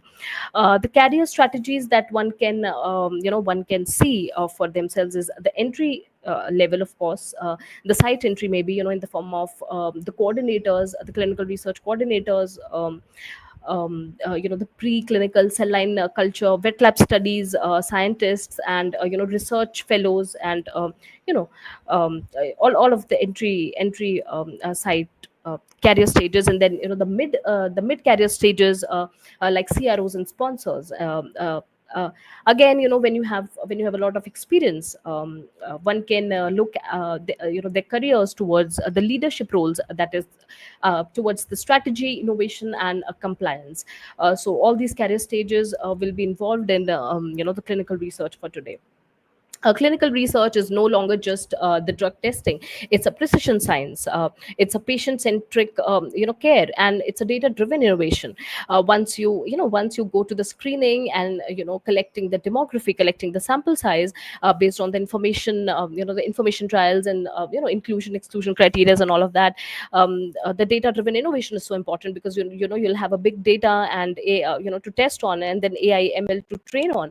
It is gone are the days that the clinical research was just a drug testing. Not now, of course. It's a precision science. The mRNA screening is happening for that, for the precision landscape. Many of you have heard about the platform trials, the platform trials for COVID-19. So all of that is happening. The digital twins are now trending. So all of that is a part of clinical research. You just think a name, and then you'll get dive into the clinical research as a part, as a role. So what are the education, what will be the educational background? What may be the educational background? I've just mentioned few of them, traditional versus the emerging ones.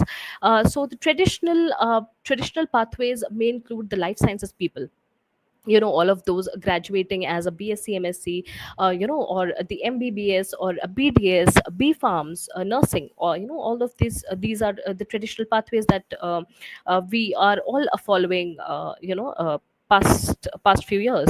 The clinical research diplomas work, PG certifications work, in maybe that there are different PG certifications. I'll talk about it more deeply in the upcoming screens.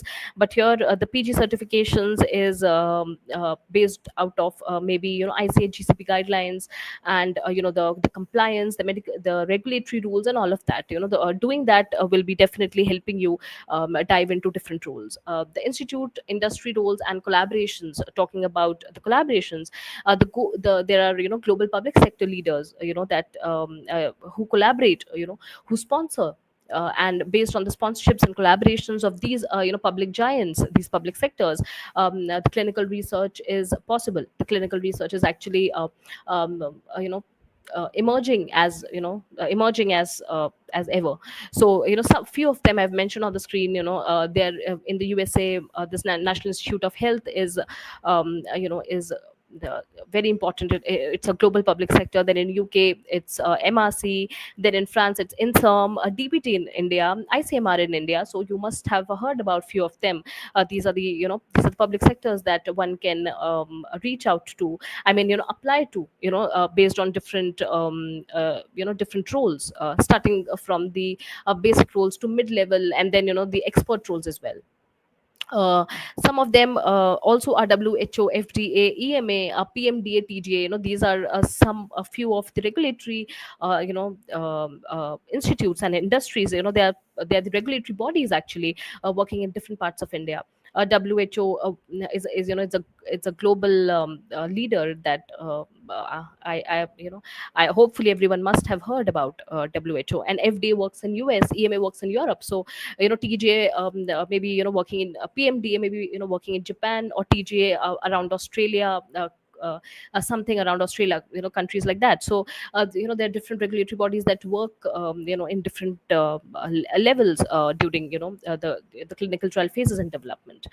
The institute, industry, and the roles also also has a private sector giants that are actually doing really well with respect to the clinical research, and clinical research as emerging with respect to the big data, ML, AI, DCTs, and globalization. So CROs are IQVIA, Parexel, Icon, and LabCorp. These are some of the CROs to just have a quick look on their pages, what they provide, what are the career roles they are providing now, as clinical research industry is growing like crazy. There was a time when West was really ahead, but now India is playing a big role. India is ahead of it. Reasons being, if I talk about the reasons that India is really emerging in clinical research, is the demography. We get a lot of demography to work with. It's easy with India. Also the budget plannings. The budget planning is one of the very important role in clinical research, and budget planning in India is definitely much better than compared to the West. So all of these bullet points is making India emerging in clinical research as ever. So the sponsors, few of the sponsors that I've mentioned are Pfizer, Roche, Novartis, AstraZeneca. So all of these are giants who sponsor the clinical research in different diagnostics, vaccines, and drugs. If I talk about the startups, there are a lot of startups as well. With the DCTs. DCTs, if I call, they are decentralized trials. So Medable is actually focusing on DCTs. Umotive is one of a startup that is focusing on electronic PROs, that's patient registries.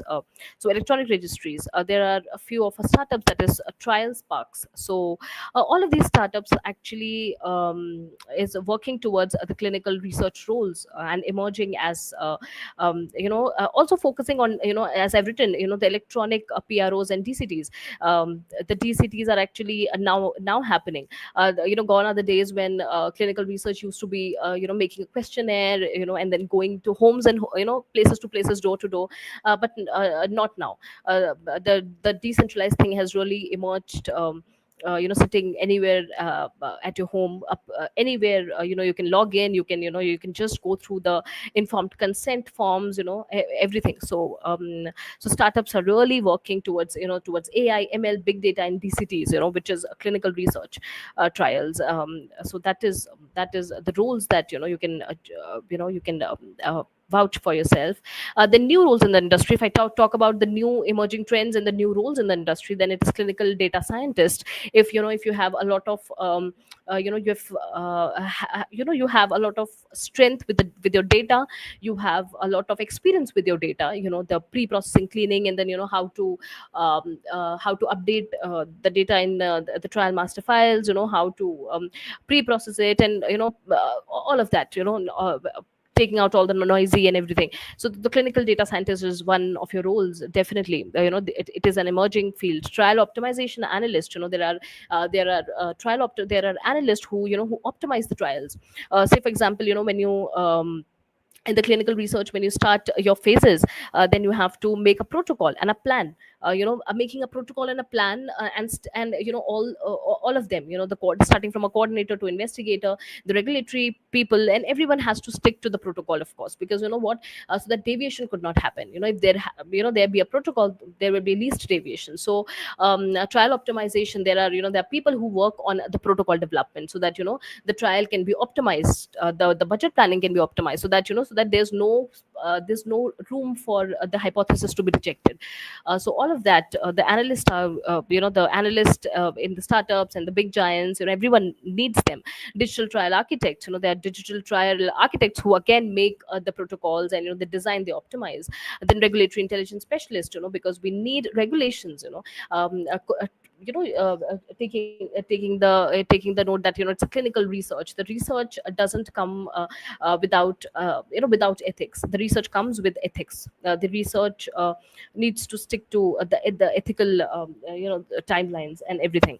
So regulatory intelligence specialist is very important. Sticking to regulations and ethics is one of very important roles in the clinical research.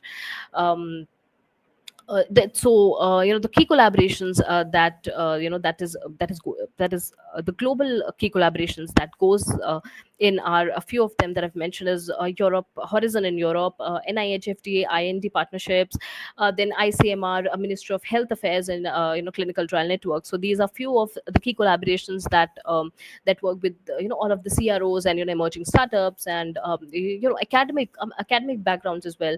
Uh, so um, uh, these collaborations work with clinical research, I mean, emerging trends, and the partnerships and all. And of course, you can please go to their pages and check out what are the roles they are giving you, what are the collaborations they have, and what are the projects that is ongoing. So that is so important. Checking all these official sites is very important. You'll get an insight that what the transition is, what they want actually with the with the outcome.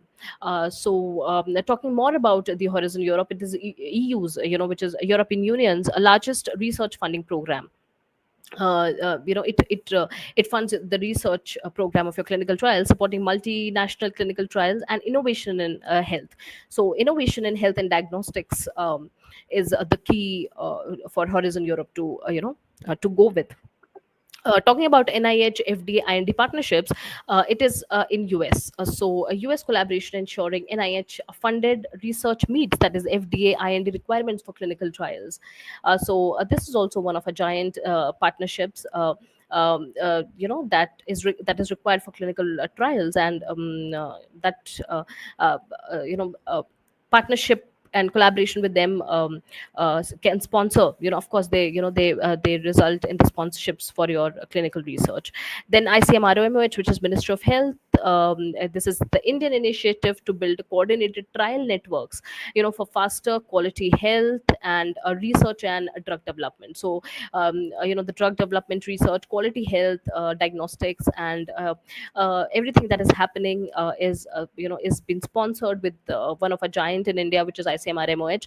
And also you might have heard about a lot of platform trials and a re-enumeration of vaccines, you must have heard about. So all of this is actually coordinated and sponsored by mostly with Ministry of Health, for the faster diagnostics and quality health research and the drug development. So you might check their pages, their official pages, and you'll get to know what are all they're having. So standard course certifications. Now talking about the certification entries, definitely certification helps in clinical research. You know why? Because clinical research actually, see what, if we talk about research comes with the innovation.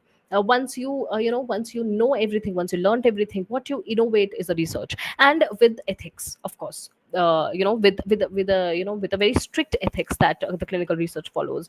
The standard and the course certifications will definitely help here, because you have to learn, and then you have to innovate. You have to stick to the ethics as well.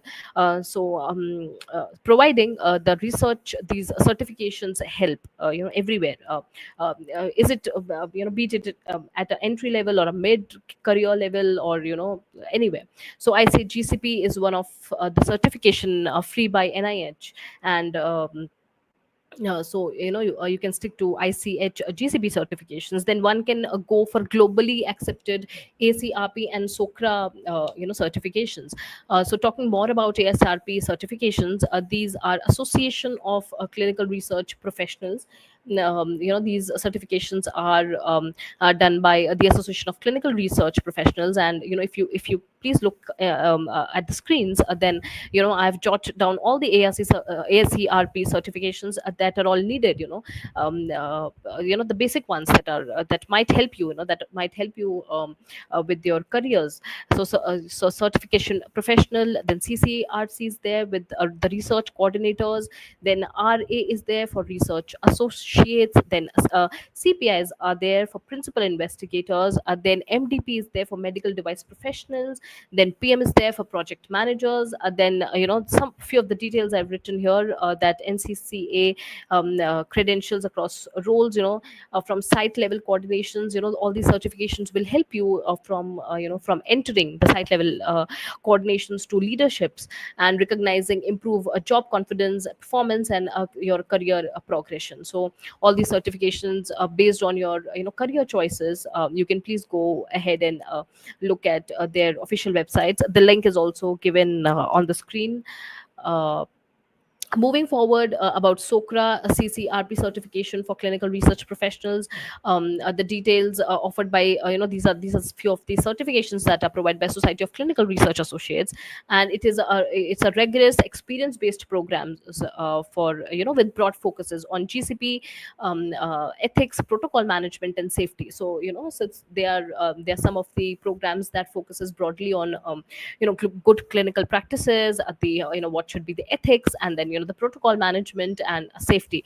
So whoever wants to transition into this career, that the link is given on the screen. You may visit their official sites for the professional certification courses. A few of the certification beyond basics I've mentioned for you, the roles and the focus areas that you want to transition into, and the recommended certificates are there. Recommended certifications. So this may help. This is a in short, I've summarized a few of the areas and based recommendations here. I hopefully this will help you strategically plan how what certifications to pick up, and what are your interests. Maybe maybe site coordinators or CRAs will be needed. All these certifications from SOCRA and CCRP. Then principal investigators might be needing these certifications. Then regulatory affairs are needing all these entry level certifications that is there mentioned on the screen, on the table. Then there is a drug safety pharmacovigilance team that that work with you, starting from a preclinical trials to clinical trials, and then the post marketing surveillance and everything. So here are the certifications that is also mentioned. Then ethics and IRB oversight, and data management and writing, starting from writing to investigation to affairs and pharmacovigilance. CRAs tried to mention and summarizing all the certifications for you. Do have a look on their official websites and what they have to provide now. Now also the emerging certifications. This is these are these are the emerging certifications, but the most important ones. I will suggest the most important ones, because now things have really gone global. Really the AIML has took over. The big data have took over the clinical trials and the clinical research. Everyone is going towards the mRNA, the precision medicines, as we talk about, the precise and the exact medicines. And big data, you must have heard about the Bayesian N of 1 trials, the Bayesian trials. So for all that Bayesian methods and N of 1 trials and ML and AI, the emerging certifications will be required. Is this is something which which one needs to focus on. AI in clinical research, that is provided by Stanford and Harvard online. AI, please check it out. Then digital trial operations from Medieval Academy. Then good machine learning practices modules are there. FDA, there are some of the few of the modules that is FDA endorsed. Do have a look. They are good machine learning practices. This will involve how to how to manage your data using ML and AI, Bayesian methods, and N of 1, how the N of 1 trials is happening actually, and that is helping in the precision medicines. Everything will be there in the certification courses, and that will help you largely, because now things going that way. For sure. So role alignments, talking about the next steps. Once you have decided what to do in clinical research, like which part to transition to, the picking the certificates based on your transitioned career.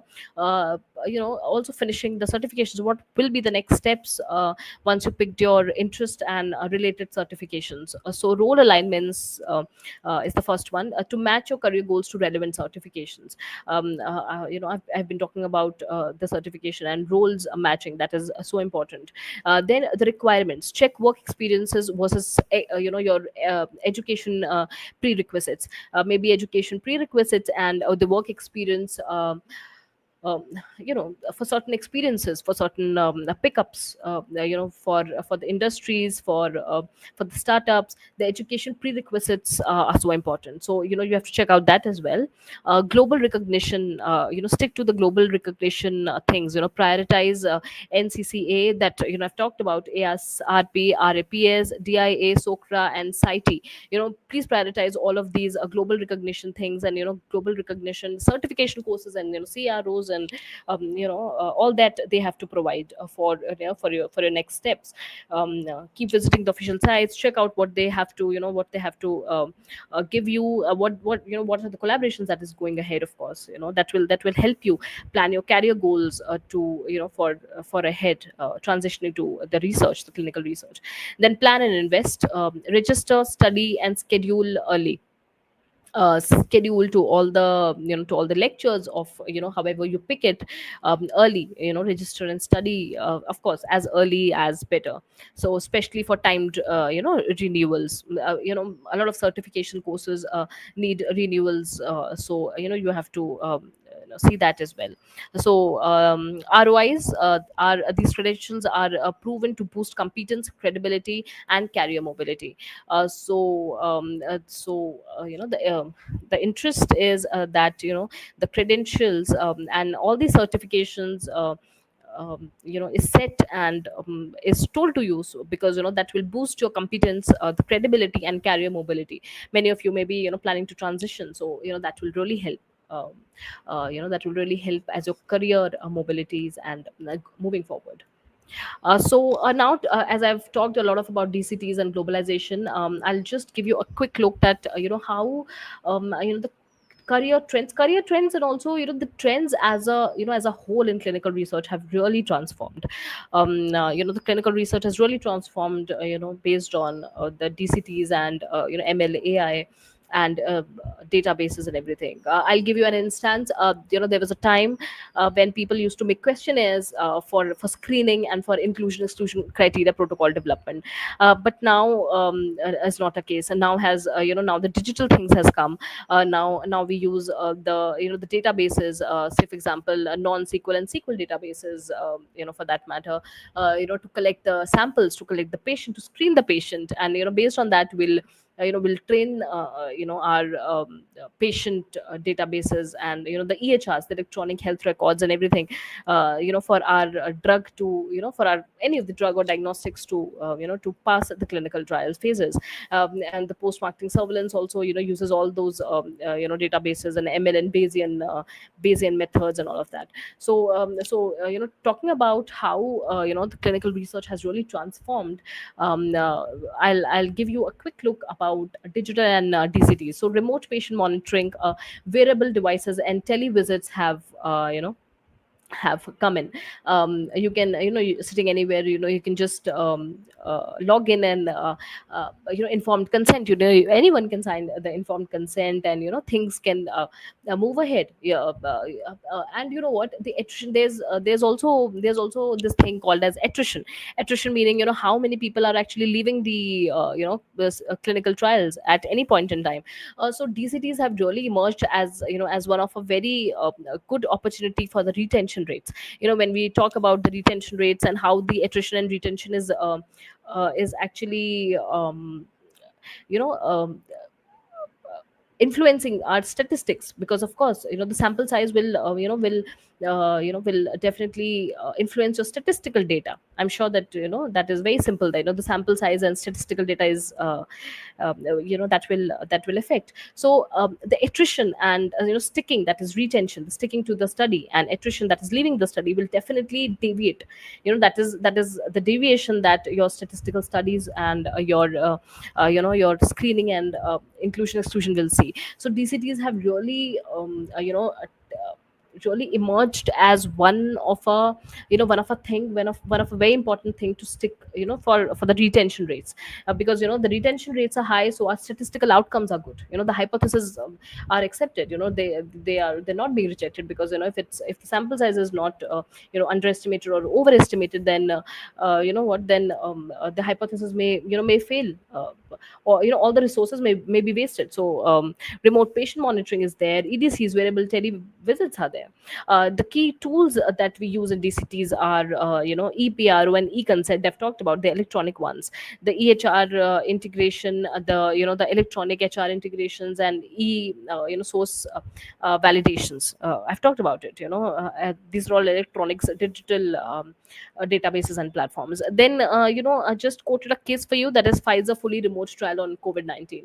If you have followed a COVID-19 test trials, then Pfizer, maybe one of the giants that did it, fully remote trials. It was fully DCT trial, and it's a big success. COVID-19, it's a big, now the platform trials, based on pneumonia with COVID-19 and everything, you may heard of, is emerging now.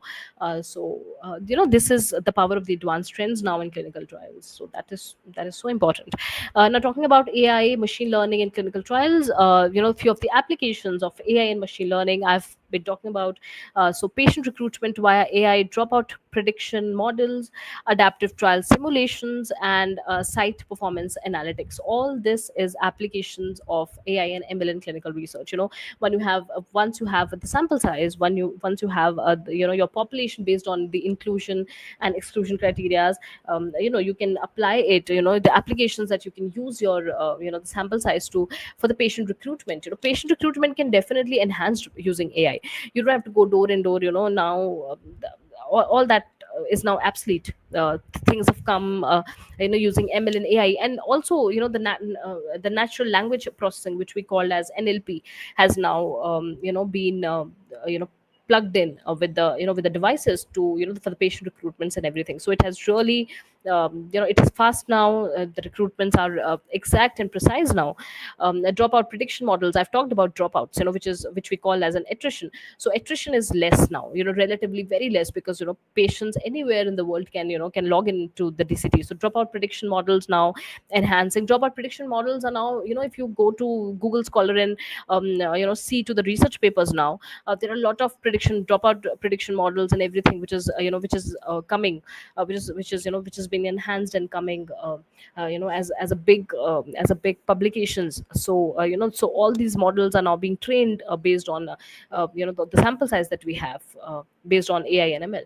Adaptive trial simulations, the trial simulations are now adaptive. Talking about, there was a time when the placebos and control trial was made, but now adaptive trial simulations are being done. There are twins, there are synthetic twins that is coming into the picture. So this is one of the applications. Site performance analytics, there are the analytics that you can do using the AI and ML, and that is that will definitely increase the performance. All the site performance and everything can be done using different analytics, different AI and ML. All of this has really took the clinical trials to a different level. Real world data, RWD, and real world evidences, advanced trends in clinical trials. So integration into post marketing surveillance, regulatory approvals. So integration, so real, if you talk about the real world data and real world evidences, then the integration into post marketing surveillance and regulatory approvals is, RWD is one of one of an instance of RWD. Once you do your preclinical studies and the clinical trial phases are done, then the drugs and the vaccines and the diagnostics reach out to people, reach out to the population, and the integration of that into into the marketing and post marketing surveillance studies, and then doing all the regulatory approvals and sticking it to the ethics, and what are the symptoms, and if how the drug is working, what is the optimal dosage, and all of that study is is a real world, to the real world data, of course, because now the vaccines has reached out to the population. The integration to post marketing surveillance and everything is we take a study into a real world evidence. The key sources, some of a few of key sources are insurance claims, patient registries, mobile health data. In RWD and E, a lot of key sources, say for example the insurance claim, the reimbursements, maybe there are a lot of it, reimbursements, and how the insurance, for our demography, for our sample size would work, how the patient registries will go on, and then mobile health data, and so much, so a lot of it, and once the drug reaches to post marketing surveillance studies. Now then, talking about advanced trends in clinical trial is precision and personalized trials. Okay. Talked about the precision medicines. Once the precision is what is precision? Precision and personalized thing is now based on population, now based on a particular metabolism, based on a particular symptom. That is what you call as a precision or a personalized medicine. Okay. So precision and a personalized trials now go with the biomarker driven enrollments, n of one trials, then trial in rare diseases using Bayesian methods. These are few of them after I want to talk about it. Then there are market driven enrollments now. Biomarker driven enrollments has an pre-screening of the population before taking them into the trial. Say for example, there are a handful of population there, and then screening them based on the biomarker first is the that enrollment. If I give you an example, then if I have 100 people in my population, to take the sample out of it for my clinical trial development, then if there are 100 patients, then I would screen them based on a biomarker. Say for example, if I have to see their blood pressures, then what I'll do is the HbA1c, I'll see their HbA1c. Maybe I'll take all the people based on HbA1c greater than 7. Just a protocol, I'll take greater than 7. So all those population whose HbA1c is less than 7 or equal to 7 will move out. So this is what that biomarker, so any of the marker or comorbidity development marker driven enrollments are, that saves your time, and resources as well, that saves your the money that is going into it. So all of that is a biomarker driven enrollment. N of 1 trials is about the different metabolical trials for one person. There's this one person who has a lot of metabolism and comorbidities. So based on all of that, we do a trial for a specific person. So that is N of 1 trials. That is yes, that is all now happening. That is it's all happening, and that is possible. So trials in rare diseases, because what, in rare diseases we do not have we do not have a lot of people, a lot of sample size for us to to hypothesize. We do not have it in the rare diseases. So what we do is we put the ML, we put the Bayesian methods for it. The Bayesian methods, what it will do is it will take up the prerequisite knowledge of the rare diseases that we have. Taking all the prerequisite knowledges that is already have, connecting it to what we are doing now. So because why, because we, in the rare diseases, we have a very less population and sample size. So we do the Bayesian methods now, and the Bayesian method is successful as of now, a very good and successful ML strategies that we can put on in our rare disease development. Now talking about the advanced trends, digital twins in clinical research, which is now happening. Now the digital twins is a cutting edge advanced trends in clinical trial. What is it actually? It is a virtual replica for patients or trials for predictive analysis. For a precision analysis, for a predictive analysis, we are making a virtual replica now, of the patients, so that the placebo, mainly you imagine in the oncological testings and neurodegenerative drugs and testing. So all of this needs a safety, needs a safety purpose, of course, because the oncology and neurodegeneration is something which needs a prior safety and benefits. So taking care of that, now the virtual replica of patients, to give the placebo and to give a placebo to them, and doing the randomized control trials and everything at the end stages will definitely help. That help from the deviation as well. So a virtual replica of patients are being made, used in protocol testings, outcome simulations. Things are being simulated now. There are digital things that is coming in, simulations of a drug development. Of course, I'm sure that everyone must be doing the simulation based on drug development, that now being interdisciplinary and collaborative, now all those simulation outcomes are now being tested with clinical trials and phases as well. The advanced trends that is coming in. So now talking about the interdisciplinarity and competence, for for diving you all into a clinical research, whoever so is wants to dive into clinical research and now wanting the career change, or a transition, or maybe an early professional, undergrads and postgrads as well. The interdisciplinary courses that that you may follow now, must follow now actually, that is of course knowing your science is so important.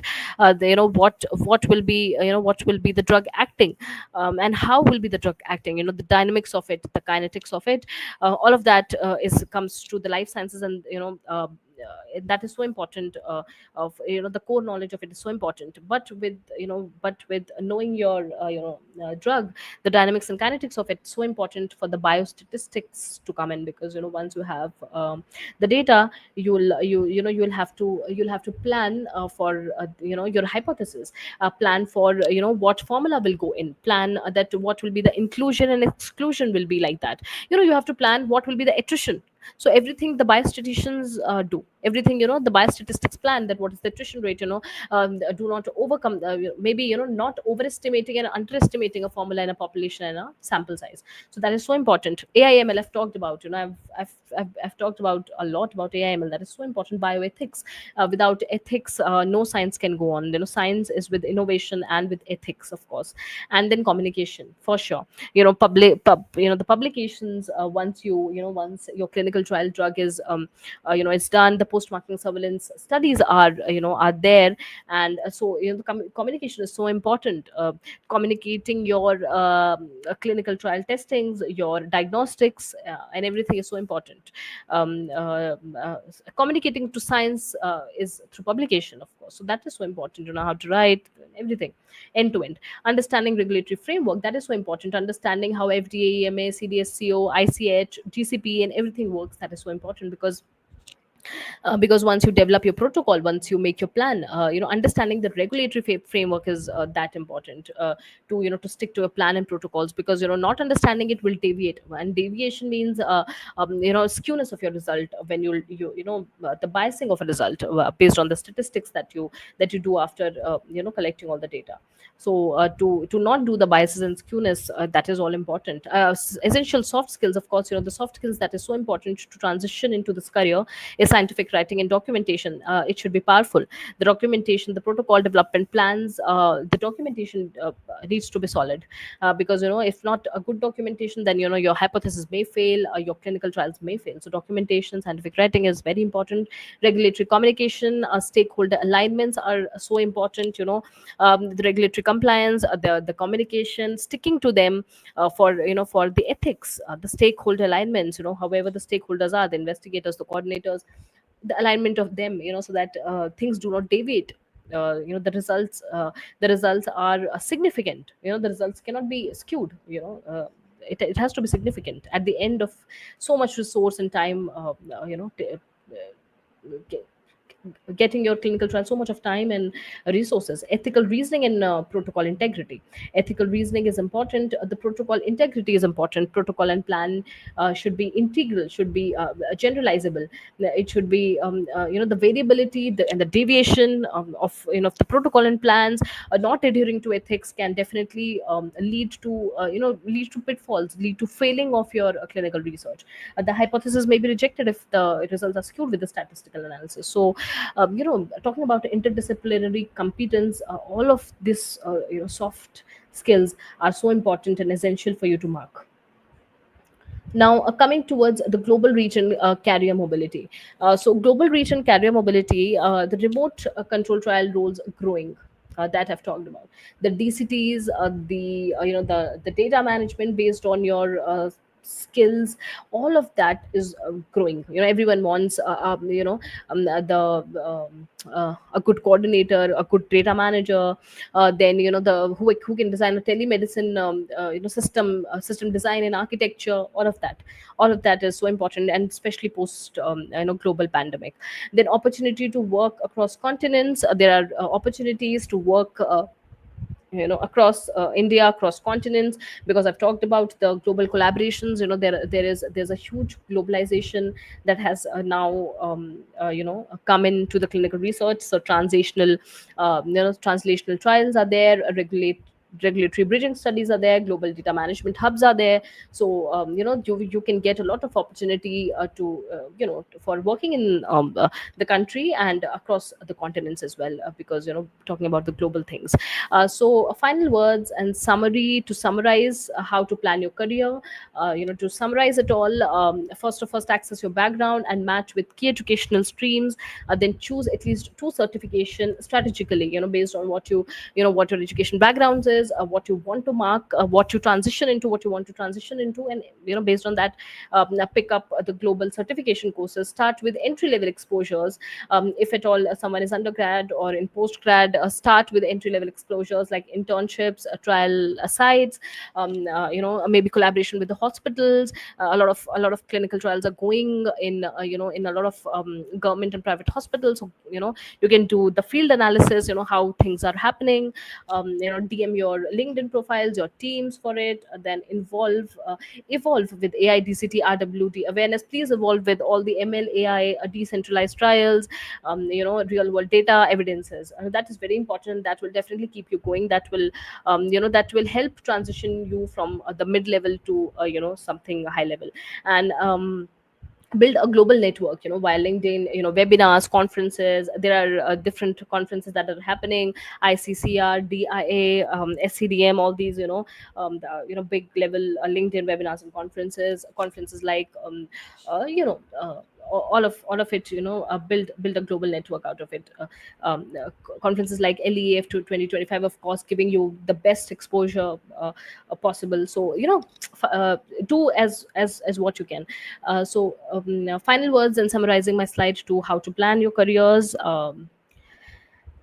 Thank you all. Thank you so much for listening and giving time. I'll end, and I'll giving over to Dilukshi ma'am. Thank you so much, Digna. So this was such a comprehensive look to what clinical research was, to condense it so much. Thank you, ma'am. There's so many components to it. So now the floor is open for questions. So please type in your questions quickly. So whatever you have, please ask. So ma'am will, give you explanation as much as possible. So a couple of these are, okay, there was one by Kavya which said, what are the wet lab skills are required to thrive in clinical research field except for microbial assays or amplification techniques? So Kavya, answering your question, what are the wet lab skills? I think the preclinical cell line animal cultures and pre-line studies will should have the exposure of cloning, of the wet labs like Western blotting, Eastern blotting, and all of those blotting things. And then maybe all the upskills for a wet lab. All you have to upskill at the most for the wet lab studies, because the clinical trial and the drug development goes on with a lot of ethics and the regulatory points. So I think all of the wet lab like bioassays, microarrays, RNA-seq, and then your blotting studies. I can just go on, cloning studies and everything. I think everything will definitely work here in the clinical research. Everything will work. Okay, And thank I you, hope ma'am. this answers your question. Yeah, that was a lot. So next we have Neha asking, is clinical research and clinical trials the same? Neha, very good question. Clinical research is actually a broader spectrum. Whenever I give my lectures, I always tell my listeners that clinical research is a broader spectrum. In the clinical research comes the collaborative work, as pre-clinical trials, then the clinical trials, then the post-marketing surveillance, then biostatistics, informatics, simulation. But the trial is not the broader part. It is just a part of a clinical research, that how the trial goes on, like what is the life cycle. So if if in short, clinical research is a broader part, clinical trial is just a part, just a life cycle, just a life cycle of a drug. I hope this answers the question, Neha. Yeah. So there was one more similar question asking about, we have clinical trials, pharmacovigilance, and regulatory affairs. So how do we choose among them? So which? Chandrika, see, choosing clinical trial, pharmacovigilance, and regulatory affairs, uh, it depends on a few of the things that I mentioned. See, it depends on what your education background is. It depends on what your interest is. It depends on what certification and what kind of transition you want to do in your career. So everything is open. Clinical trials are open for you. The vigilance is open. Vigilance has a lot to a lot to serve. QA, QC roles in in FMCGs and a lot of them. So vigilance is open for you. Regulatory affairs is open to you. So what you want to transition is actually depends. What is your education? What certifications you pick up? What you transition to. So that depends actually, Chandrika. So. Okay, thank you, ma'am. Next up, we have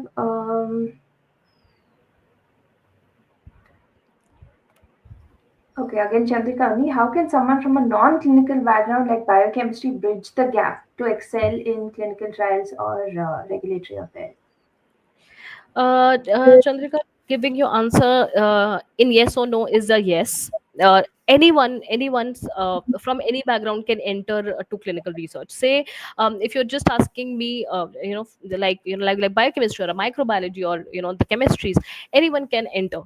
Just the requirements are to fill the gap. You already mentioned in your question that bridging the gap. So so keep doing the conferences, keep listening, keep pick up the certification courses, as I've mentioned, a lot of certification courses and everything. So bridging the gap will help, of course, and updating yourself with DCTs and globalizations and everything. Anyone can definitely jump into clinical research. A lot to offer actually.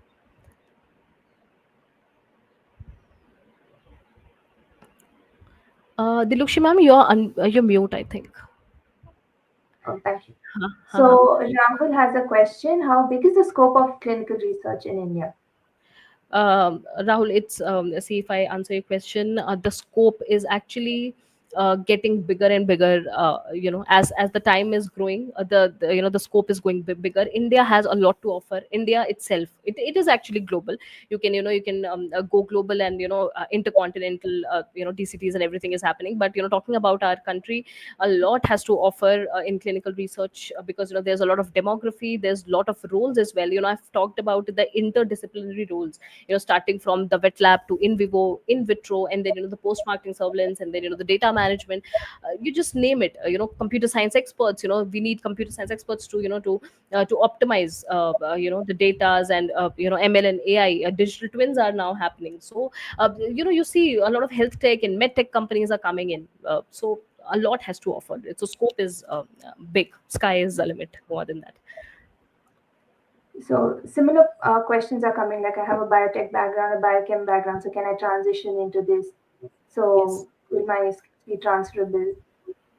Oh, I think you can. That's what ma'am is saying. Yeah. Yeah. Yes, ma'am. Definitely. Okay.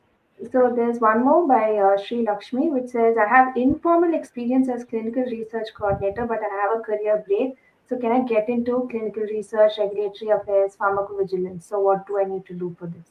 Yeah, I think definitely, if you even if you have a career break or something like that, the only point, the only thing to develop and coming back is to update yourself, Lakshmi. You have to update yourself with all the with all the career transitions that is happening, because now people wants with a good data management team, and who all can build the health diagnostics and everything. So just upskill your things, and upskilling I've talked about, all the certification courses, the conferences, maybe join the internships in different hospitals. There are different hospitals that is the different internships are going, the startups and everything. So that will definitely help. You can definitely come back any point of your time and career.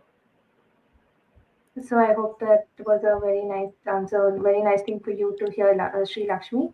So, ma'am, how competitive is it to break into clinical research as a fresher? Like, is there something that candidates can do to stand out? Yeah, I think, ma'am, talking about the fresher, they have a lot to, the system has a lot to offer them. Even as a fresher, there's a lot that you can grab on. Starting from, see, I've told, starting from the wet lab, if someone has a in vivo or in vitro experiences, then also starting, they can start with the clinical research journey, or maybe the computer science experts, QA QC pharmacovigilance experts, microbiology, biochemistry. So I think the freshers, there's a lot that to serve to freshers. Even our country and intercontinental going global, a lot to serve. So I think definitely anyone can jump in. Just upskilling and getting the right lectures and everything will help them. Yeah. Okay, thank you, ma'am. So, ma'am, do you have any some common misconceptions about careers in clinical research? Anything of that sort that sticks out to you? Uh, Misconceptions, yeah, I think the misconceptions, if I talk about, it's more like, now people think that the clinic that I've also mentioned in my slide, people think that it's just a drug testing. Clinical research means drug testing, that's all. That's a common misconceptions I even mentioned, first second of my slide. But that's not the case. Clinical research is not a drug testing. Clinical research is so broad. Is just a broad thing. Everyone sitting and making a team will can definitely, then only you can transition into it. We need a big team for any of the clinical research to make a success. The hypothesis can be rejected. uh, Anything can happen, if anything can be overestimated or underestimated. So clinical research has a lot to offer more than a drug development. It is a precision medicine now. Making the vaccines, getting the diagnostics done rightly, the healthcare advancements. Now the government is throwing a lot of, they're doing a lot to to connect and to collaborate, to give the chance to the freshers. Even government is so interested in, because of course, because it's a healthcare diagnostics overall at the end. Yeah. Okay, ma'am. So, any more questions, guys? I think ma'am has given you a lot to think about. Most of your questions are answered, even from the basics, like what were the differences, how you can enter into your fields, like everything was answered. So if you have any more questions, do put it in. But thank you so much, ma'am, because this was a very informative session. There was so much for you to cover. And yeah, it's a vast subject, so it's very difficult to just condense it. But you've given us a good 360 overview on, everything to do that is with clinical research. So I think our viewers all appreciate this so much. So thank you so much, ma'am, for taking the time out to do this for us today. Thank you so much, ma'am. All my pleasure. It's my pleasure to be a part. My pleasure. Thank you so much. So, guys, how was that session for you? So, this was the last session of Leave 2025. We are drawing a close to this 2 day event that we had. So, leave it in the comments. Let us know how it went for you. Do tag us as well with hashtag Leave 2025. So, you all saw so much. You all even heard from international speakers. You all saw a demo of how Jenny works. So, don't forget about Jenny AI as well. Go do check it out. There's a special code as well, which is available for you, which is LEAP20. So thank you so much again, because this was, a long session and you all still stayed through and you all have kept up with the enthusiasm. So we've come to the close of this incredible journey that was LEAP 2025, India's biggest life sciences career fair. And I feel truly honored and delighted to deliver the vote of thanks on behalf of the entire team at Biotecnika. Okay, so these 2 days have been days of insight, inspiration, and impact.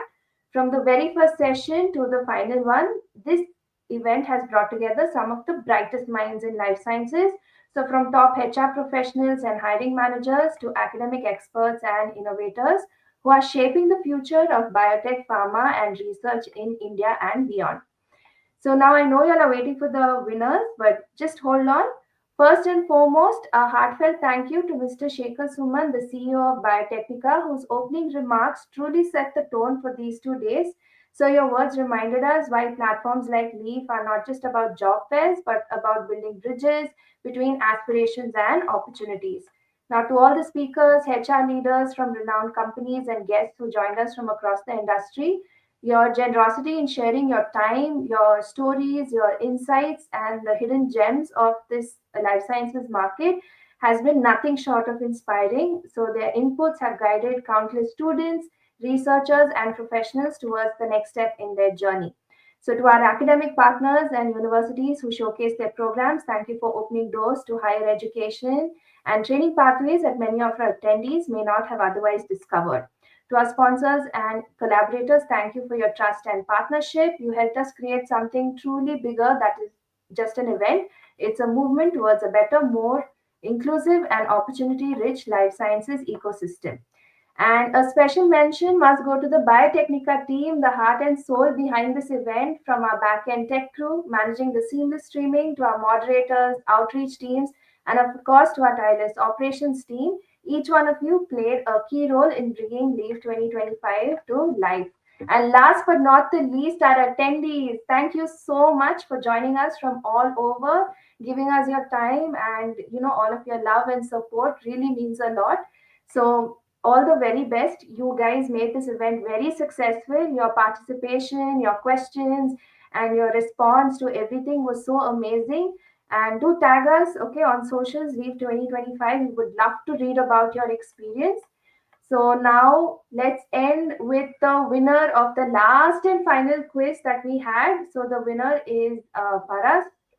So he answered the fastest. So please take a seat.